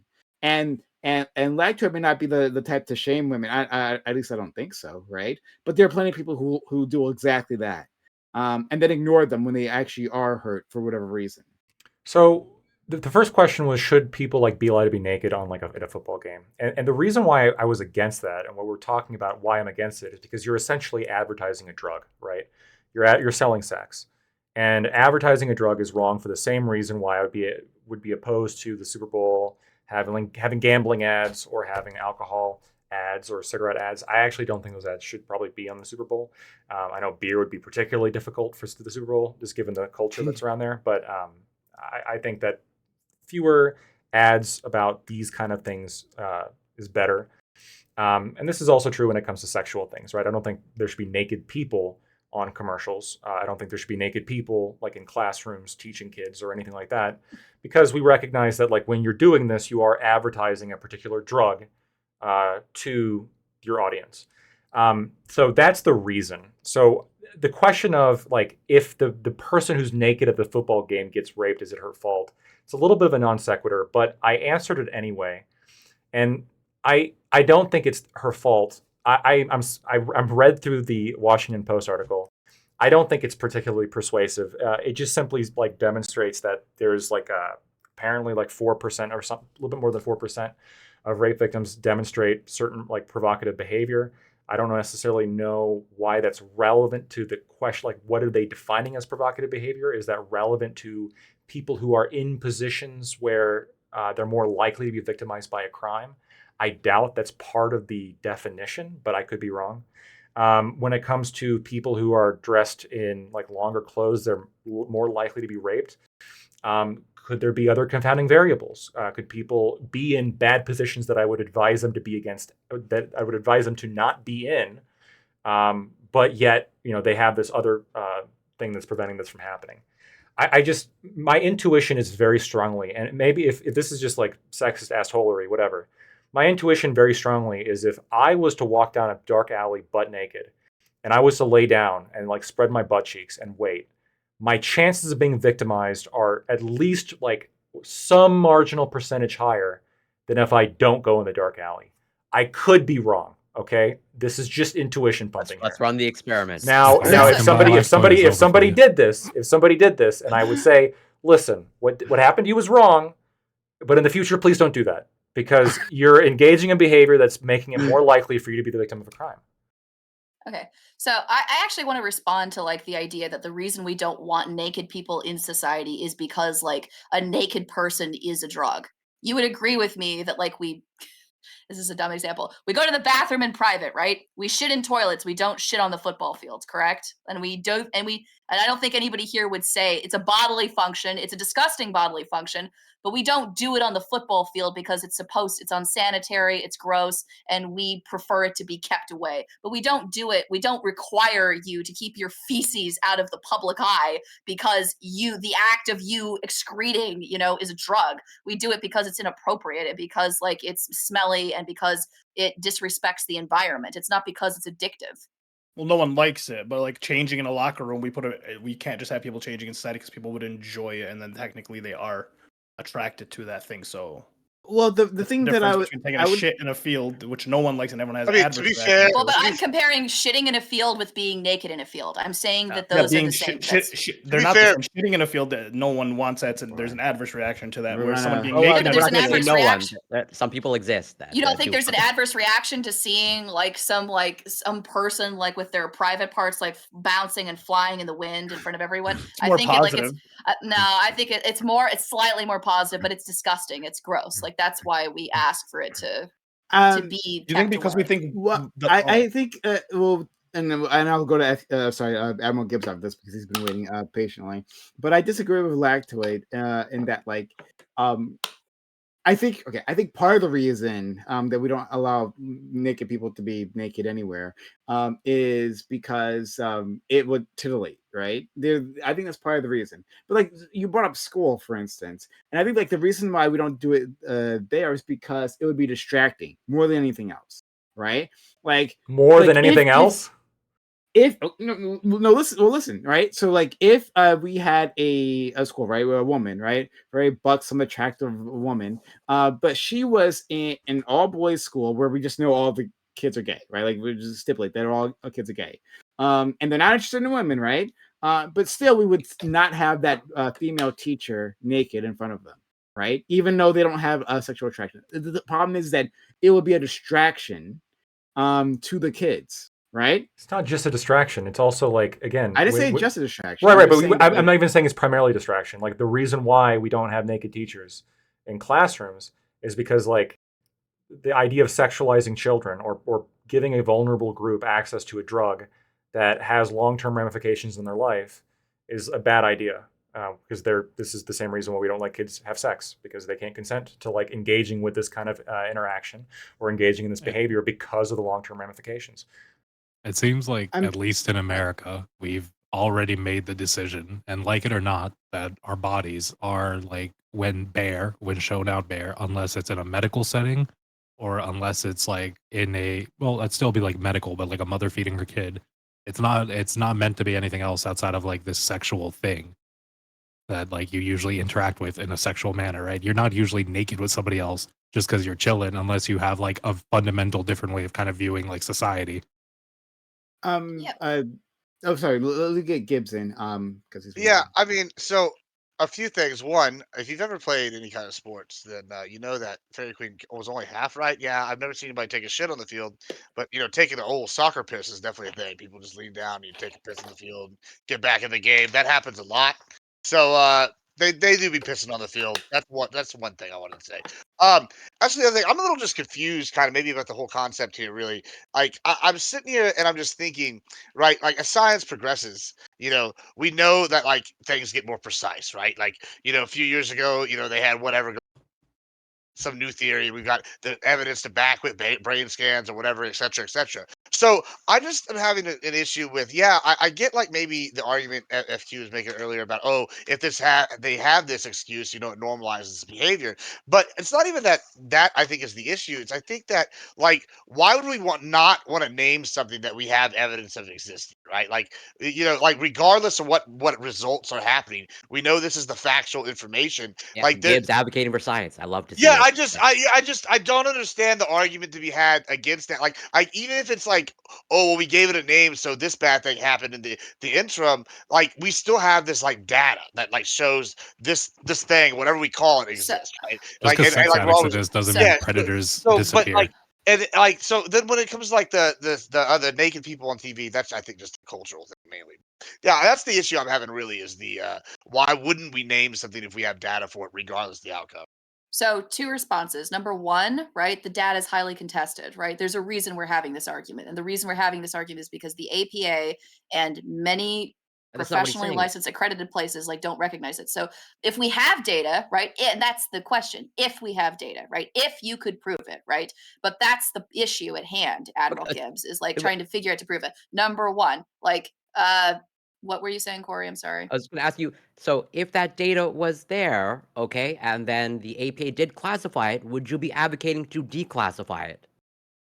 If you could actually substantiate that it's an addiction, then I mean, I still think that the negative after effects would be there, but I would know because I care more about like what's true that is opposed to like what's going to lead to a good outcome, right? So yeah, of course, if you could prove it, but the problem is, right, it's highly contested And it's not Sure. proven. It's not proven. And so that's the first question to you. But it The is second it is question, like a theory though, right? Like it's like there's like some data that it's a supports. highly contested And theory so that, okay, as like the article, but you that need a as the name for that, right? Like you still need a name for that, correct? yeah, Like, you could just call it compulsive. And like let's be clear, like with the people that are advocating for sex addiction being real, it's often the case that those people have huge biases. They have financial motivation. They are often financially motivated to maintain their practice by claiming that sex addiction is real, because there are lots of wives who are angry at their husbands who think that they have a porn addiction, who want to steer them into therapy. So they want to financially, to keep their business practice open, want to say that it exists, number one. And the second reason why is because of religious reasons, because and this I think ties back into like what you were saying earlier, Prime. We have a conversation about like frequently in these panels and frequently today that like sex has gone too far, that pornography is in our faces, that everything is so highly sexualized, that like people are constantly having, and it's just gone too far. It's bogus, it's bad, and it needs to go back. That's the story we tell about what's going on. But that story is divorced from what many of the effects that we're actually seeing. And what we're seeing is people are having less sex. They're having sex at later ages. People are less likely to have they're more likely to get their driver's license at later ages. Generation Z, like there was a poll in the Guardian that said that they want less sex, they want less nudity, they want less explicit depictions in film and media. We know recently not really a scandal, but there's a controversy with Sydney Sweeney, because whenever she comes apparently on the GLAAD Awards, she's a well-endowed woman and her Titties boobs out were pushed up. everywhere. And people were criticizing her and saying, you need to really cover up. You need to put your breasts away.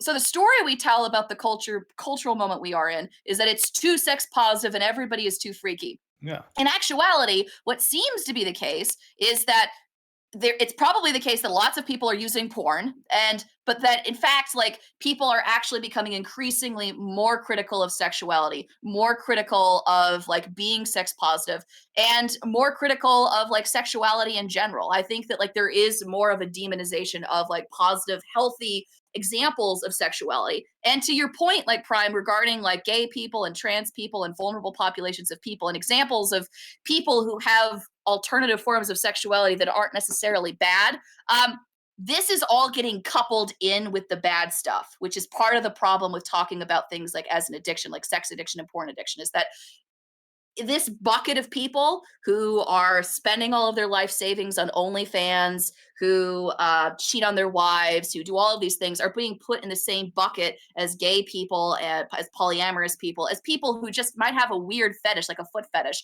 but isn't actually harmful or detrimental to anyone.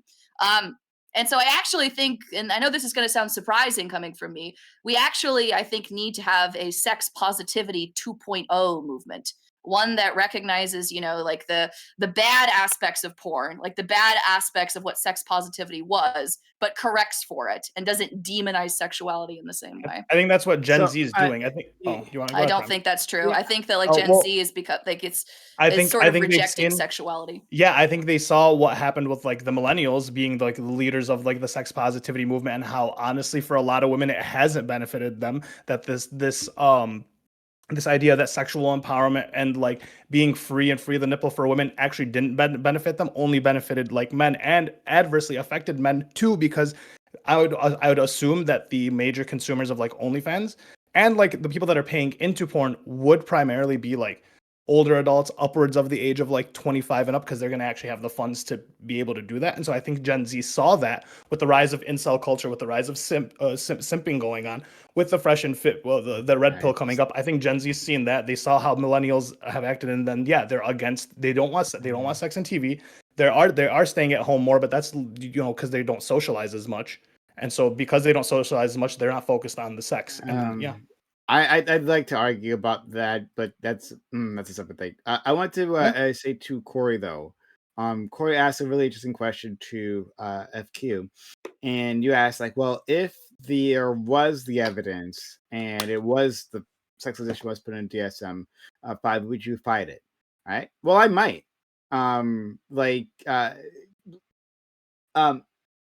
If so, let's go back. I guess to DSM 3. It might have been in DSM 3, right? Where you had the homosexuality was placed Sure.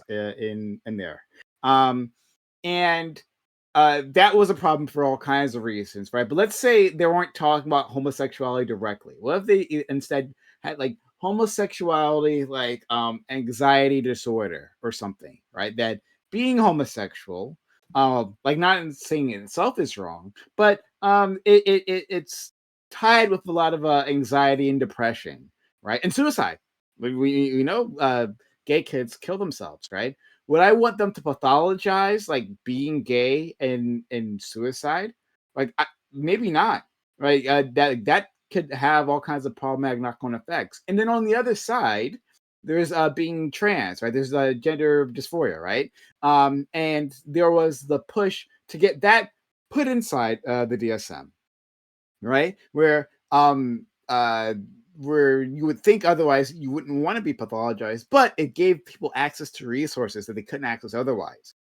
I'm saying that the DSM in the ICD, that these aren't purely medical like texts, right? They are political.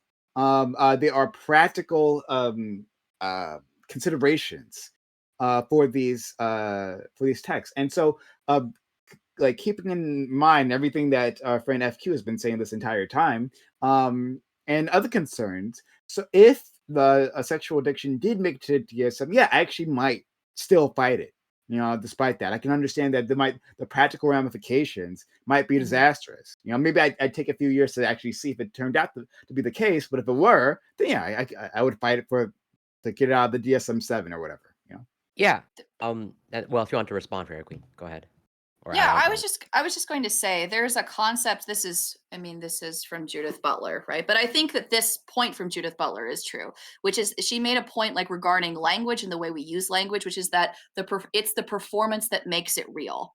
It's like what makes you man and wife. Like so like the example that she gives like in Gender Trouble, like if you read it, is that like what makes you man and wife, it's not just the document that you sign afterwards. It's that like when you go in front of the priest and they say, I pronounce you man and wife, that is what makes you man and wife. It is that somebody else pronounces and says that you are a man, that you are husband and wife at that moment. And so that's sort of like what I think both of us are trying to say, like when it comes to like this word addiction, again, the colloquial sense, not the clinical sense. There's a difference between the two. The performance and like buying into the idea that like sex addiction like is an addiction will reify it in people's minds as it being real, as it being a real addiction, even if it clinically is not necessary, even if that clinically isn't necessarily true. Well, then, if anything, like then in that case, from what I'm understanding of what you're saying, like whatever, the conversation about the DSM and ICD is irrelevant because already pretty much, as brought up in the article that was linked, it's already like pretty much culturally accepted. Okay, as in even though this classification is not in the DSM or ICD, people still refer to porn addiction and sex addiction. Okay, and so it's like then we're having sort of like two separate conversations, and so yeah, like the issue, like if you're advocating for changing basically how people are not scientifically informed, then I'm all in favor, hopefully it's clear by my Twitter interactions, that I'm all in favor of people being not being scientifically informed and actually making evidence-based decisions And credentialed. yes, credentialed like Dr. Lactoid there. And so, like, yeah, I fully admit that most people, are misinformed about a lot of things, especially when it comes to mental health issues. And also, people are misinformed about the difference between actual clinical addiction versus physical dependence. Those are two separate things. And that's important to tease out. I don't know how to address that problem, but it is a problem. I think it's worse when it comes to medical things, right? Like we've seen how academic talk like makes its way into the population. We've talked about this a few times on the channel, right? How academic ideas make its way from academia to the general public, but like mangled and in pieces, right? And then it becomes part of the culture war, right? Like CCRT, right? So that happens, but I think also with like medical knowledge, because it's something that we all have to grapple with, right? Like medicine, it's easier for things like that to seep out, especially this idea of addiction, since we have a cultural framework for addiction, and certainly for sex, right? That this is certainly one of those things that would leak out, and like we can say that, well, this behavior that we're observing here isn't sexual addiction till we're blue in the face, but the fact that it's out there now, this is a real thing. Then I mean, and when it's a fake thing right now, people still do the same thing. They say that this is sexual addiction. I identify sexual addiction in the wild, but like giving it more legitimacy, like our friend FQ was saying, will make it worse. Yeah, so I can totally take the point of making it worse and legitimizing it, but at the end of the day, sort of, I think, as Fairy Queen said, like, I'm for the upholding of truth, assuming it's evidence backed. But like, so I also, to address your point, Prime, in terms of like, yeah, even if it's classified in the DSM or in the IC, you might question it, and that's totally fair and valid, because like, depending on what level of evidence or what mountain of evidence or not that they're using to justify it to put in the DSM, like, I agree, like, that matters. But let's just say there are good reasons to believe that at some point 20-30 years down the line, as neuroscience progresses, we will have really good, if not hopefully perfect, close to perfect understandings of these things, where we'll probably get to the point of being able to scan someone's brain and like see the addiction or the addictive process or the brain circuitry behind that addiction. Where, to use pretty much the similar example that I use with Fairy Queen, of like the sleeping person who kills someone, like we know enough now of like, okay, if similar analogy or example, if someone kills someone, okay, and then through investigations, we then find out that, okay, a week earlier they suffered a traumatic brain injury. Then we scan their brain and we see that there's clear alterations in their brain. Like, we know enough now, a little bit about the between neuroscience and the brain and how it affects psychosis and traumatic brain injury, that like, yeah, we view that differently.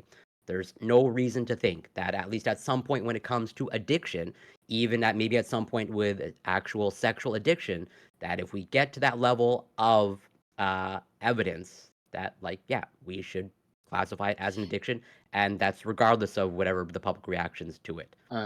FQ, Gibbs, we're gonna wrap up soon. Just so Yeah. you guys know. Yeah.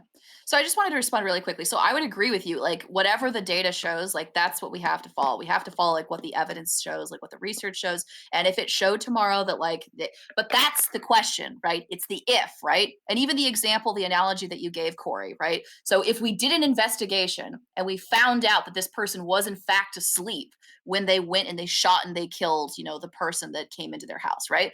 But all of that is hinging on the knowledge that that if you know that, and if you can prove that the person was asleep, you have to have some evidence and knowledge of that. Barring knowledge of that, you shouldn't assume that somebody picked up their BioFire, smart gun and walked into their living room and shot someone and they were completely asleep the entire time. Like, if I came to you and I said, it might be the case that they were asleep. It might be the case that they were not asleep. We just have to wait to see what the data was. Well, no, you wouldn't say that. Like, yes, you would try to like ensure to make sure that was the case. But barring any evidence that proves otherwise, that proves in fact that this person was asleep, you would assume that this person was wide awake when they went and they committed the action. And it's the same thing when we're talking about sex addiction, and the same thing that we're talking about porn addiction. Until we have a scientific consensus, like a wide amount of evidence, and there is consistent agreement that sex addiction and that porn addiction exists. It's the same thing as me going to you and saying, well,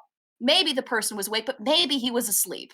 No, we don't assume that. We assume that there is no addiction until it's proven otherwise. And I would also say, and then I'll go to Gibbs, and after that, we'll wrap it up. I would say that, like, if Corey, we had like more advanced abilities to measure these things, right? And I hope that we do in the future, because there might be something to this, and I would want us to advance truth. I think you said something along those lines, right? To have a more knowledgeable world. But if that was the case, then for practical reasons, I want to be very specific in whatever diagnosis we're going to give out, right? Like, maybe like that guy is a compulsive penetrator. I don't know, right? Like, right? I'm just making stuff up. But like that, then we would. But because then what we could say is that, okay, well, what we're seeing in that man is different than what we're seeing in this woman who seems to have a very high libido, but it has anxiety about that, right? Like we wouldn't say that this is like this umbrella term sex addiction where people, whether they be lay people and clinicians, are going to put a lot of individuals in, right? I'd want it to be like either hyper specific You or want high come at resolution. it, yeah, or come at it like at a different angle, right? Like, okay, well, if there's depression involved, then like this is like sex-based depression or something like that, right? Rather than addiction. At least that'd be my preference. Go ahead, I Gibbs. agree with Um, Thank you. yeah, I mean, I'm really struggling with like the idea that you don't name something based off the data, even if it's like an incorrect theory or the data is like not whatever. Like maybe don't like classify it in the DSM, right? But like it seemed like even there was objection to even having this like as a potential thing, right? And like I mean, it looks like there is some data that supports this or something. I mean, at least for somebody to come up with a theory, and I feel like it's like almost like necessary. Like to always be like naming things and advanced science and putting stuff out there, right? Because science, as I understand it, even though like people can get science like stuff to skew one way or the other sometimes, that's like bad science. But science objectively, is supposed to be what? Objective, right? And so like I feel like it shouldn't matter like the public outrage, like or like whenever we got going on with some of these things, just in the regards like at least with the science aspect, because if you don't name this, what if they do discover like, oh, well, there is like an aberration in the brain, we could fix this or we could change this and it'll stop this addiction behavior, or like there's all these things, like there's so many different like ways this could go as the tech advances, right? That we might probably can't even consider, but they're like stop something just because the moral outrage over a potential like misnaming or something, or the naming like gives it legitimacy. Like I think that's a bad logic to stop advancing things just because of the fear of that. Again, like as I said before, like when we're talking about something that is more of the part of the cultural miasma, it is the performance that makes it real. So I'll give you an example. Okay, I use the man and wife example. So suppose, for instance, like you bumped into a child bride. Okay, you happen to meet like an underage person who was quote unquote married to an adult man. Okay, now technically you could say, well, objectively speaking, this person said the marital rites, they attended, they said I do, they were in the temple, right? They technically legally are married. But no, we wouldn't refer to that. Even if you could objectively say that they have passed through all of these markers for being, this man's wife and for being married to this man, we don't call that marriage. We don't call that marriage, and we wouldn't call that child his wife. And we don't do that because the way that we understand marriage, we very explicitly define marriage as existing only between adults. And we do that because even if there are cases of where there are marriages that take place between pedophiles and between children, we don't recognize them as being real. And the reason we don't recognize them as being real isn't because there aren't cultures or there aren't countries or there aren't parts of the United States where they aren't recognized as real. We refuse to recognize them as real because because again, it's the performance that makes it real. By accepting the idea that yes, this is Mrs. Smith, you are contributing to a cultural understanding that it's acceptable for a child to be married to an adult. And so that's the reason, and that's kind of But like the what I'm getting at here with performance the performance to who? Because at the end of the day, there are like there's Mormon groups where there's 14-year-olds getting married off to their like 60-year-old fucking I know, teacher, right? that's And there's exactly like, what I'm referring to. And then but do like we you're saying, do you refer to the we 15-year-old? Do you think that like the anchor, like when they go on and they report on what happens, they should say this 15-year-old girl this is Mrs. Smith, right? She wait, is but the does it wife of matter if Mr. like Joe. specifically the acre you like does, or does it matter if like all of the neighbors around them go like, oh yeah, that's his wife, and then does it matter if like every one of the people in that community recognize that as like a legitimate marriage, and the church that they're heavily involved with has recognized their marriage to each other, and they move that forward like that? It Like this does, idea but of when you get on this to the idea of when like you trying go to on heavily control these like very specific titles just feels like pointless to me. Like at the end it's of the not day, pointless. No, it's not. there are some people who are going to be like predators, and that's a title that they hold, and there's some people who are going to be addicts, and that's a title they hold, and But there's some part of people who the are going to be way like some but in part of the between way that we mix. avoid But like, it's weird normalizing to be like, bad I don't want behavior to. like this is by refusing to use the word given. That's part of the way that we avoid normalizing ideas and normalizing types of behavior. It's by refusing to use the language in question in reference to the act. I think you're just making your language more murky, and you're like No, isolating it's not. yourself from the ability to define like what's going on, That's right? not true. Because there's Like, going to the be some reason- people. Because there's going to be some people who the reason. I can't hear FK. Yeah, Your you mic- got your FK mic just cut cut off. out. Hey, FK, so we'll continue on the conversation. I just want to end the stream because I feel like some people might want to get out of here. But I don't like forget your point, and FQ don't forget your counterpoint. So you guys can continue on this. Hey everyone, thanks for being here. If you've appreciated this conversation, if you had a lot of fun, consider supporting the channel before you head out and like sub to the channel, gifting bits or gifting subs, or using a super chat. That does help us out a lot. So how about this community? So I'll continue bringing you this content because I think this was a really good discussion in the end because we have great participants who come through on a regular basis here. So yeah, consider helping out the channel and follow the channel if you haven't already. Lactoid, thanks so much for being here. Friend, you put up you made a lot of great points, and I really appreciate you coming through. Thank you, Prime. If you liked what I had to say, you can find me at Lactoid TV on Twitch, Twitter, and YouTube. The last thing I want to say is that, it dawned on me during this Ramadan that the solution to sex addiction has already been discovered. And much like the West has done with mathematics, I think we should borrow from the Muslim world and institute the one cure we know for sex addiction, which is the niqab. We should implement this on a wide scale, and then we can On men only. Masha'Allah, Lactoid. Inshallah. Wallah, he has figured it out. Wow. Okay. What else from Alhamdulillah, Islam we're brother gonna Lactoid. implement? Huh? No Anything pork, else? right, Lactoid? No, we're keeping Yeah. the pork and we're keeping the alcohol. No alcohol. Okay. Oh, all right. It's okay. Sharia law. Well, thank you so much, Lactoid. And thank you for bringing your technical doctor skills to bear here. Wouldn't have been as good of a conversation without it. There's only so many doctors in the panel. Yeah. 3 specifically. Let's go to our friend Gibbs. Gibbs, thank you all as well for coming. But I'm like honestly disappointed. Because like you managed to go through an entire panel without saying the word whooping. Not even once. I've been waiting for it. Edge of my seat. I just You've been edging. I haven't had just a real opportunity, like really, drop it in here. We need some merch. Yeah, I know. Sex addicts. Whoopins, but no, I don't know. Yeah, my name's Admiral Gibbs. You can find me at Admiral Gibbs everywhere. I'm really happy. This has been a great stream. Always fun. I'm really excited about these new doctrines that I have coming in. I can't wait to get the frames and put them up here in big bold letters in the back. I've been just really lord over my You should wear fellow them as doctors. pasties. I would, right? Wouldn't that be great? Maybe that'll be the merch right there. Admiral Gibbs, Dr. Admiral Gibbs merch right there. Let's go. But yeah, it's been great. It's been real fun. Thanks for having me. And woo! You should list that like in literally every message you send to our friend Corey. You should like list. Yeah. Right? Just so he knows, right, who's the boss here, right? Corey, thank you so much for coming through and putting up with us, honestly. But Corey, like you were fantastic, and I really appreciated your insights. They were actually quite useful.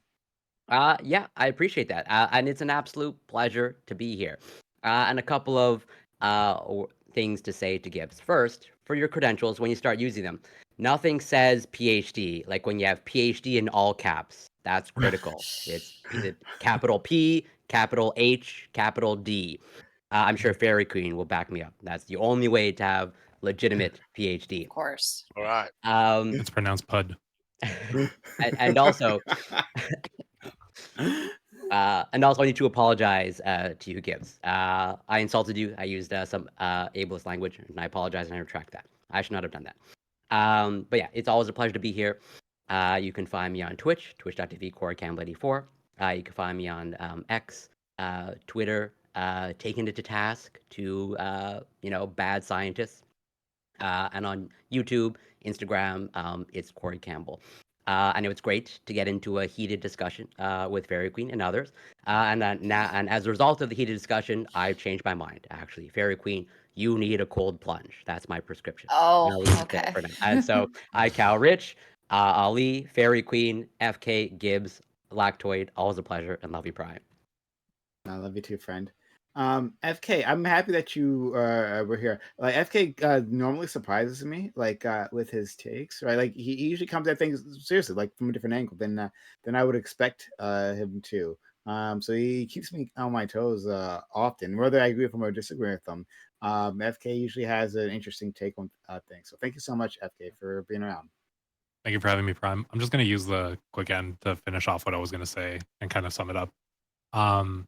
At the end of the day, like we can try to control language by being like, I won't say certain things to avoid like ideas being spread.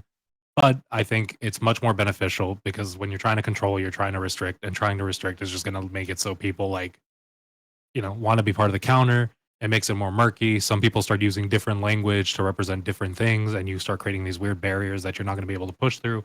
Whereas you can accept that, okay, we could use the language of like addiction for this, but then we just have to specifically define like what we mean by addiction as a society, or we start making those cuts. Like we can argue with each other: is this an addiction? Is this person behaving in an addictive manner or a predatory manner? Is the predatory like more obvious that we can work through? Shit like that. I think we shouldn't try to restrict ourselves from language because that language is like pretty vital in being able to communicate and understand each other. That's what I'm going to end it off on. It's been fun. Shout out to politics. It's been fun talking with all of y'all. Thank you for having me. Thank you. I'm gonna hold off on FQ for a second. We're gonna have her last. We're gonna women, where women should be obviously, but Ali, thank you for thank you for being here, friend. Taking more of the Muslim cultural wars. Thank you, Ali, for coming through. This is a lot of fun, and like I love it when you like when you get invested in these conversations because you're great. Like you throw so many things at the wall, and it's really appreciated. These are easily my favorite Mondays. So you make Mondays a good time, Prime. All you guys actually, it's an amazing time having a conversation with you guys. I love being the token Muslim Arab. The occasion sometimes I have to share the spotlight, but it's okay. It's okay. But yeah, no, honestly, I love being here. Thank you for having me. Sociologic on Twitter. Other than that, yeah, have a wonderful night. Yeah. And it's actually really great we have people with different backgrounds because like their perspectives honestly add a lot to it. So thanks so much. Aikau, thank you for the standard Christian perspective. Thank you for coming through. You didn't mention God once, but it's fine. Thank you for being here, friend. Much appreciated. Yeah.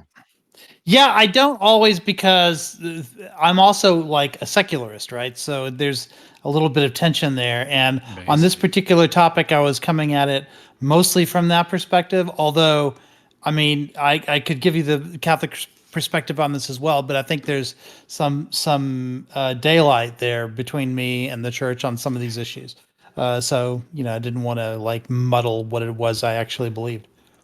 Fair enough. But thank you. You're fantastic. And finally, Fairy Queen. Wow. MVP. This was amazing. Right.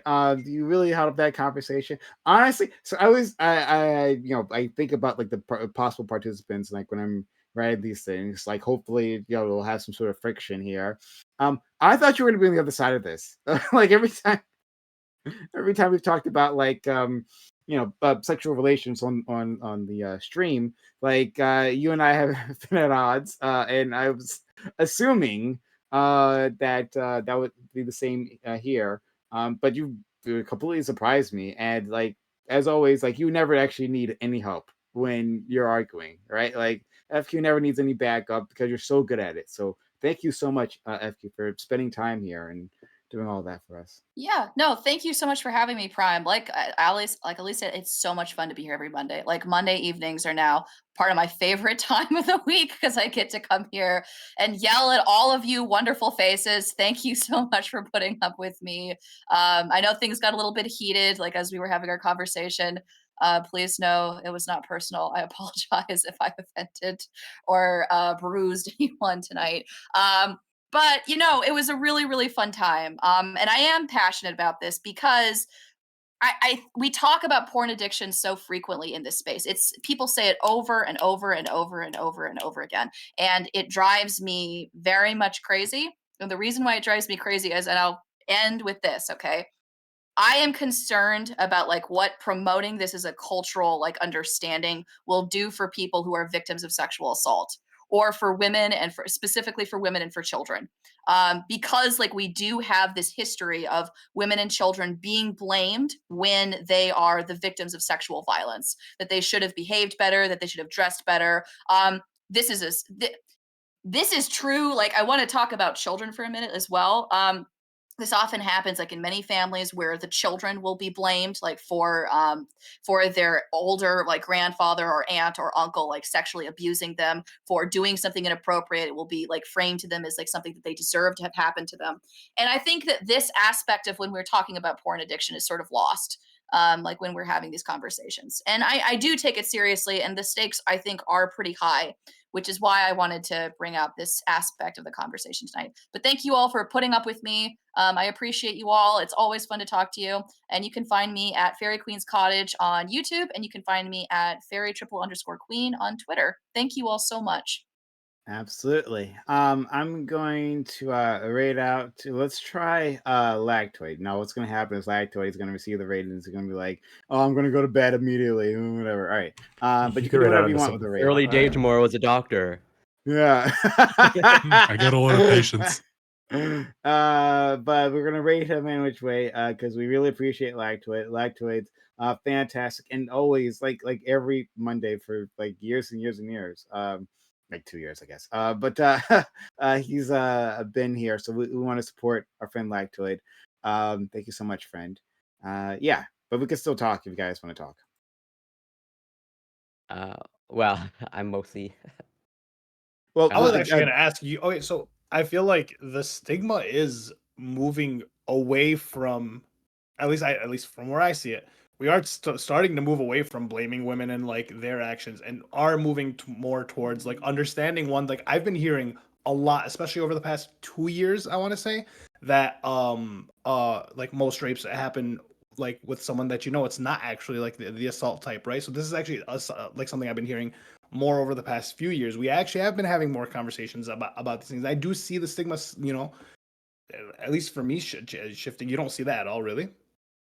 Kind of like there's a pendulum that swings back and forth, right? So I would agree with Mhm. you. Like it's definitely as a part of our cultural moment to like talk about sexual assault. Like Yeah. this literally happened, like with the George not what is it, George Not Found, whatever his name is, like the Minecraft YouTuber, like Yeah. the language that like that girl was using like was very clearly influenced by by a lot of like the conversations that we've had about sexual assault over the past like 15 years, right? Like so I see where you're coming at. And of course like rates of violent crime like have dropped precipitously. Mhm. They're lower now than like they've ever been before in the recent past. Yeah. But I also think like that we are having a pendulum swing back in the opposite direction. And part of the reason is like you mentioned, for instance, the red pill, like you mentioned, like Yeah. the rise of like more manosphere podcasts. Like it's now becoming a cultural trend to fetishize traditionalism and to fetishize the idea of like, there's a reason like why all of us here are talking about low body count, high body count, like all of the like talking points off of those shows.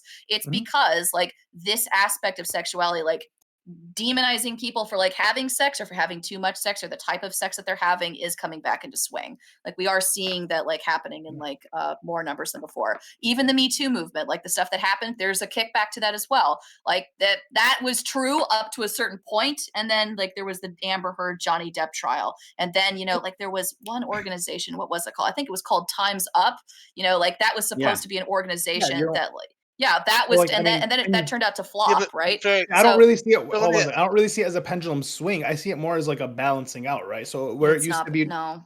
uh, Like well, okay, I I'll mean, give you an example. Okay, so like do you remember like the tweet of the woman baking a cake and like she like had like just basically a tight shirt and she had like yeah, a sports bra underneath? Yeah. Like people were actually arguing about whether or not that constituted pornography. Like that Yeah, was so a it's like huge. it's like Pearl Davis and all this, and if you notice, like within that, a lot of the replies to Pearl are pushing back because they know that it's rage bait.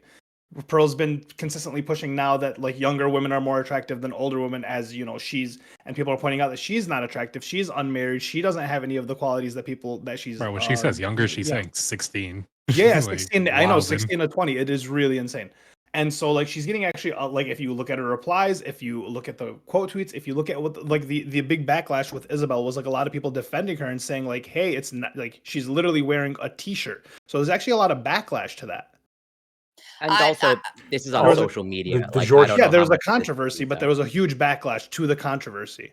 But Also, this is Fair how Queen, the George Not Found situation that you brought up, I think that's an example that demonstrates that there does need to be a little bit of a pushback against like some of the more vitriolic elements of the Me Too movement, which is like, in this case, I think something that's obviously not assault is sort of through the use of kind of dramatic incendiary language is portrayed as an assault. So I actually have some thoughts on that, but it's predicated on my understanding of precisely what happened. Okay, so my understanding is that George, okay, is a 26-year-old man, and that this girl Katie is She was 18 freshly years 18, yes. old. Okay, but 18 he's to 5 26. months. But he's 26, right? Otherwise, like he's older than 21, so he could legally purchase alcohol. That's true, right? That's not a myth. Probably. Okay. And it's also true that he invited her to come back to an apartment or in a hotel room, I'm not sure which, to drink alcohol with him and with other equally But aged it's also friends. true that they met each other in like a common friend group. So he I invited understand. her And I think because she they were, and I like, think she hanging out with asked each other. I think she asked to come to the hotel. If I'm not Okay, mistaken. but he allowed, somebody who was underage to come to the hotel with him to then drink alcohol, like with him and with the other people who are above the age of 21. Is that Right, true? I think they drink, were not in the underage from the UK. hotel. I think they were in the UK, right? Or am I They were in totally- the UK. So Well, hold on, let me so look they it up. weren't so they weren't in the United States, because my understanding, I'm assuming they were in the US when this happened. I didn't think that they were in the UK. They might be. They might have been. I The don't- UK a younger drinking age? Is it like 19? Like, is I Canada think it's still 18. 19? I'll have it. I mean, I'm going going to be honest. I'm chill with saying if you're 26 and like, it might be one thing if this is the only case, but if there were other cases that came out with like 18-year-olds in this guy, I'd find it weird. I think that's like True. kinda Okay, sus. so the next question is, so they go into the hotel room, they drink, they are playing games, I'm assuming they're laughing. Somehow she winds up on the couch. There are two other people sitting on the couch, and this is the part where things get murky. Like he tickles her he puts his hand up underneath her shirt, like as she's Allegedly, drunk. they were cuddling, and then while they were cuddling and they were laughing, he did that move where he like put a hand under her shirt. Fondled. But that's a Touch- new touch thing your she stomach. added, I If you, think. if you on, like, guys the know new more Touch of your the stomach. situation, why don't you guys just like say it so that she doesn't like stumble like on each thing? Like someone tell the story. Well, I'm That- just yeah, trying to the just stories that really, they were really cuddling, clarify it's- exactly what happened. It's changed. I'm like, actually- three I'm Yeah, times. it's actually- changed a few times. Well, Originally, it like, was yeah, just that they were Gibbs. cuddling, or originally it was they were sitting next to each they were sitting next to each other, and they were like hanging out, and then he kind of he tickled her was the first allegation of this in the story, and then it became like instead of tickling, that they were cuddling, and while cuddling, he slipped a hand under like her shirt and kind of grabbed at a breast. And that's, I think, the newest allegation that's going on right now. Okay. Aside What from hap- like drinking and like, just Okay, It, other it, might, it reasons. might have But what- happened in the U.S. Just to be clear, It I happened. don't know exactly where it happened. Okay. So after this happened on the couch, there are two other people on the couch. Did she get up? Did she leave? What happened after that? They still hung out. As far as like anyone knows, they kind of went through that party as they went on. Like she didn't end up leaving, but the aftermath was like her She went and feeling like complained. she got assaulted.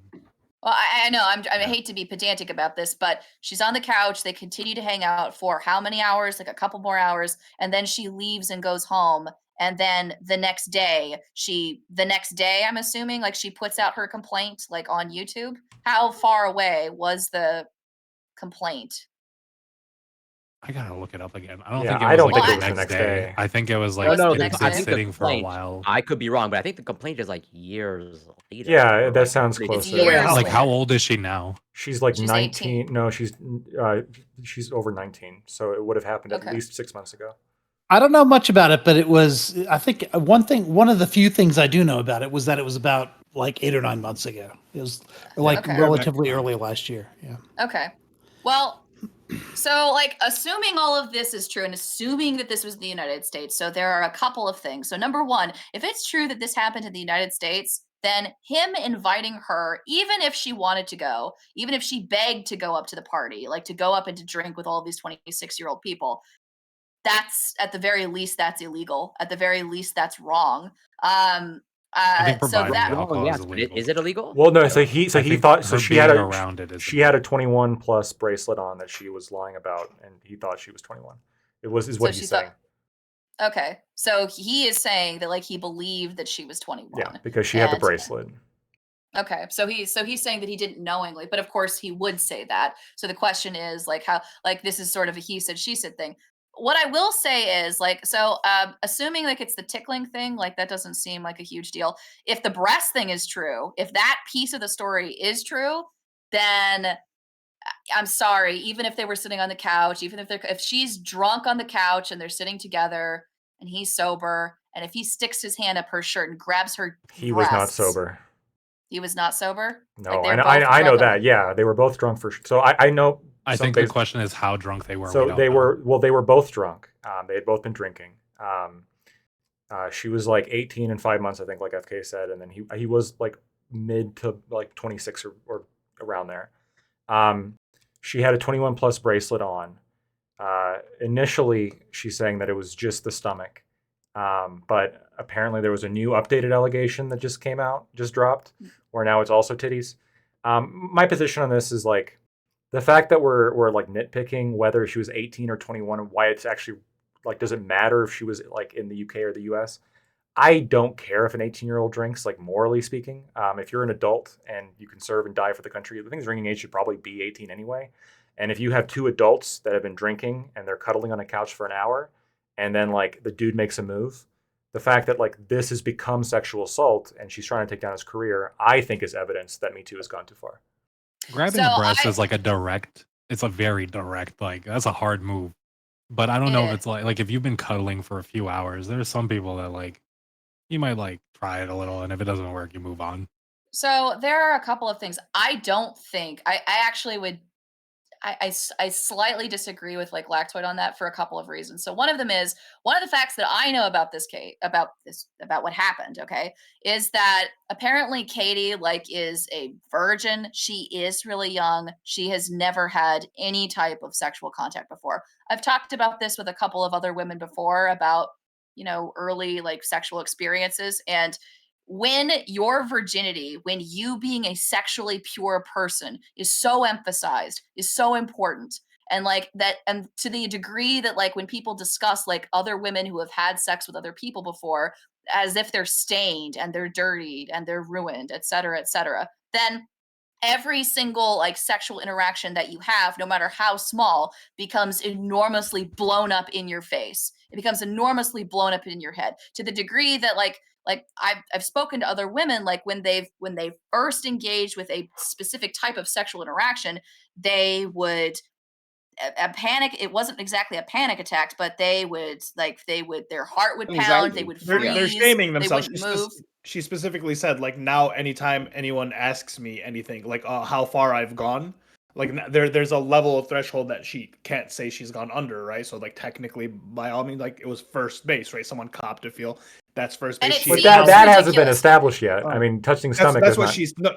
Well, she's saying he touched her breast, right? Well, I don't even know So- that. She Well, said like that's what up his- she's Oh, up but his we're He's going shirt. just- off of the he's just listing we're going off the allegations. assumption she's being honest, and like this Yeah. is how she feels based on She like said the this. story. No. I'm trying to establish is even in the updated allegation, did she actually say that he grabbed her breast, or did she Yeah. say that Yeah, Or the shirt? updated Yes. allegation is he Yes. slipped a Yeah. hand under her like shirt and grabbed And the Yes. breast. and so Yes. and Grab so the her breast. Okay. yeah, her thing was like Yep. now that if anyone asks, considering the fact that she was a virgin, she was pure, right? And like to your point, Fairy Queen, they do hold like like women specifically that, or like actually anyone that holds their virginity or their purity like close to them, will say things like, well, you know, now there's a level of threshold that I can't deny having gone to first base, right? I was cuddling. He did cop a feel. That is first base.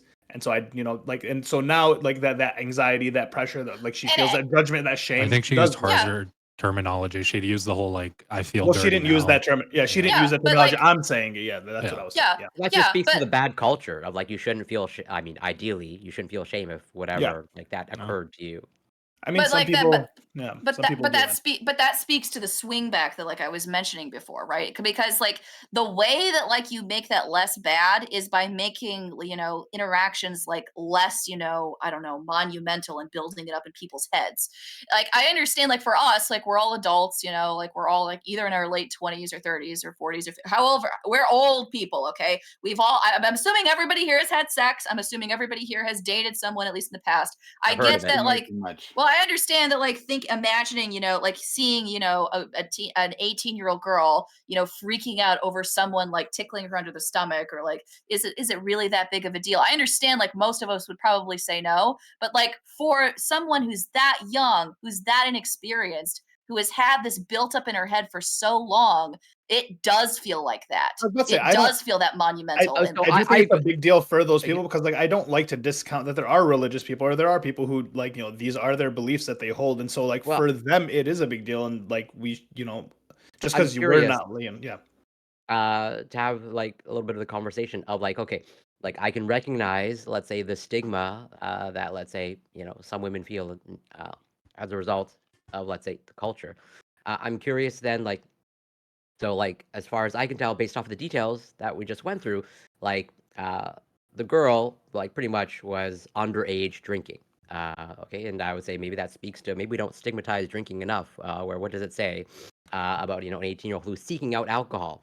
Like they're feeling this pressure, understandably this pressure that ideally shouldn't be there to like whatever preserve their sexuality and protect it, and yet they're entering into an environment that like they're putting themselves at risk, or might be potentially putting themselves at risk, or directly consuming a substance that is totally very highly correlated with being sexually assaulted, and alcohol is involved with I think the vast majority of sexual assault cases. But you're also talking about like again like a teenage girl, right? You're talking about a kid. I mean, like I understand she's an adult, like she's 18, but like I we're mean, talking about teenagers- someone She who can is die very, for very her young. country. She can die for her country. Also, I how- know, I but hate she's this. young. She's not even She's old a- enough she's to a- go she and can find a vote. beer at the Look, bar. she okay? How many- she how has many the people on same political college say. campuses are She has the same drinking? political say that I do. This idea of like we're gonna treat them with kid gloves when they're 18 plus, when they can vote the same, they have as much political say, they can die for their country. It feels. I think what it is. I think what it is, honestly, is in this case, like I did watch the first like part of the first video as much as I could make it through it, and the level of fucking like it seemed super fake to me. I don't know about you guys, but like it seems super fake and it seems super like invented, and like the fucking the voice she like looked like a theater student. Actually, I think I've railed against theater students before. She definitely came across like Definitely that. And given that we're seeing like changing allegations after the first allegations weren't received as well as she would have liked, given that like the reason that she was there was self-admitted like clout chasing behavior, I don't know. I think that there's definitely more here to be suspicious of than just like, and this is kind of where when I say Me Too has gone too far, specifically the just believe her kind of situation has gone too far. I don't think we should, just based on changing allegations, based on her tone, based on her tenor, based on her behavior, based on everything that she did. I mean, like, fuck. Like, at what point am I allowed to doubt somebody?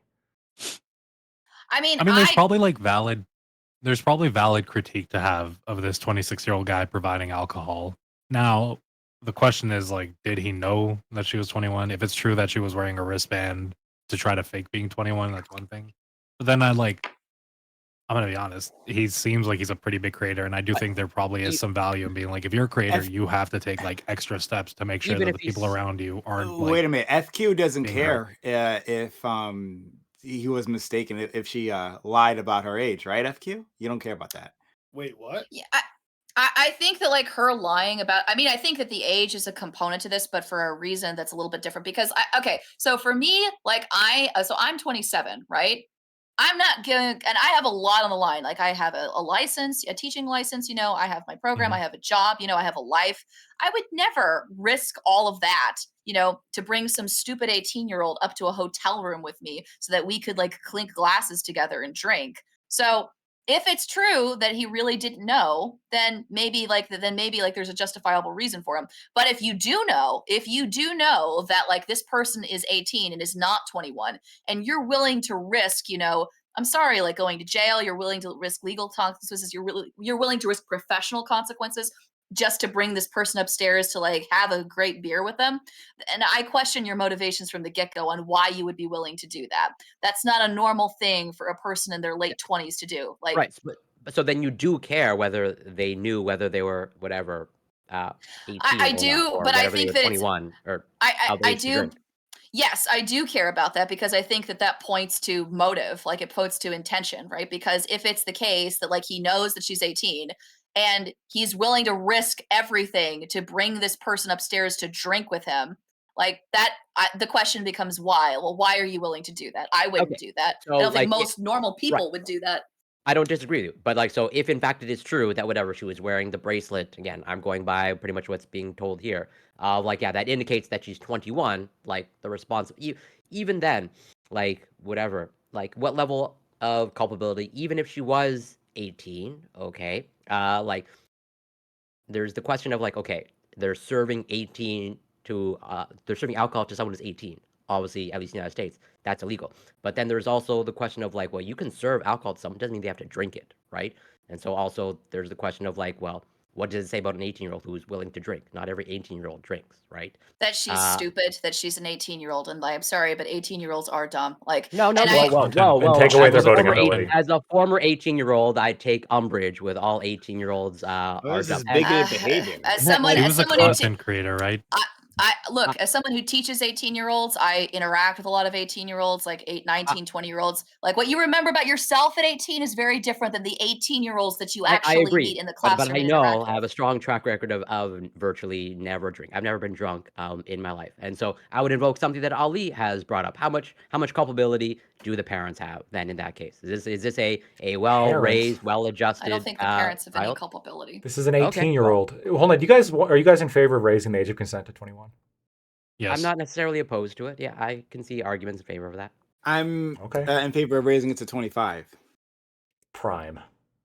No, we've already That kind of discussed is this. basic. I want to I'm bid kind you of vague. You have to live a 35. quarter of a 35. century before you get your rights, okay? No, I just specifically when we're talking about sex. I guess to the going to the army and dying. Actually, that works too. But but that's a whole different conversation. Who would But voluntarily I don't join understand. With the Romeo Jet exception. dying Wait, is just the beginning of I- something. I- Wait, I- dying is just the beginning of something new. Sex ruins your life. Well, I want to ask Prime. Do you think that so age of consent at 25?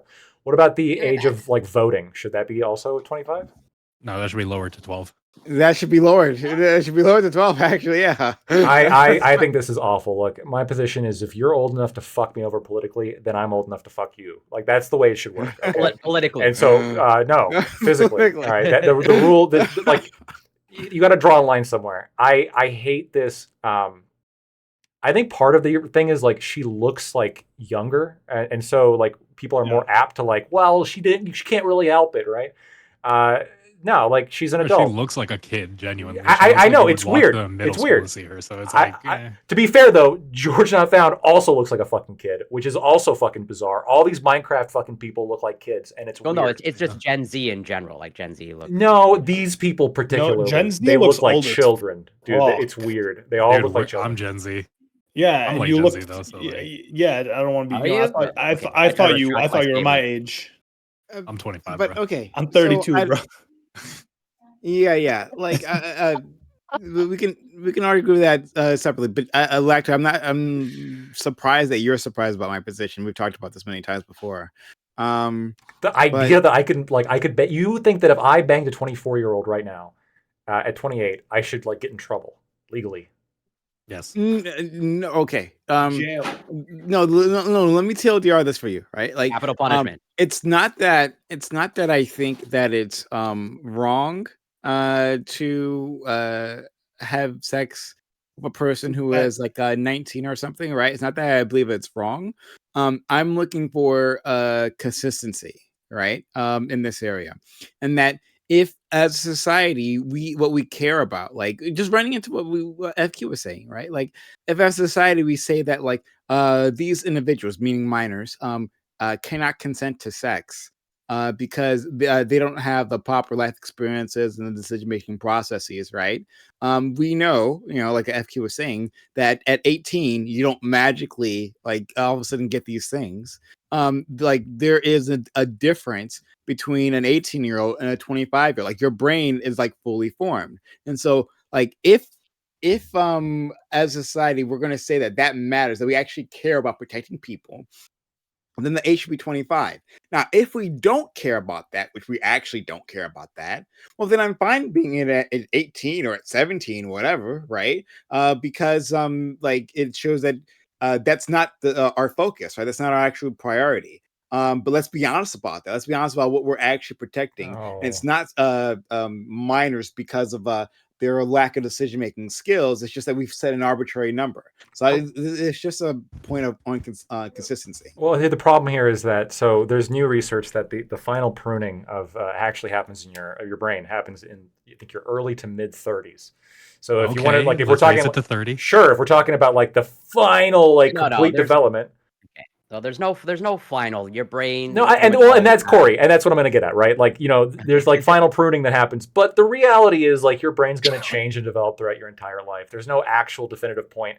The question is not like the exact line. Obviously, like what the idea is, we have this heuristic as like what's developed enough to engage in this activity. What's developed enough until we've 25. Well, so you're saying 25.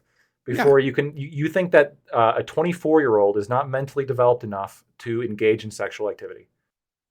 I'm saying that so like but what if a 23-year-old trapped a 27-year-old? So right? I'm saying that society pretends to give a fuck about these things. She was mature for right? it. I'm telling, like I said, oh my god, don't ever say that again. Don't put that on me. I didn't say that. That phrase. I think that society phrase. cares, but I think it's like a sliding. I think it's this weird sliding scale. My point when I bring this political point up, it's a challenge to society, right? So I'm not actually challenging you, Lactoid, in your decision making, right? Like I'm saying that this is a test of society.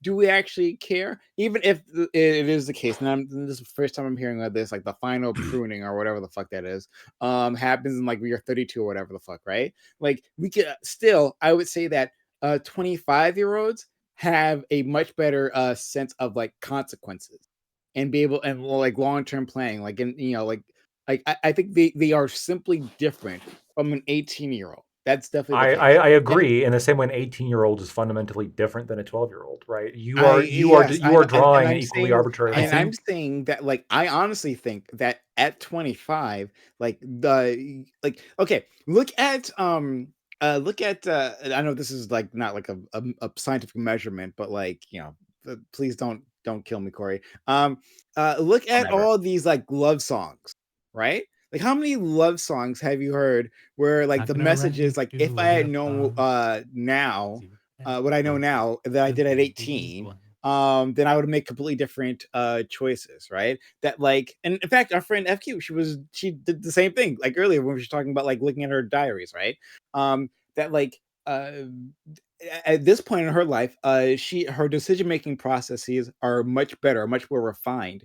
And I'm saying like at 25, that is advanced enough to do that. That we continuously see this across humanities, that like 18, 19-year-olds don't have this ability, and they walk away from sex with regret. I love if we could get data on this. Like if we could talk to women and men, right, and talk about their like sexual experiences in this time where it's specifically legal, right, between 18 and 25. And I'd be willing to bet that a majority of their sexual based trauma happens in this time period. Yeah, so this is Where they're also going to free to be do so, but without the wisdom to do so. But in any case, like I personally don't actually care what the number is, right? I'm just looking for consistency within society, and like to it, I don't think you are the target for this this discussion, right? Like other people who believe that 18 is the magic number, and it's crazy, right? And they say like when like people are attracted to younger individuals, they say it's crazy to do that because at 17 obviously this person is too mature, but 18 I guess that's fine. Well, that doesn't make any sense, right? And I feel you agree the same way, like that there's nothing magic that happens there. But that's why I'm saying, let's, if we actually care, let's tie it to something close to biological, which would be at 25, rather than pretending that's at 18. I reject that 25 is any less arbitrary than 18. I met some like fucking retarded 25-year-olds. Yeah, and like I've actually, like, there's one time I tried to do this where like I tried to like find an actual like biological like reason for 18, and there is like an interesting like the graph of like brain development goes from exponential to like it shifts to like more, I don't know if the term is linear, but like inverse exponential at around 18, 19. And so like that was the argument that I was using for a while. It's not super convincing. The reality is just that like the question is, as a society, we have to determine what's developed enough to be an autonomous adult, right? And the current metric is 18. If you wanted to pick 25, there's no reason why you couldn't pick 25. But I would expect that a decision like electing our leaders that get to decide my fate is probably something that requires more judgment than just having sex, right? So this concept of, if you're going to have it be 25, I think there should be the voting age. It can be the sex age, draft age, drinking age, smoking age, driving age. We can just put everything at fucking 25. Sure, that would be consistent. I think that would be, I think it's overkill. I think it's unworkable. I actually think putting everything at 18 would make more sense. I didn't mean to drag this conversation away from our original topic, right? Because I really want to hear what more of FQ had to say. But like to just put a point on that, the reason why I say I would lower the voting age, and we've talked about all this before, Lactoid, is that we have our government makes decision about children, and those children have like no lobby. They have no ability to have a say so in that, and because of that, the way like they get fucked over basically, right? They're just simply put, is that we don't actually take care into our policies for children. So I would turn them into a constituent, right? Especially at 16, 17, absolutely they should be a constituent. Like though, like you could say that, well, 18, that's where it should line be, because that's where you also go and fight a war, right? Well, I think that's also a bad idea. 18. In fact, I feel more strongly about that when we were talking about like the recruiting for the military than I do about sex. But in any case, but you can say that, well, at 18 is the point where they'll be affected by this. But yeah, but like they'll be they're when you start a war, right? And let's say you're going to have a draft. Well, that 16 and 17-year-old, they're going to be affected by this. They can see it on coming, right? And they should also have a say in whether we are a military belligerent nation or not. Well, if the war lasts 20 years like Vietnam did, I mean, 2-year-olds would have an interest then in voting on the draft age. I think when it comes to these relationships, it's really hard to judge it based on like. I think when it comes to these relationships, it's really hard to judge based on like, okay, this is going to be the age limit and that's all we're going with. I think it's fine for us to set like some minimum where it's like, listen, you're not going under this, because at that point we're kind of just dealing with these like harder biological facts. But when it comes to like 18-year-olds, I really find it hard to set some like solid, okay, this can't happen, this can happen. Mine is more this arbitrary line of like, once you get past a certain age, there's like this reality that you're probably not going to be in the same environments as often as possible with these 18-year-olds. So then if I see like a pattern of you specifically dating 18-year-olds and you're like 20, not 20, you're like 23 or past 21, because past 21 you're not always in these environments with 18-year-olds, but then especially like 25 and up, it's like you start getting looked at weird, because then it shows that like you're going out of your way to put yourself in environments with these younger demographics. No, And then Well, I mean, also until, on until that, you're you could add 22, on, you're you in could college. If they're Like you're legal, college they're age legal. and your college Yeah. parties and clubs and so on and so forth. I don't So, know like, if that holds Unironically, true if they're legal, yes, they're legal. in the in the world of social media. I don't know if it's true in terms of like there are totally predatory. Yeah, but if behaviors there's like a on 26-year-old in the world of social media and they keep dating and you keep noticing like on social media they keep finding 18-year-olds, at that point there'd probably be more question to be like, let's look at how your relationships actually let's go. to be fair, there are a lot of young background. people online seeking older people, especially right now. Back Yeah. to like the thing with the like traditionalism and all that. You are seeing like a sect of women that are like 18 to 20 that are looking for like 27 to like 30. But it's on older people to be Leonardo extra safe DiCaprio. about that, right? I Hmm? would expect if you're an older guy and you're Yeah. getting into a relationship with a younger person, Oh yeah, it's on you. I could see it. 100%. I could see it working, but it's on Yeah. you to be like extra 100%. extra precaution Yeah. there to like Yeah, make yeah, sure yeah. that you're not but taking then, advantage of like, these other not issues. to I'm sound just like I'm just Black saying Boy. I'm just saying being in the like vicinity with like an 18-year-old, it's not so much that like you're not in the same area. Like there are people that are seeking out. Yeah, older areas people. are like really So, meshed down with the it, yeah. internet, to Corey's with the internet, social media, people are there is predatory behavior both ways. Yeah, Then what's the cutoff? Or like basically we're just having a conversation about age gaps of like pretty much Yeah. like at no point like a 35-year-old should be able to like whatever pursue a 25-year-old. Is that like what we're having? No, because like I think the question is more revolving around that like 18 to like 20 range. Once you get past 18, So to it's a 20, I brain don't know if people development actually thing for care you. that much. I don't know if it's just brain development. I feel like it just feels like one of those things where it's like it feels like you'd be going out of your way to seek something younger yeah, they can't drink if you're not- like at those much older ages. You have Well, no, different in friends with, Canada or at least drinks. Quebec, you can drink at 18. Okay. They can also Oh, get well, I fake mean, bracelets and drink, right? So It's Yeah. possible. Yeah. Yeah. Well, I that's kinda why my wanna- argument was for like college campuses, right? If like you're like 22-year-olds and 18-year-olds are going to be going to the same parties, they're going to be going to the same like bar areas because a lot of bars are 18 and up or clubs that are 18 and Yeah. up, and so it's like can't really avoid it. I kind of wanted to respond to what you were saying about like the way that she came across in the video. I would agree with you that the second video looks rehearsed. It looks like a theater kid. Like that does look way more.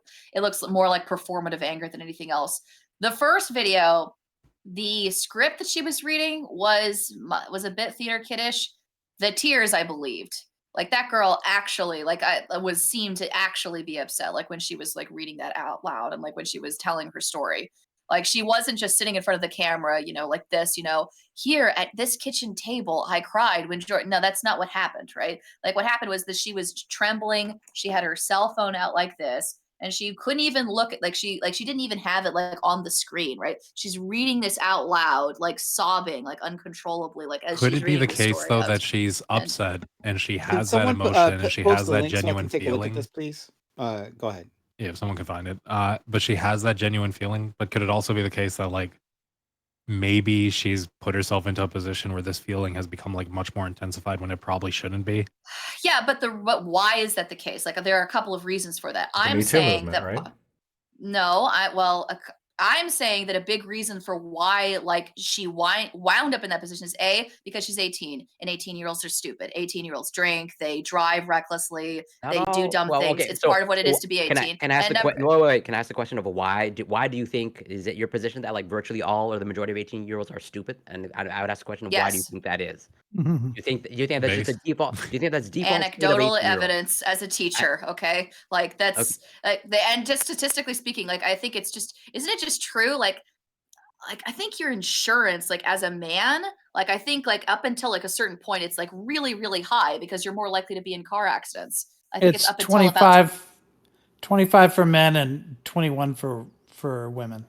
yeah. When you get the It's big because price break men- on your insurance. It's because men drive more miles. When you break it down, I think at the bare minimum, you could say like 18-year-olds are stupid because of the fact that 18-year-olds have had less opportunity to kind of like make these harder decisions and like learn from them, or like, Yeah, but Also, this when they fuck phenomenon- up, it's going to be a harder effect.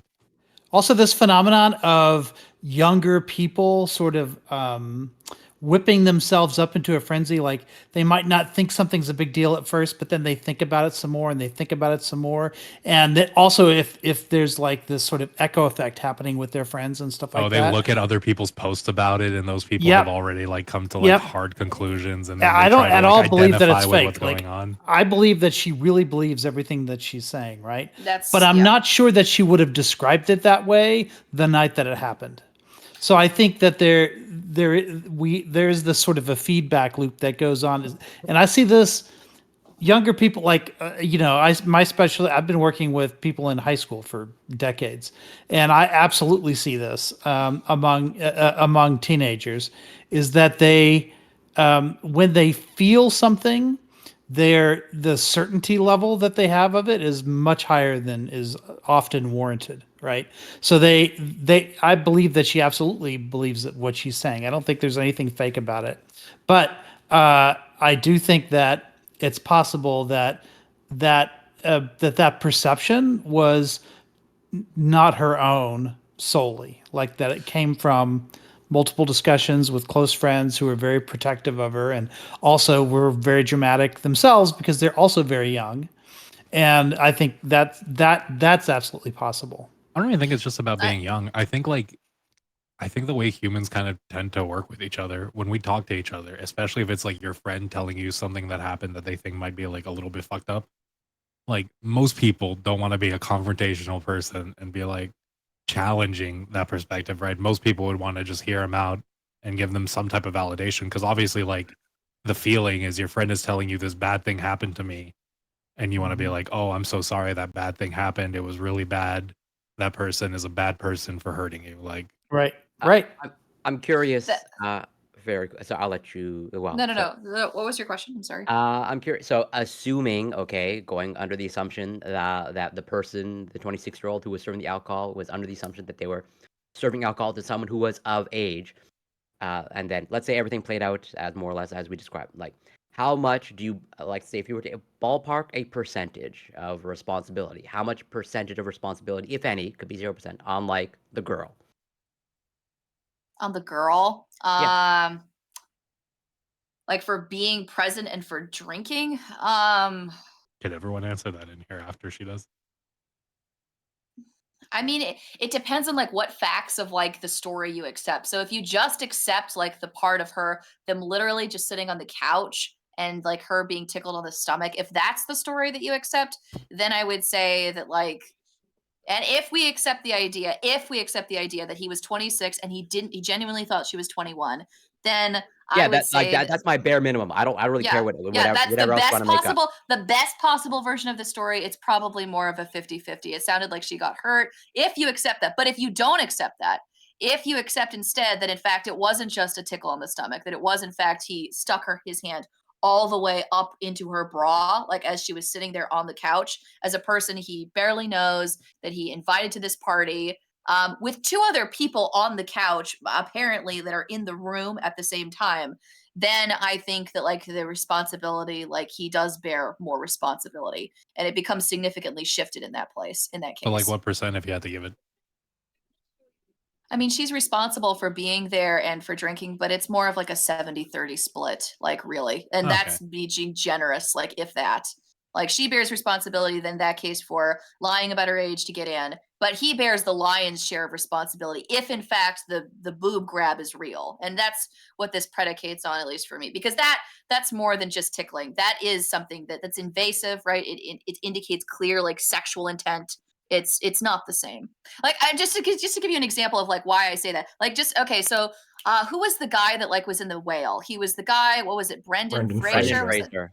Yeah, like didn't he come out with like his story about being sexually assaulted and like, the man he accused of assaulting him said, oh, I just sort of brushed you lightly. And then he said, no, it was way more than a brush. He really got up in there in the taint. Like, what is specifically the difference between like somebody sticking his hand like down Brendan Fraser's pants and like fingering him like there, Well, as like opposed Brendan to you sitting Fraser and this as a- other guy were cuddling for like Wait, two that- and a that- half that as opposed to hours, someone 2 hours. as like- opposed to sitting on a couch and somebody sticking their hand and like grabbing your Well, breast. that analogy doesn't hold, I don't think. For Why? a number of reasons, at least in my mind. Okay, so here is where it at least it matters in the sense that okay, the way at least it more tracks in my mind, it's like if Brendan Fraser actually snuck into a party that they weren't supposed to be there to begin with, they weren't on the list, and then whatever, they were served alcohol, they consumed not only, and they were of age obviously,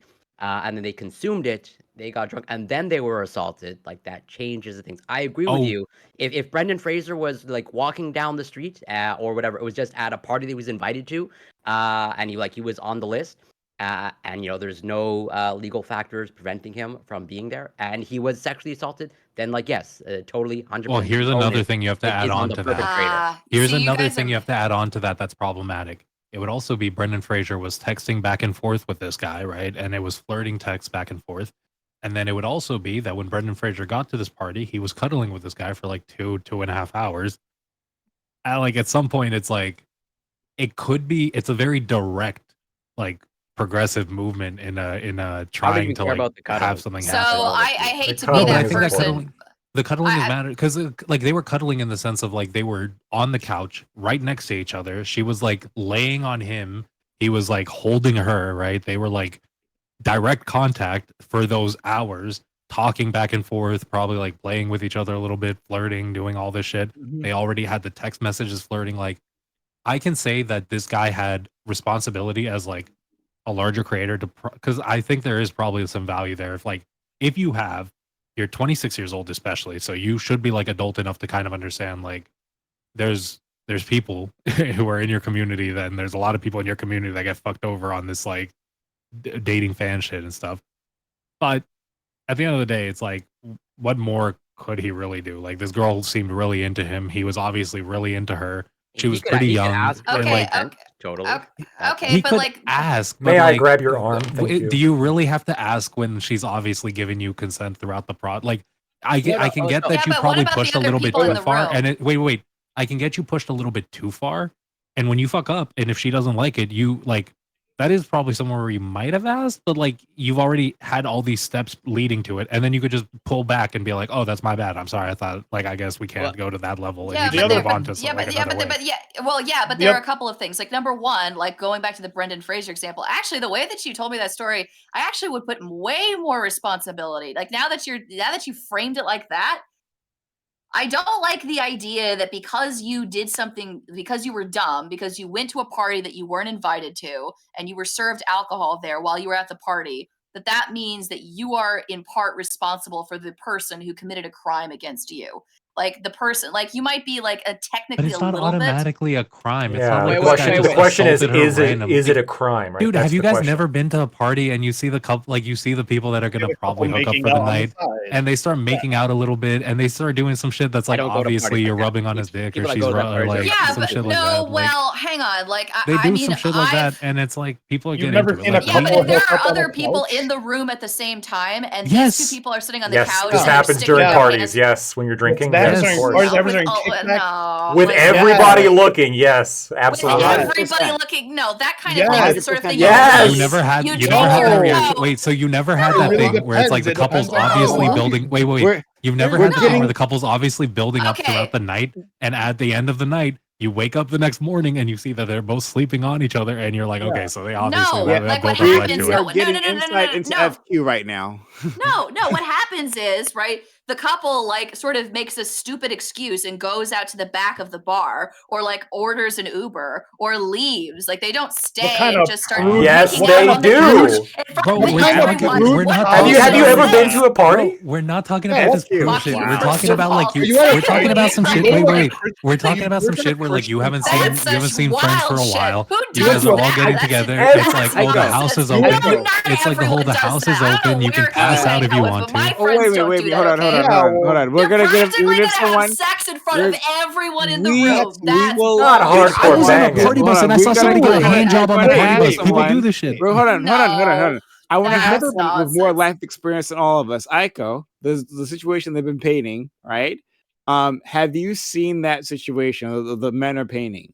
I mean, look, it's been a while since I've been to that kind of party, but yeah, I mean, when I was young too, yeah, 100%. yeah. I thought everyone had was familiar with that sort of behavior at parties, Yeah. especially. Yeah, in like, college. granted, Yeah. I think it's weird. I think if you want to do some shit like that, you should probably try to private it up. But like, I have been never to heard parties. of- I have wait, friends. I wait, have you've got. never- Okay, now knock it the fuck off. Fairy Okay, Queen, first Fairy of all, okay, You've I never have gone been. to, like, Okay, someone's what house and happens is they go to the closet. They leave. No, go they to the don't. bitch, this isn't No, 7 there's minutes a in heaven. couch. This is like real life. I'm You've never just been to the telling you. That's club? what. All right, first of Oh all, Have you my ever God, seen I'm anyone yelling. My making out cat's at the scared. club? Like Sweetie, it's open okay. mouth, tongue kissing at the club, like grabbing at each other. Like this is just very common. Yeah, but nobody like sticks their hand up somebody's No, shirt or starts you're giving wrong. Yes, Wait, what? Fairy Queen, here's how I know you're wrong. No, Fairy they Queen, don't. two That's things. Literally Two everyone things. here Two has seen things. this. Two things. Okay, When I'm sorry. take a party All bus, of your take a party bus. lives are Fairy so Queen, party go to bus San Marcos. Wait, no, degeneracy, no. okay? But Fairy like, Queen, go to San Marcos right now. Go to fucking Texas State. You could take a party bus from Texas State down to Austin. You get on 6th Street. You take that party bus. I promise you, one of a few things are gonna happen. You're gonna see people twerking directly on each other. You're gonna see people that are gonna be fucking. If you take the party bus back to San Marcos, you know what I got to see? Motherfuckers giving each other hand jobs on the bus. All right. Go to any There's oh, date people what doing bullshit. shit. No, I people swear don't to do God. that out in public. I Go to swear Miami, to It's go to not any that date saying in You like just Miami. don't People are understand very I'm what not saying people they be wait, don't wait, have doing. wait. sex, okay? I'm Wait. just saying they leave Okay. and they go No, somewhere they else. don't. to Fairy do it. Queen, Yes, Fairy they Not do. everyone. Not No. everyone. Fairy Not Yes, they everyone. do. Fairy. Have you Yes, ever they been to a do. date? Have you ever been to a day club in Miami or Vegas? People are fucking in the pool. I've never essentially. been to You Vegas. you I are don't yeah. know. invalidating Oh, everyone else's you have experience like this here. filtered Yeah. mind of You are, I yeah, purity. don't you have are. Like, any I fucking You are promise filtered very, you. mind. you I'm are sorry very that all of self-aware. you have You- such degenerate lives. Wait, Okay, wait, I wait, don't no, know what no, to wait, tell wait. you. First of all, Okay, I'm sorry y'all have gone wild in your days. no. Okay, Can, like, can I respond to something Aiko said a while ago? I just wanted to. So in my I do a lot of employment law, and sexual harassment claims are part of that. And one of the things that we're seeing an uptick of is people like telling stories of sexual harassment that are mirroring like media. So there was one recently where a woman described her sexual assault as exactly the same way and with the exact same words said as in the movie 13 Reasons Why, with no difference. It was and none of the other evidence corroborated with that, but she was very intent that this is what happened to her. I mean, we know, like in criminal justice studies, I mean, we know that like implanted memories and people can develop a sort of like dramatized sense of self or a dramatized sense of events. That absolutely could have happened here. I think that's kind of what you were implying, that this could have been a case here. No, I don't think she's making up any of the facts, is what I'm saying. I'm saying she's probably, but I'm just saying that the especially in the first video when the extra details hadn't been put in yet, it just sounded to me that nothing she was describing was at the scale that she appeared to think that it was. But I don't think she was. I'm doing that assuming that everything she's saying happened the way she said it happened. So I guess where I'm at, I don't think she's lying. Okay, I think that not. I think it's probably like, I think it's more likely than not that she's lying, just given the radical change of facts apparently from the first video to the second video, when the desired outcome didn't occur. That's major.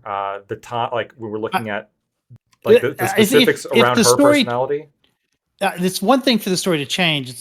That's not the same as saying that the stories contradict, right? So if the first story was that the hand went under the shirt, and the second story was that the hand touched the breast, those aren't contradictory accounts, right? That's just they're not necessarily, also maybe some false modesty in the first story where she didn't really want to go into that much detail, but then she realized people didn't fully understand what she was describing, so she had to do more detail. Like to me, that's not. I think you can actually. Now maybe she did say something that was contradictory because I haven't watched the second. Well, so there were some texts. I know for a fact there was like one text that was attributed to him that he never even sent, right? And the second video, she actually said that she had misremembered that. Okay. And so like there were contradictions. I just, again, based on the overall demeanor and like how she was describing it, the fact that like the first time she leaves out like the only part that like potentially could be seen, I'm not even sure it would be, but even potentially could be seen as like going the furthest, I suppose. I'm curious, like, Aiko, would you agree that if she came out with a third video in which she said like he had reached his hand down her pants as well, that this also wouldn't necessarily be contradictory? Yeah, it wouldn't be contradictory. Although, I mean, I think we would have to also. you would have to also then ask, like, what account is he giving, right? Because he hasn't. I guess maybe there needs to be time, right? But he hasn't denied touching your breasts, has he? He's just there hasn't been enough time for him to. So there was a respond to first that most video. recent account. Yeah, there was a first video in which like he explained himself, and then he apologized on Twitter, and then he recounted his apology with like a bigger video. The problem is I haven't seen that bigger video, but Yeah, but I don't think in any of these videos he's denied any of the Two actions. things. I think he just One, denies can someone like this actually malice. please send me a link? Because I don't know. I've never heard of any of this, so I'm new to this. Also, I'm not moderating this. She took Corey, the you're on your video own. down from her Yeah, page, yeah, no, fine, that's but there's fair. a bunch of So- like reaction videos if you want. To interject, and well, yeah, it's interesting observing to my eye like a little bit of a discrepancy. Well, first of all, I haven't witnessed all the things that FK, Ollie, and Lactoid and Alka witnessed because I don't really go to those parties. There's a reason why I've never been drunk in my life because, like, yeah, I think parties like those are pretty stupid. But it's super interesting that That's where we get lit.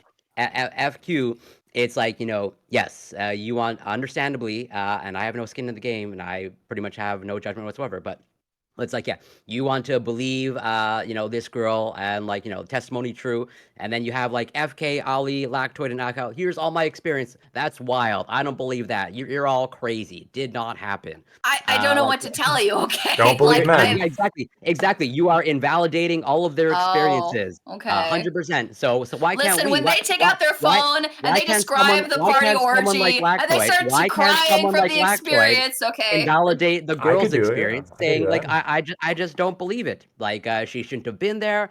She should have been raised better, and obviously not been to those parties. Especially if she wants to protect her sexuality. Why can't Lactoid make those arguments and just say like, well, that's wild. Definitely didn't happen. Just like it's wild. That didn't happen to what Lactoid witnessed, what FK witnessed, what Ollie witnessed, what iCow witnessed in their lifetime. I'm just going off of my listen. I've been to a couple of ragers. I've been to some fun Whoa. parties. Okay. You say where you went. Some Do real you wild say where ones. you went to college, Fairy I've been Queen? to some good parties In fact, before. you snuck a little bit of wine in the fruit punch, I bet. At the I Crazy. just need to Christian know where you. rectory. Yeah, where Harry where Quinn, did you you look go? like you go to school and you At go the to Christian Baptist school. I rectory, don't know like, what you this don't I know don't how go to a crazy things got. Do you say where you went to college? Yeah, BYU. If you don't, it's where fine. Do you say I where went you to a went? Catholic university to get my master's degree in. Okay, what do I went you to a Catholic know? school. Yeah, Fuck So did you. I. Yeah, So did no. I. What about your bachelor's? My bachelor's. Yeah, which is where more of the partying is probably going to happen. Oh yeah, that's true. It was Florida State University is where I got my bachelor's. You went to So- still Florida State. You're still gonna. There's no That way was you didn't Party see. Central, okay? Yeah, You're and telling me you just didn't I see didn't go to people many be of You were them, in but So you Florida? never Were saw you in people Miami? like You groping people each other fucking in when they're at public? couch? Listen, fucking in people like public. had It's sex. Florida. People left, but they left to have sex. They went to home. They went to the closet. They went to the They went to their bathroom. residence. They went to their I country give you clubs. wait. They I went to the- give you There that were there no are hand better jobs. people. There were Wait, no. There here's were what not I to give this you, extent. Fairy Queen. Here's what I'll give you. There are better people at parties. There are people who actually value like their privacy and the enjoyment of the time. But there are degens. I don't know how you just didn't see the degens I rocking just don't know DJ what- shit. I don't know what to tell you. Okay, that's not the parties. Listen, In I Florida, have of all never seen that places. at the parties that I've been to. Okay, that's At the- never happened. People at have the- never been like on the brink You of went to straight some- up having sex on the couch. Wait, That's wait, insane. I believe you. At the Bible studies that you were at, FQ question. The argument Did you is- see Fuck at the you parties all. that you went to at Florida State? Were people doing hardcore drugs just in the open? Were people doing coke? Were people doing Molly shrooms just in the open? Oh, okay. Heavens, You didn't go to heavens Ragers. no. Then you didn't go to a Rager. Then you didn't go to a Rager. You've been to get-togethers. Yeah, you've been to They were kickbacks. fun. You've been They to were parties. hangouts. They counted. Okay. No. Play You know, last I- Scrabble. Yes, There they was did. board If you games. haven't There seen was someone board snort games. Molly That's out so of- beautiful. Oh, If you my haven't God. seen someone snort Molly off a sorority girl's tits, you have not been to a Rager. I've never even seen. Never mind. Don't worry about what I haven't seen. Okay. The point is, okay, I've been to parties. They were real parties. Okay, and none of this nonsense happened at the very real, very They were fun. real Okay. parties. None of this Fun nonsense. parties, The very you know? fun party. We had fruit punch with extra sugar. I agree. The D&D was amazing, right? It wasn't you Dungeons were and fucking Dragons, okay? Like Yeah, that dude. rule- They were playing was Cyberpunk. great. They It was had Game of Smirnoff Thrones, the board Ices. game. Get it right, okay? It was I a just book find club it with Smirnoff super- Ice, guys. They were super- going hard. super interesting that A like whole since- six-pack. Sidon's Can I Fairy just- Queen has never witnessed it. It didn't occur. And you know what? We I'm didn't witness just- what I'm happened to just- this girl, so it I'm definitely didn't basing occur I'm either. basing my reaction to this girl. But here's the question: when was the first time all of you guys went to drank? When was the first time? How old were you Middle guys? school. 14. What? Yeah, I You were was in I middle was school? 13 or 14 when I got But like, like drunk, it wasn't drunk. like crazy. I was probably First time closer I to had like drink was, like, 21, 11. 22, where Yeah. I can. But I've Here's never my been issue, drunk. Fairy Queen. Like with this girl, it's more like I don't even think it was like this insane party. These just seem like kind of theater kids, and theater kids are freaks of nature. Like if you ever remember them from schools, all they did was fuck Oh each my other and then God. like play with other shit. I just want to point out Like- Fairy Queen was so hurt that we all drank at 13, 14.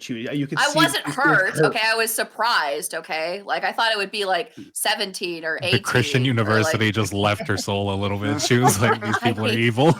what am I supposed to To be say, fair, it was okay? I drank chocolate wine. I got drunk off chocolate wine my first time, so it was. You look like somebody who drinks chocolate wine. So first of all, it was uh, really fucking good. So don't Peppermint don't- schnapps. Peppermint schnapps was Nice. my first. Nice. Fireball. You started with Fireball in middle school? Damn. Nice. That's like wild. That's why you are the way you are. Of course. Drinking age in Texas was 19 when I was a kid, so it wasn't that far from being a teenager. Motherfucker, So if it you was were a pretty kid, you could normal probably still for- drink and drive. You could, in fact, yes. Yeah. Yeah, I remember when that law changed, and you know who was pissed about it was conservatives. Conservatives were Yeah. like, no one's going to tell me I can't have a beer in the front seat, like and drink it Yeah, while I'm driving. I've seen those. I love videos. conservatives. I want to roll that license back. for it. Honestly, I think you should be Yeah. able to drink and drive. I'm not even kidding, for sure. He wants to get No, a I license. I know, think if in you think some very people rural can drive areas, better yeah. And in without- Mississippi, you can drink and drive. You just can't drive while drunk, which I think makes more sense.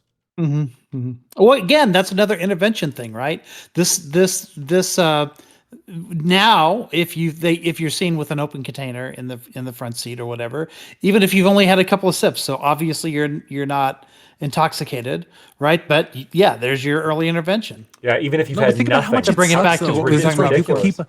listen, if we lived in a better world, right, you could keep a beer at work, and then when you're done with work, you just drink it on the way back A home. roadie. And once you get home, you're already Like like one or Mad two Men. in, But then and you're there's like, the But question called of, already. have all these interventions worked? Like are drunk driving fatalities down from before they did all these laws?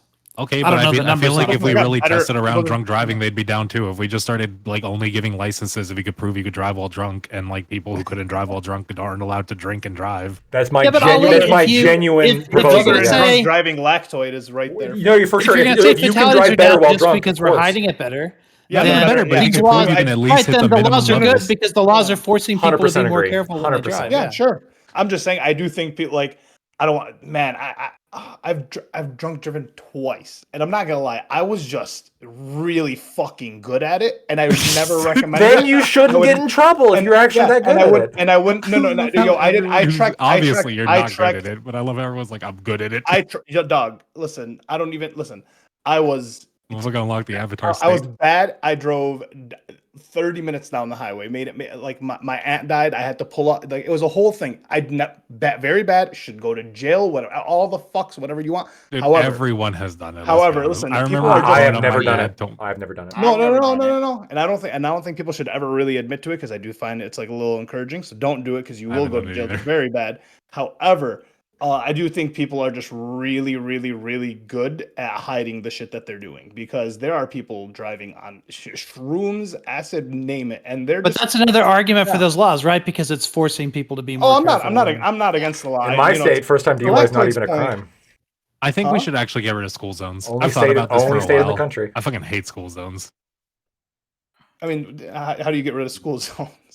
I think we should just start investing Stop better driving in cars. like actual. No, just invest better in our FK, actual this is a roads, bad- Invest this is better a in bad like the take. crossing lanes. And if kids don't want to use crossing lanes, it's on you. Like I don't know what to say, motherfucker. It's a crossing lane. It's Well, literally. a This is crossing like lane. this is like the most universally like good Then they like, deserve to traffic die. rule. No, it's not a good traffic rule because sometimes I'm going fucking 20 miles an hour and I don't see a single kid waiting outside the school because the bell had already rung and the school's not even out. To be So fair, these to be fair. and like That's in an all enforcement honesty, problem. in all honesty, it might be better to fucking kill kids that are too retarded to follow rules. All right. No. Like, Yeah, you so said my- it's your wrong, rule- yeah. I've witnessed someone hit a kid while they were driving. Especially They were those doing dumb like 18-year-olds. 20. They were doing 23, and to be fair, the kid just kind of popped up behind a fucking car Because they're and retards. School zones make them feel and, safe. And I'm not gonna lie, them going 23 miles because the school, I think it's 25 around here. Them going 23 miles an hour didn't. That kid was fucked. Now, to He's be not fair, dead. that kid. No, he's not dead. He also came out with a $2 million lawsuit by the time he was 18 because of you sued the insurance and whew, so like Did he get hit by a truck? Like who? no, he got hit by it was a a 2008 Ford Explorer. How do you remember them? Because 2008 was, Ford. Oh, wow. because this was He 2010. was driving it. This was 2010. No, I knew the person who was driving, and Oh, this is in the neighborhood, right? The guy got sued by I don't know if you're a lawyer, but like Sam Bernstein. I don't know if you've heard of Sam Bernstein from Michigan. Never heard of him. Well, he's like a huge Kind of a accident mayor. lawyer. But the kid was, I think, 8 or 9 when he got hit. Now he had his knee broke and his hand, like his fingers, and the family in court pursued that like the kid wanted to be a doctor, he wanted to be a surgeon. It's now limited. Astronaut, it's now yeah, limited yeah, his yeah. whatever. So then Life care plan, $500 there was million. a $2 $2 They million should have made that motherfucker take $2 a million test to see if he could trust- actually really be a doctor. $2 million trust by the time the kid was. Hey, 18. listen, I knew mean, a guy like, who lost a kid this way. I think his kid was like 3 or 4 years old. They were taking groceries out of their car or whatever, and then some car was going too fast down the road, and they turned around and all they saw were his sneakers because Was the it a school kid. zone? No, it was a residential street Oh. though, with about a similar speed limit, like 25 or 25, something. yeah. And so they turned around. He was knocked out of his sneakers, and like it was basically halfway down the block. The kid had been dragged underneath the car and dead. It was, They played 3 Barney songs at the funeral. It's I can't listen to Barney to this day. Barney's Holy Dude, shit! that just sounds Yeah. depressing. Imagine you're at a funeral for a kid. Yeah. And I love you. Saddest You fucking love thing I've me. ever. Yes, We're a yes. happy family. Exactly, yeah. Everything. Jesus Here, Christ! in You're Lebanon, triggering me right now. in Lebanon, there are fucking no street laws. I got there was a car that was pulling a wagon that essentially hit me, fractured my knee. I was 9. Dude looked at me. He's like, "Do you want me to take you to your house?" There's no addresses, so I didn't know where the house was specifically. So I said no. He said, "All right, well, I'll see you later." Just kind of took off and kind of had to fend Yeah, for and I bet you myself. didn't try to cross those roads again. I'm telling you, Alright. school zones make people feel too safe. I don't think there's Uh-huh, school zones in the Lebanon. The only rule that I truly think is good is There the are school no bus school rule. zones. When a school bus puts out those stop signs, you fucking idiots better stop. But like school zones are dumb as What fuck. about ice cream trucks? Latchwood has made similar arguments, though, right? You've made similar arguments to this that like these regulations make people feel too safe. No. And yes, you've definitely made this. Not this particular not, one, not but with others. children in school zones. Oh no! Now with children need to be. Lactoid Children finally live has in a a heart. real. You know what? I'm Yes, sorry. they're not Lactoid wants to eggs. protect They're children not a like little bit. Yeah. Lactoid. Children aren't eggs. They live in the real everyone. world. In the real world, Bye. sometimes Bye, you Corey. die. So guess what? Bye, Corey. Peace out, Take man. precautions so you don't die. FK. Look, we were just debating over whether or not an 18-year-old has like critical thinking skills necessary to like engage in society. I think they probably do. Dude, a dog But- has but- a critical but like thinking a skills most of the 5-year-old time not to get itself killed. No, but like a 5-year-old, I don't expect a 5-year-old to like fully be able to recognize the danger posed by traffic. So Yeah, I but the think that ones like do will requiring end up having kids, and then guess what? Their kids won't do it. Yeah, I think a better idea is Definitely. you have a rule where if you're speeding in a school zone, your ticket's just a little bit more expensive. I think that makes sense. And you stop for the school bus. Do you that think also tickets should be makes sense. flat rates, or do you think they should be a varying rate depending on your income? Depending on income and IQ, yeah. But that's I think Scott that's would call I think, you a I think that's for communist all. right now. I think that's for all crime though. This is why Scott calls you a communist. Probably, yeah. Because you have these. That's because you make these concessions to the left. What concessions? I didn't concede anything. That we should protect children.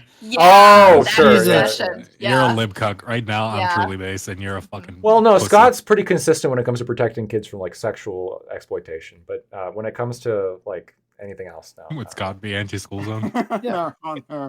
As I'm long sure as it the must school- be anti-school zone. You'll Yeah. protect them from like the molester, but not from the capitalist. No. What he would say is the private. private schools should have set up like their own like rules about how fast you can go, and then they have the authority under there's logic behind They it. would get their own security. The security would take care of it. And cap stuff. Yeah. Yeah. So Yeah, what if you can FK, outrun would their you be in security? favor of I mean, like then you hope that traffic then you got away. Aussies. shaping devices, right? Like the speed bumps that like the big rubber speed bumps they put on roads. Like would you? That's specifically inside the school like lots, so I'm okay with those because that's like an area where you would more than likely be expecting people to walk. I don't think you need school zones because we already have crossing zones where you should be following the street rules.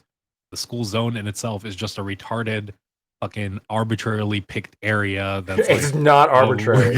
It is. It is so arbitrary. It's not. there's a It's school where zone- the school There's a school is. zone I drive by. There's It's a school called a zone I drive by school because there's zone. two schools near each other where it goes school zone, space, school zone. That Well, space yeah. in the middle isn't needed. It's Because this they're arbitrary stupid by line the that they schools, aren't assigned. they? If they were smart enough, they would have been like, why do we add that space? Let's just make the whole thing a school zone. But no, they're fucking idiots who just chose like No, because it's not arbitrary. because these fucking pussies don't want to do it. No, they want people to speed. That's the my truth. God. They do this on purpose. They do this So on purpose revenue to fucking collecting. take our money. Yeah, I've heard this. No man's land there. Is what it is. No, it's not no man's land because there's already the rule. You go to the crossing zone. You go in that crossing zone. When the light turns green to walk, you walk. When the light is red, you stop. But, okay, when the okay, cars more are not cautious. going, Have you ever I would driven go- like around like a busy school FK before? should. Are you, what? if they're crossing in the middle of a non-crossing zone, if they get hit by a car, that's on them. I would agree with you when we're talking about like a high school because I got like high schools like in my neighborhood. No, elementary that I schools too. drive Those by. fucking idiots. I- If Japanese kids are smart enough to do it, our kids are smart We enough to just do it. have the schools all along just for the same reason we have public drinking laws. You don't want to drink around kids and just encourage that shit. You don't want to speed around kids specifically. So be a little bit more cautious where you're at. That's all it is. Yeah, speeding is illegal already. You don't need a school zone. Yeah, You just- should be that's allowed all- to drink in public if you hide it. Well, you that gotta you hide can. You can put it in the brown bag. No, like if I have like a Coca-Cola can or something that I fill up with booze, like if a cop smells it, I might get a ticket, but I shouldn't get a ticket. That's what I'm saying. I more or less agree with that. But then again, you want people to drink and drive. So I don't want them to. It should just be legal as long as I think what FK said. I agree with as long as they are as good, like they fulfill. If you can pass a driver's ed test while drunk, like you're like, I actually think you could put the BAC that you're allowed to have on your license. Like that could be a way to deal with it, right? So like you take a driver's ed exam, while drunk, and like you go as drunk as you can, and then like when you fail, the BAC before that, like the 0.01 or whatever before that, What- Dude, I'm gonna that's try your to go maximum with max. BAC. If I did it, for I go at people- max and work my way down until I pass. Yeah. What about for what about for people who are like, better drivers, right? They can drive at a faster speed. They're better at handling cars. Should they be able to like go faster than the speed limit? Yeah, for sure. But like there's other people on the road, right? So you got to We should just have Autobahn zones. We should So have if someone- areas that are Well, like, on no speed limits. For real, I do want to. So it's like someone's drunk driving, right? And then like, would you say that someone who's drunk driving, regardless if they were able to get their license, is it easier for them to dodge someone who is maybe cutting into their lane as opposed to someone who isn't drunk driving? Is the reaction time better for someone who's drunk? Well, it depends, right? So generally, alcohol slows your reaction time, but with humans, we're already dealing with variable reaction time anyway. So if let's say I'm drunk and we test our reaction times and they're equal, but I'm drunk and you're not, and our reaction times are the exact same, why am I the one getting in trouble? Like both of us can do the task equivalently. No. So I just want to see like how far it goes because it's just like if the reaction time, like then now you have to test for reaction time as well, and then the only way you're testing that is like seeing how, like During what the you- test, yeah. Yeah. So then the Isn't test it actually safer to be drunk? Because if you get in a crash, you go limp. No, shut up. Well, That's not the case. So then, would you recommend more of like a German? I think it's like Germany that has a driving school where they like have them go slip out on ice and like the whole spiel. It's a more intense driving school. Yeah. So No, I generally am in favor of like a more intense driving test. Generally speaking. Okay, no, that's fair. No. And I would also apply it to like other substances, not just alcohol, right? Like LSD, Well, then like your maximum, trip, like how fast. We should have. How many tabs of acid can you I- try? I Oh, live in- God. How many microns can you? So if you're able to drive, wait, hang on. So if you're able to drive safely while hallucinating on shrooms or LSD Yeah. or DMT, Absolutely. you think that should, Yeah, you think that should be allowed? If you can DMT, drive I mean, if you safely, can yes. prove you can do it, what's Wow. wrong with it? Oh wait, so like the Wow. hallucinations on shrooms or acid aren't like, you know, as severe. I mean, obviously in the higher doses you take, but like a regular dose, it's not really the most like severe thing Maybe that they're people make it out to microdosing. be. Just taking Yeah, a sip yeah. of their Yeah. coffee as they're driving yeah, down like- the road. And Lactoid would say that like if you manage to drive safely within like an hour a time span, right? That proves you can do it like again and again under different time spans, under different energy levels, right?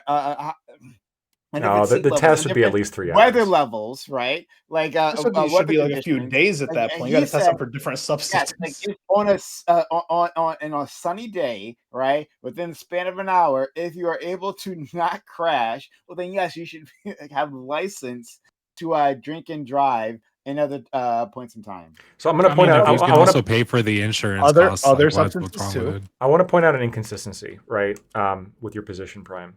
So there are people who currently, in order to drive, they need to have glasses, right? And there's people who can drive without glasses, right? Why aren't you in favor of simply mandating that everybody drive with glasses? Everyone drive because glasses can impair people. Because Right, some like if you don't need people glasses. drive better without glasses, or some people are not impaired by their lack of glasses. Sorry, some people. I'm a little confused. Well, they should be able to prove that at the DMV, right? Exactly, right? If you can prove that at the DMV, just like if you can prove that you can drive equally or better. Well, you do While prove drunk. that at the DMV. They make you take an Yeah. eye test every Yeah. time They give Do you we an stop eye renew test. your people who license are, and all that, if yeah. somebody's missing an arm, do we stop them from being able to drive? Yeah, your If eyes they can pass. tend to work more or less the same, like across like a specific time period, right? Like your eye. Yeah, your No, that's not eyes. true. To be fair, especially with nowadays with cars having like automate not even self-driving but like Automated braking systems. automated cruise control where it like literally stays Oh. within the lane and literally like tails the car, slows down with the car. I mean, you know, in the future there is probably a little bit of an argument to it. Right now, maybe not so much. You got like 5 years, Lactoid. If you run on this platform, right? Maybe the conservatives, you know, you Sober drivers cause most accidents. That's- President of Canada. I would. I think it's especially stupid. Like, imagine you got punished for drunk driving in a rural area, like you're driving on fucking grass and rubble. What especially doesn't make sense are areas that criminalize drunk driving on your own fucking property. That is a travesty of justice, right? I can't even do fucking donuts in my own driveway blasted drunk. Like, what the fuck? What the fuck is this? Are we in Germany in 1940? Like, Wait, if you own enough land and you can't like get like one of those like four-wheelers or the fucking RAV4s, and I mean technically those are vehicles that you can't drive drunk. it but, like, depends you on can- the state. There's some states where you can drive drunk on your own Really? property. There's some Yeah, states like, where you there's can't. probably some states where if somebody called the cops on you and the cops figured out you were driving and drunk, you could be punished for that still. Yep. But Even if you never go Oh. on a public roadway. Crazy. See, because what are the states though? because in I don't know. so I like, don't have them memorized. in Michigan, so like if you go more like up north to where it's like rural, it's kind of like a no man's land. You know, speeding doesn't really matter. People are definitely fucking shooting in their backyard and driving like drunk around because the roads are more wide open. There are less people driving, like, you know. So, but yeah, I never thought about that. I never heard. So I don't think Michigan's like that because I don't think anyone's gonna call the cops on you if you're This is doing. God's country. Yeah. Anyhow, I got to crash, guys. Catch you later. Understandable. Yeah. Have a good one, friend. Thanks for coming through. Yeah, thanks for having me. I love you, Lactoid. Yeah, Love you yeah. too, FK. Wanting Have a good one, to man. make the Kiss me world a back. more dangerous place. Kiss me back. Okay, so like I want to get back. All right. So, good times, guys. Thank you so much for tuning in today for an episode of Light Toy TV and hanging out with me as we had some fun times and hot takes. We're going to go ahead and raid on out into our good friend Gibbs, who's still streaming. I don't know what he's doing, but he's probably doing some entertaining shit. Yeah, really appreciate you guys. If you're interested, try giving me a follow if you like the content. For those of you who subbed and gave bits, thank you so much. Really appreciate it as always. And I'll see you guys next time.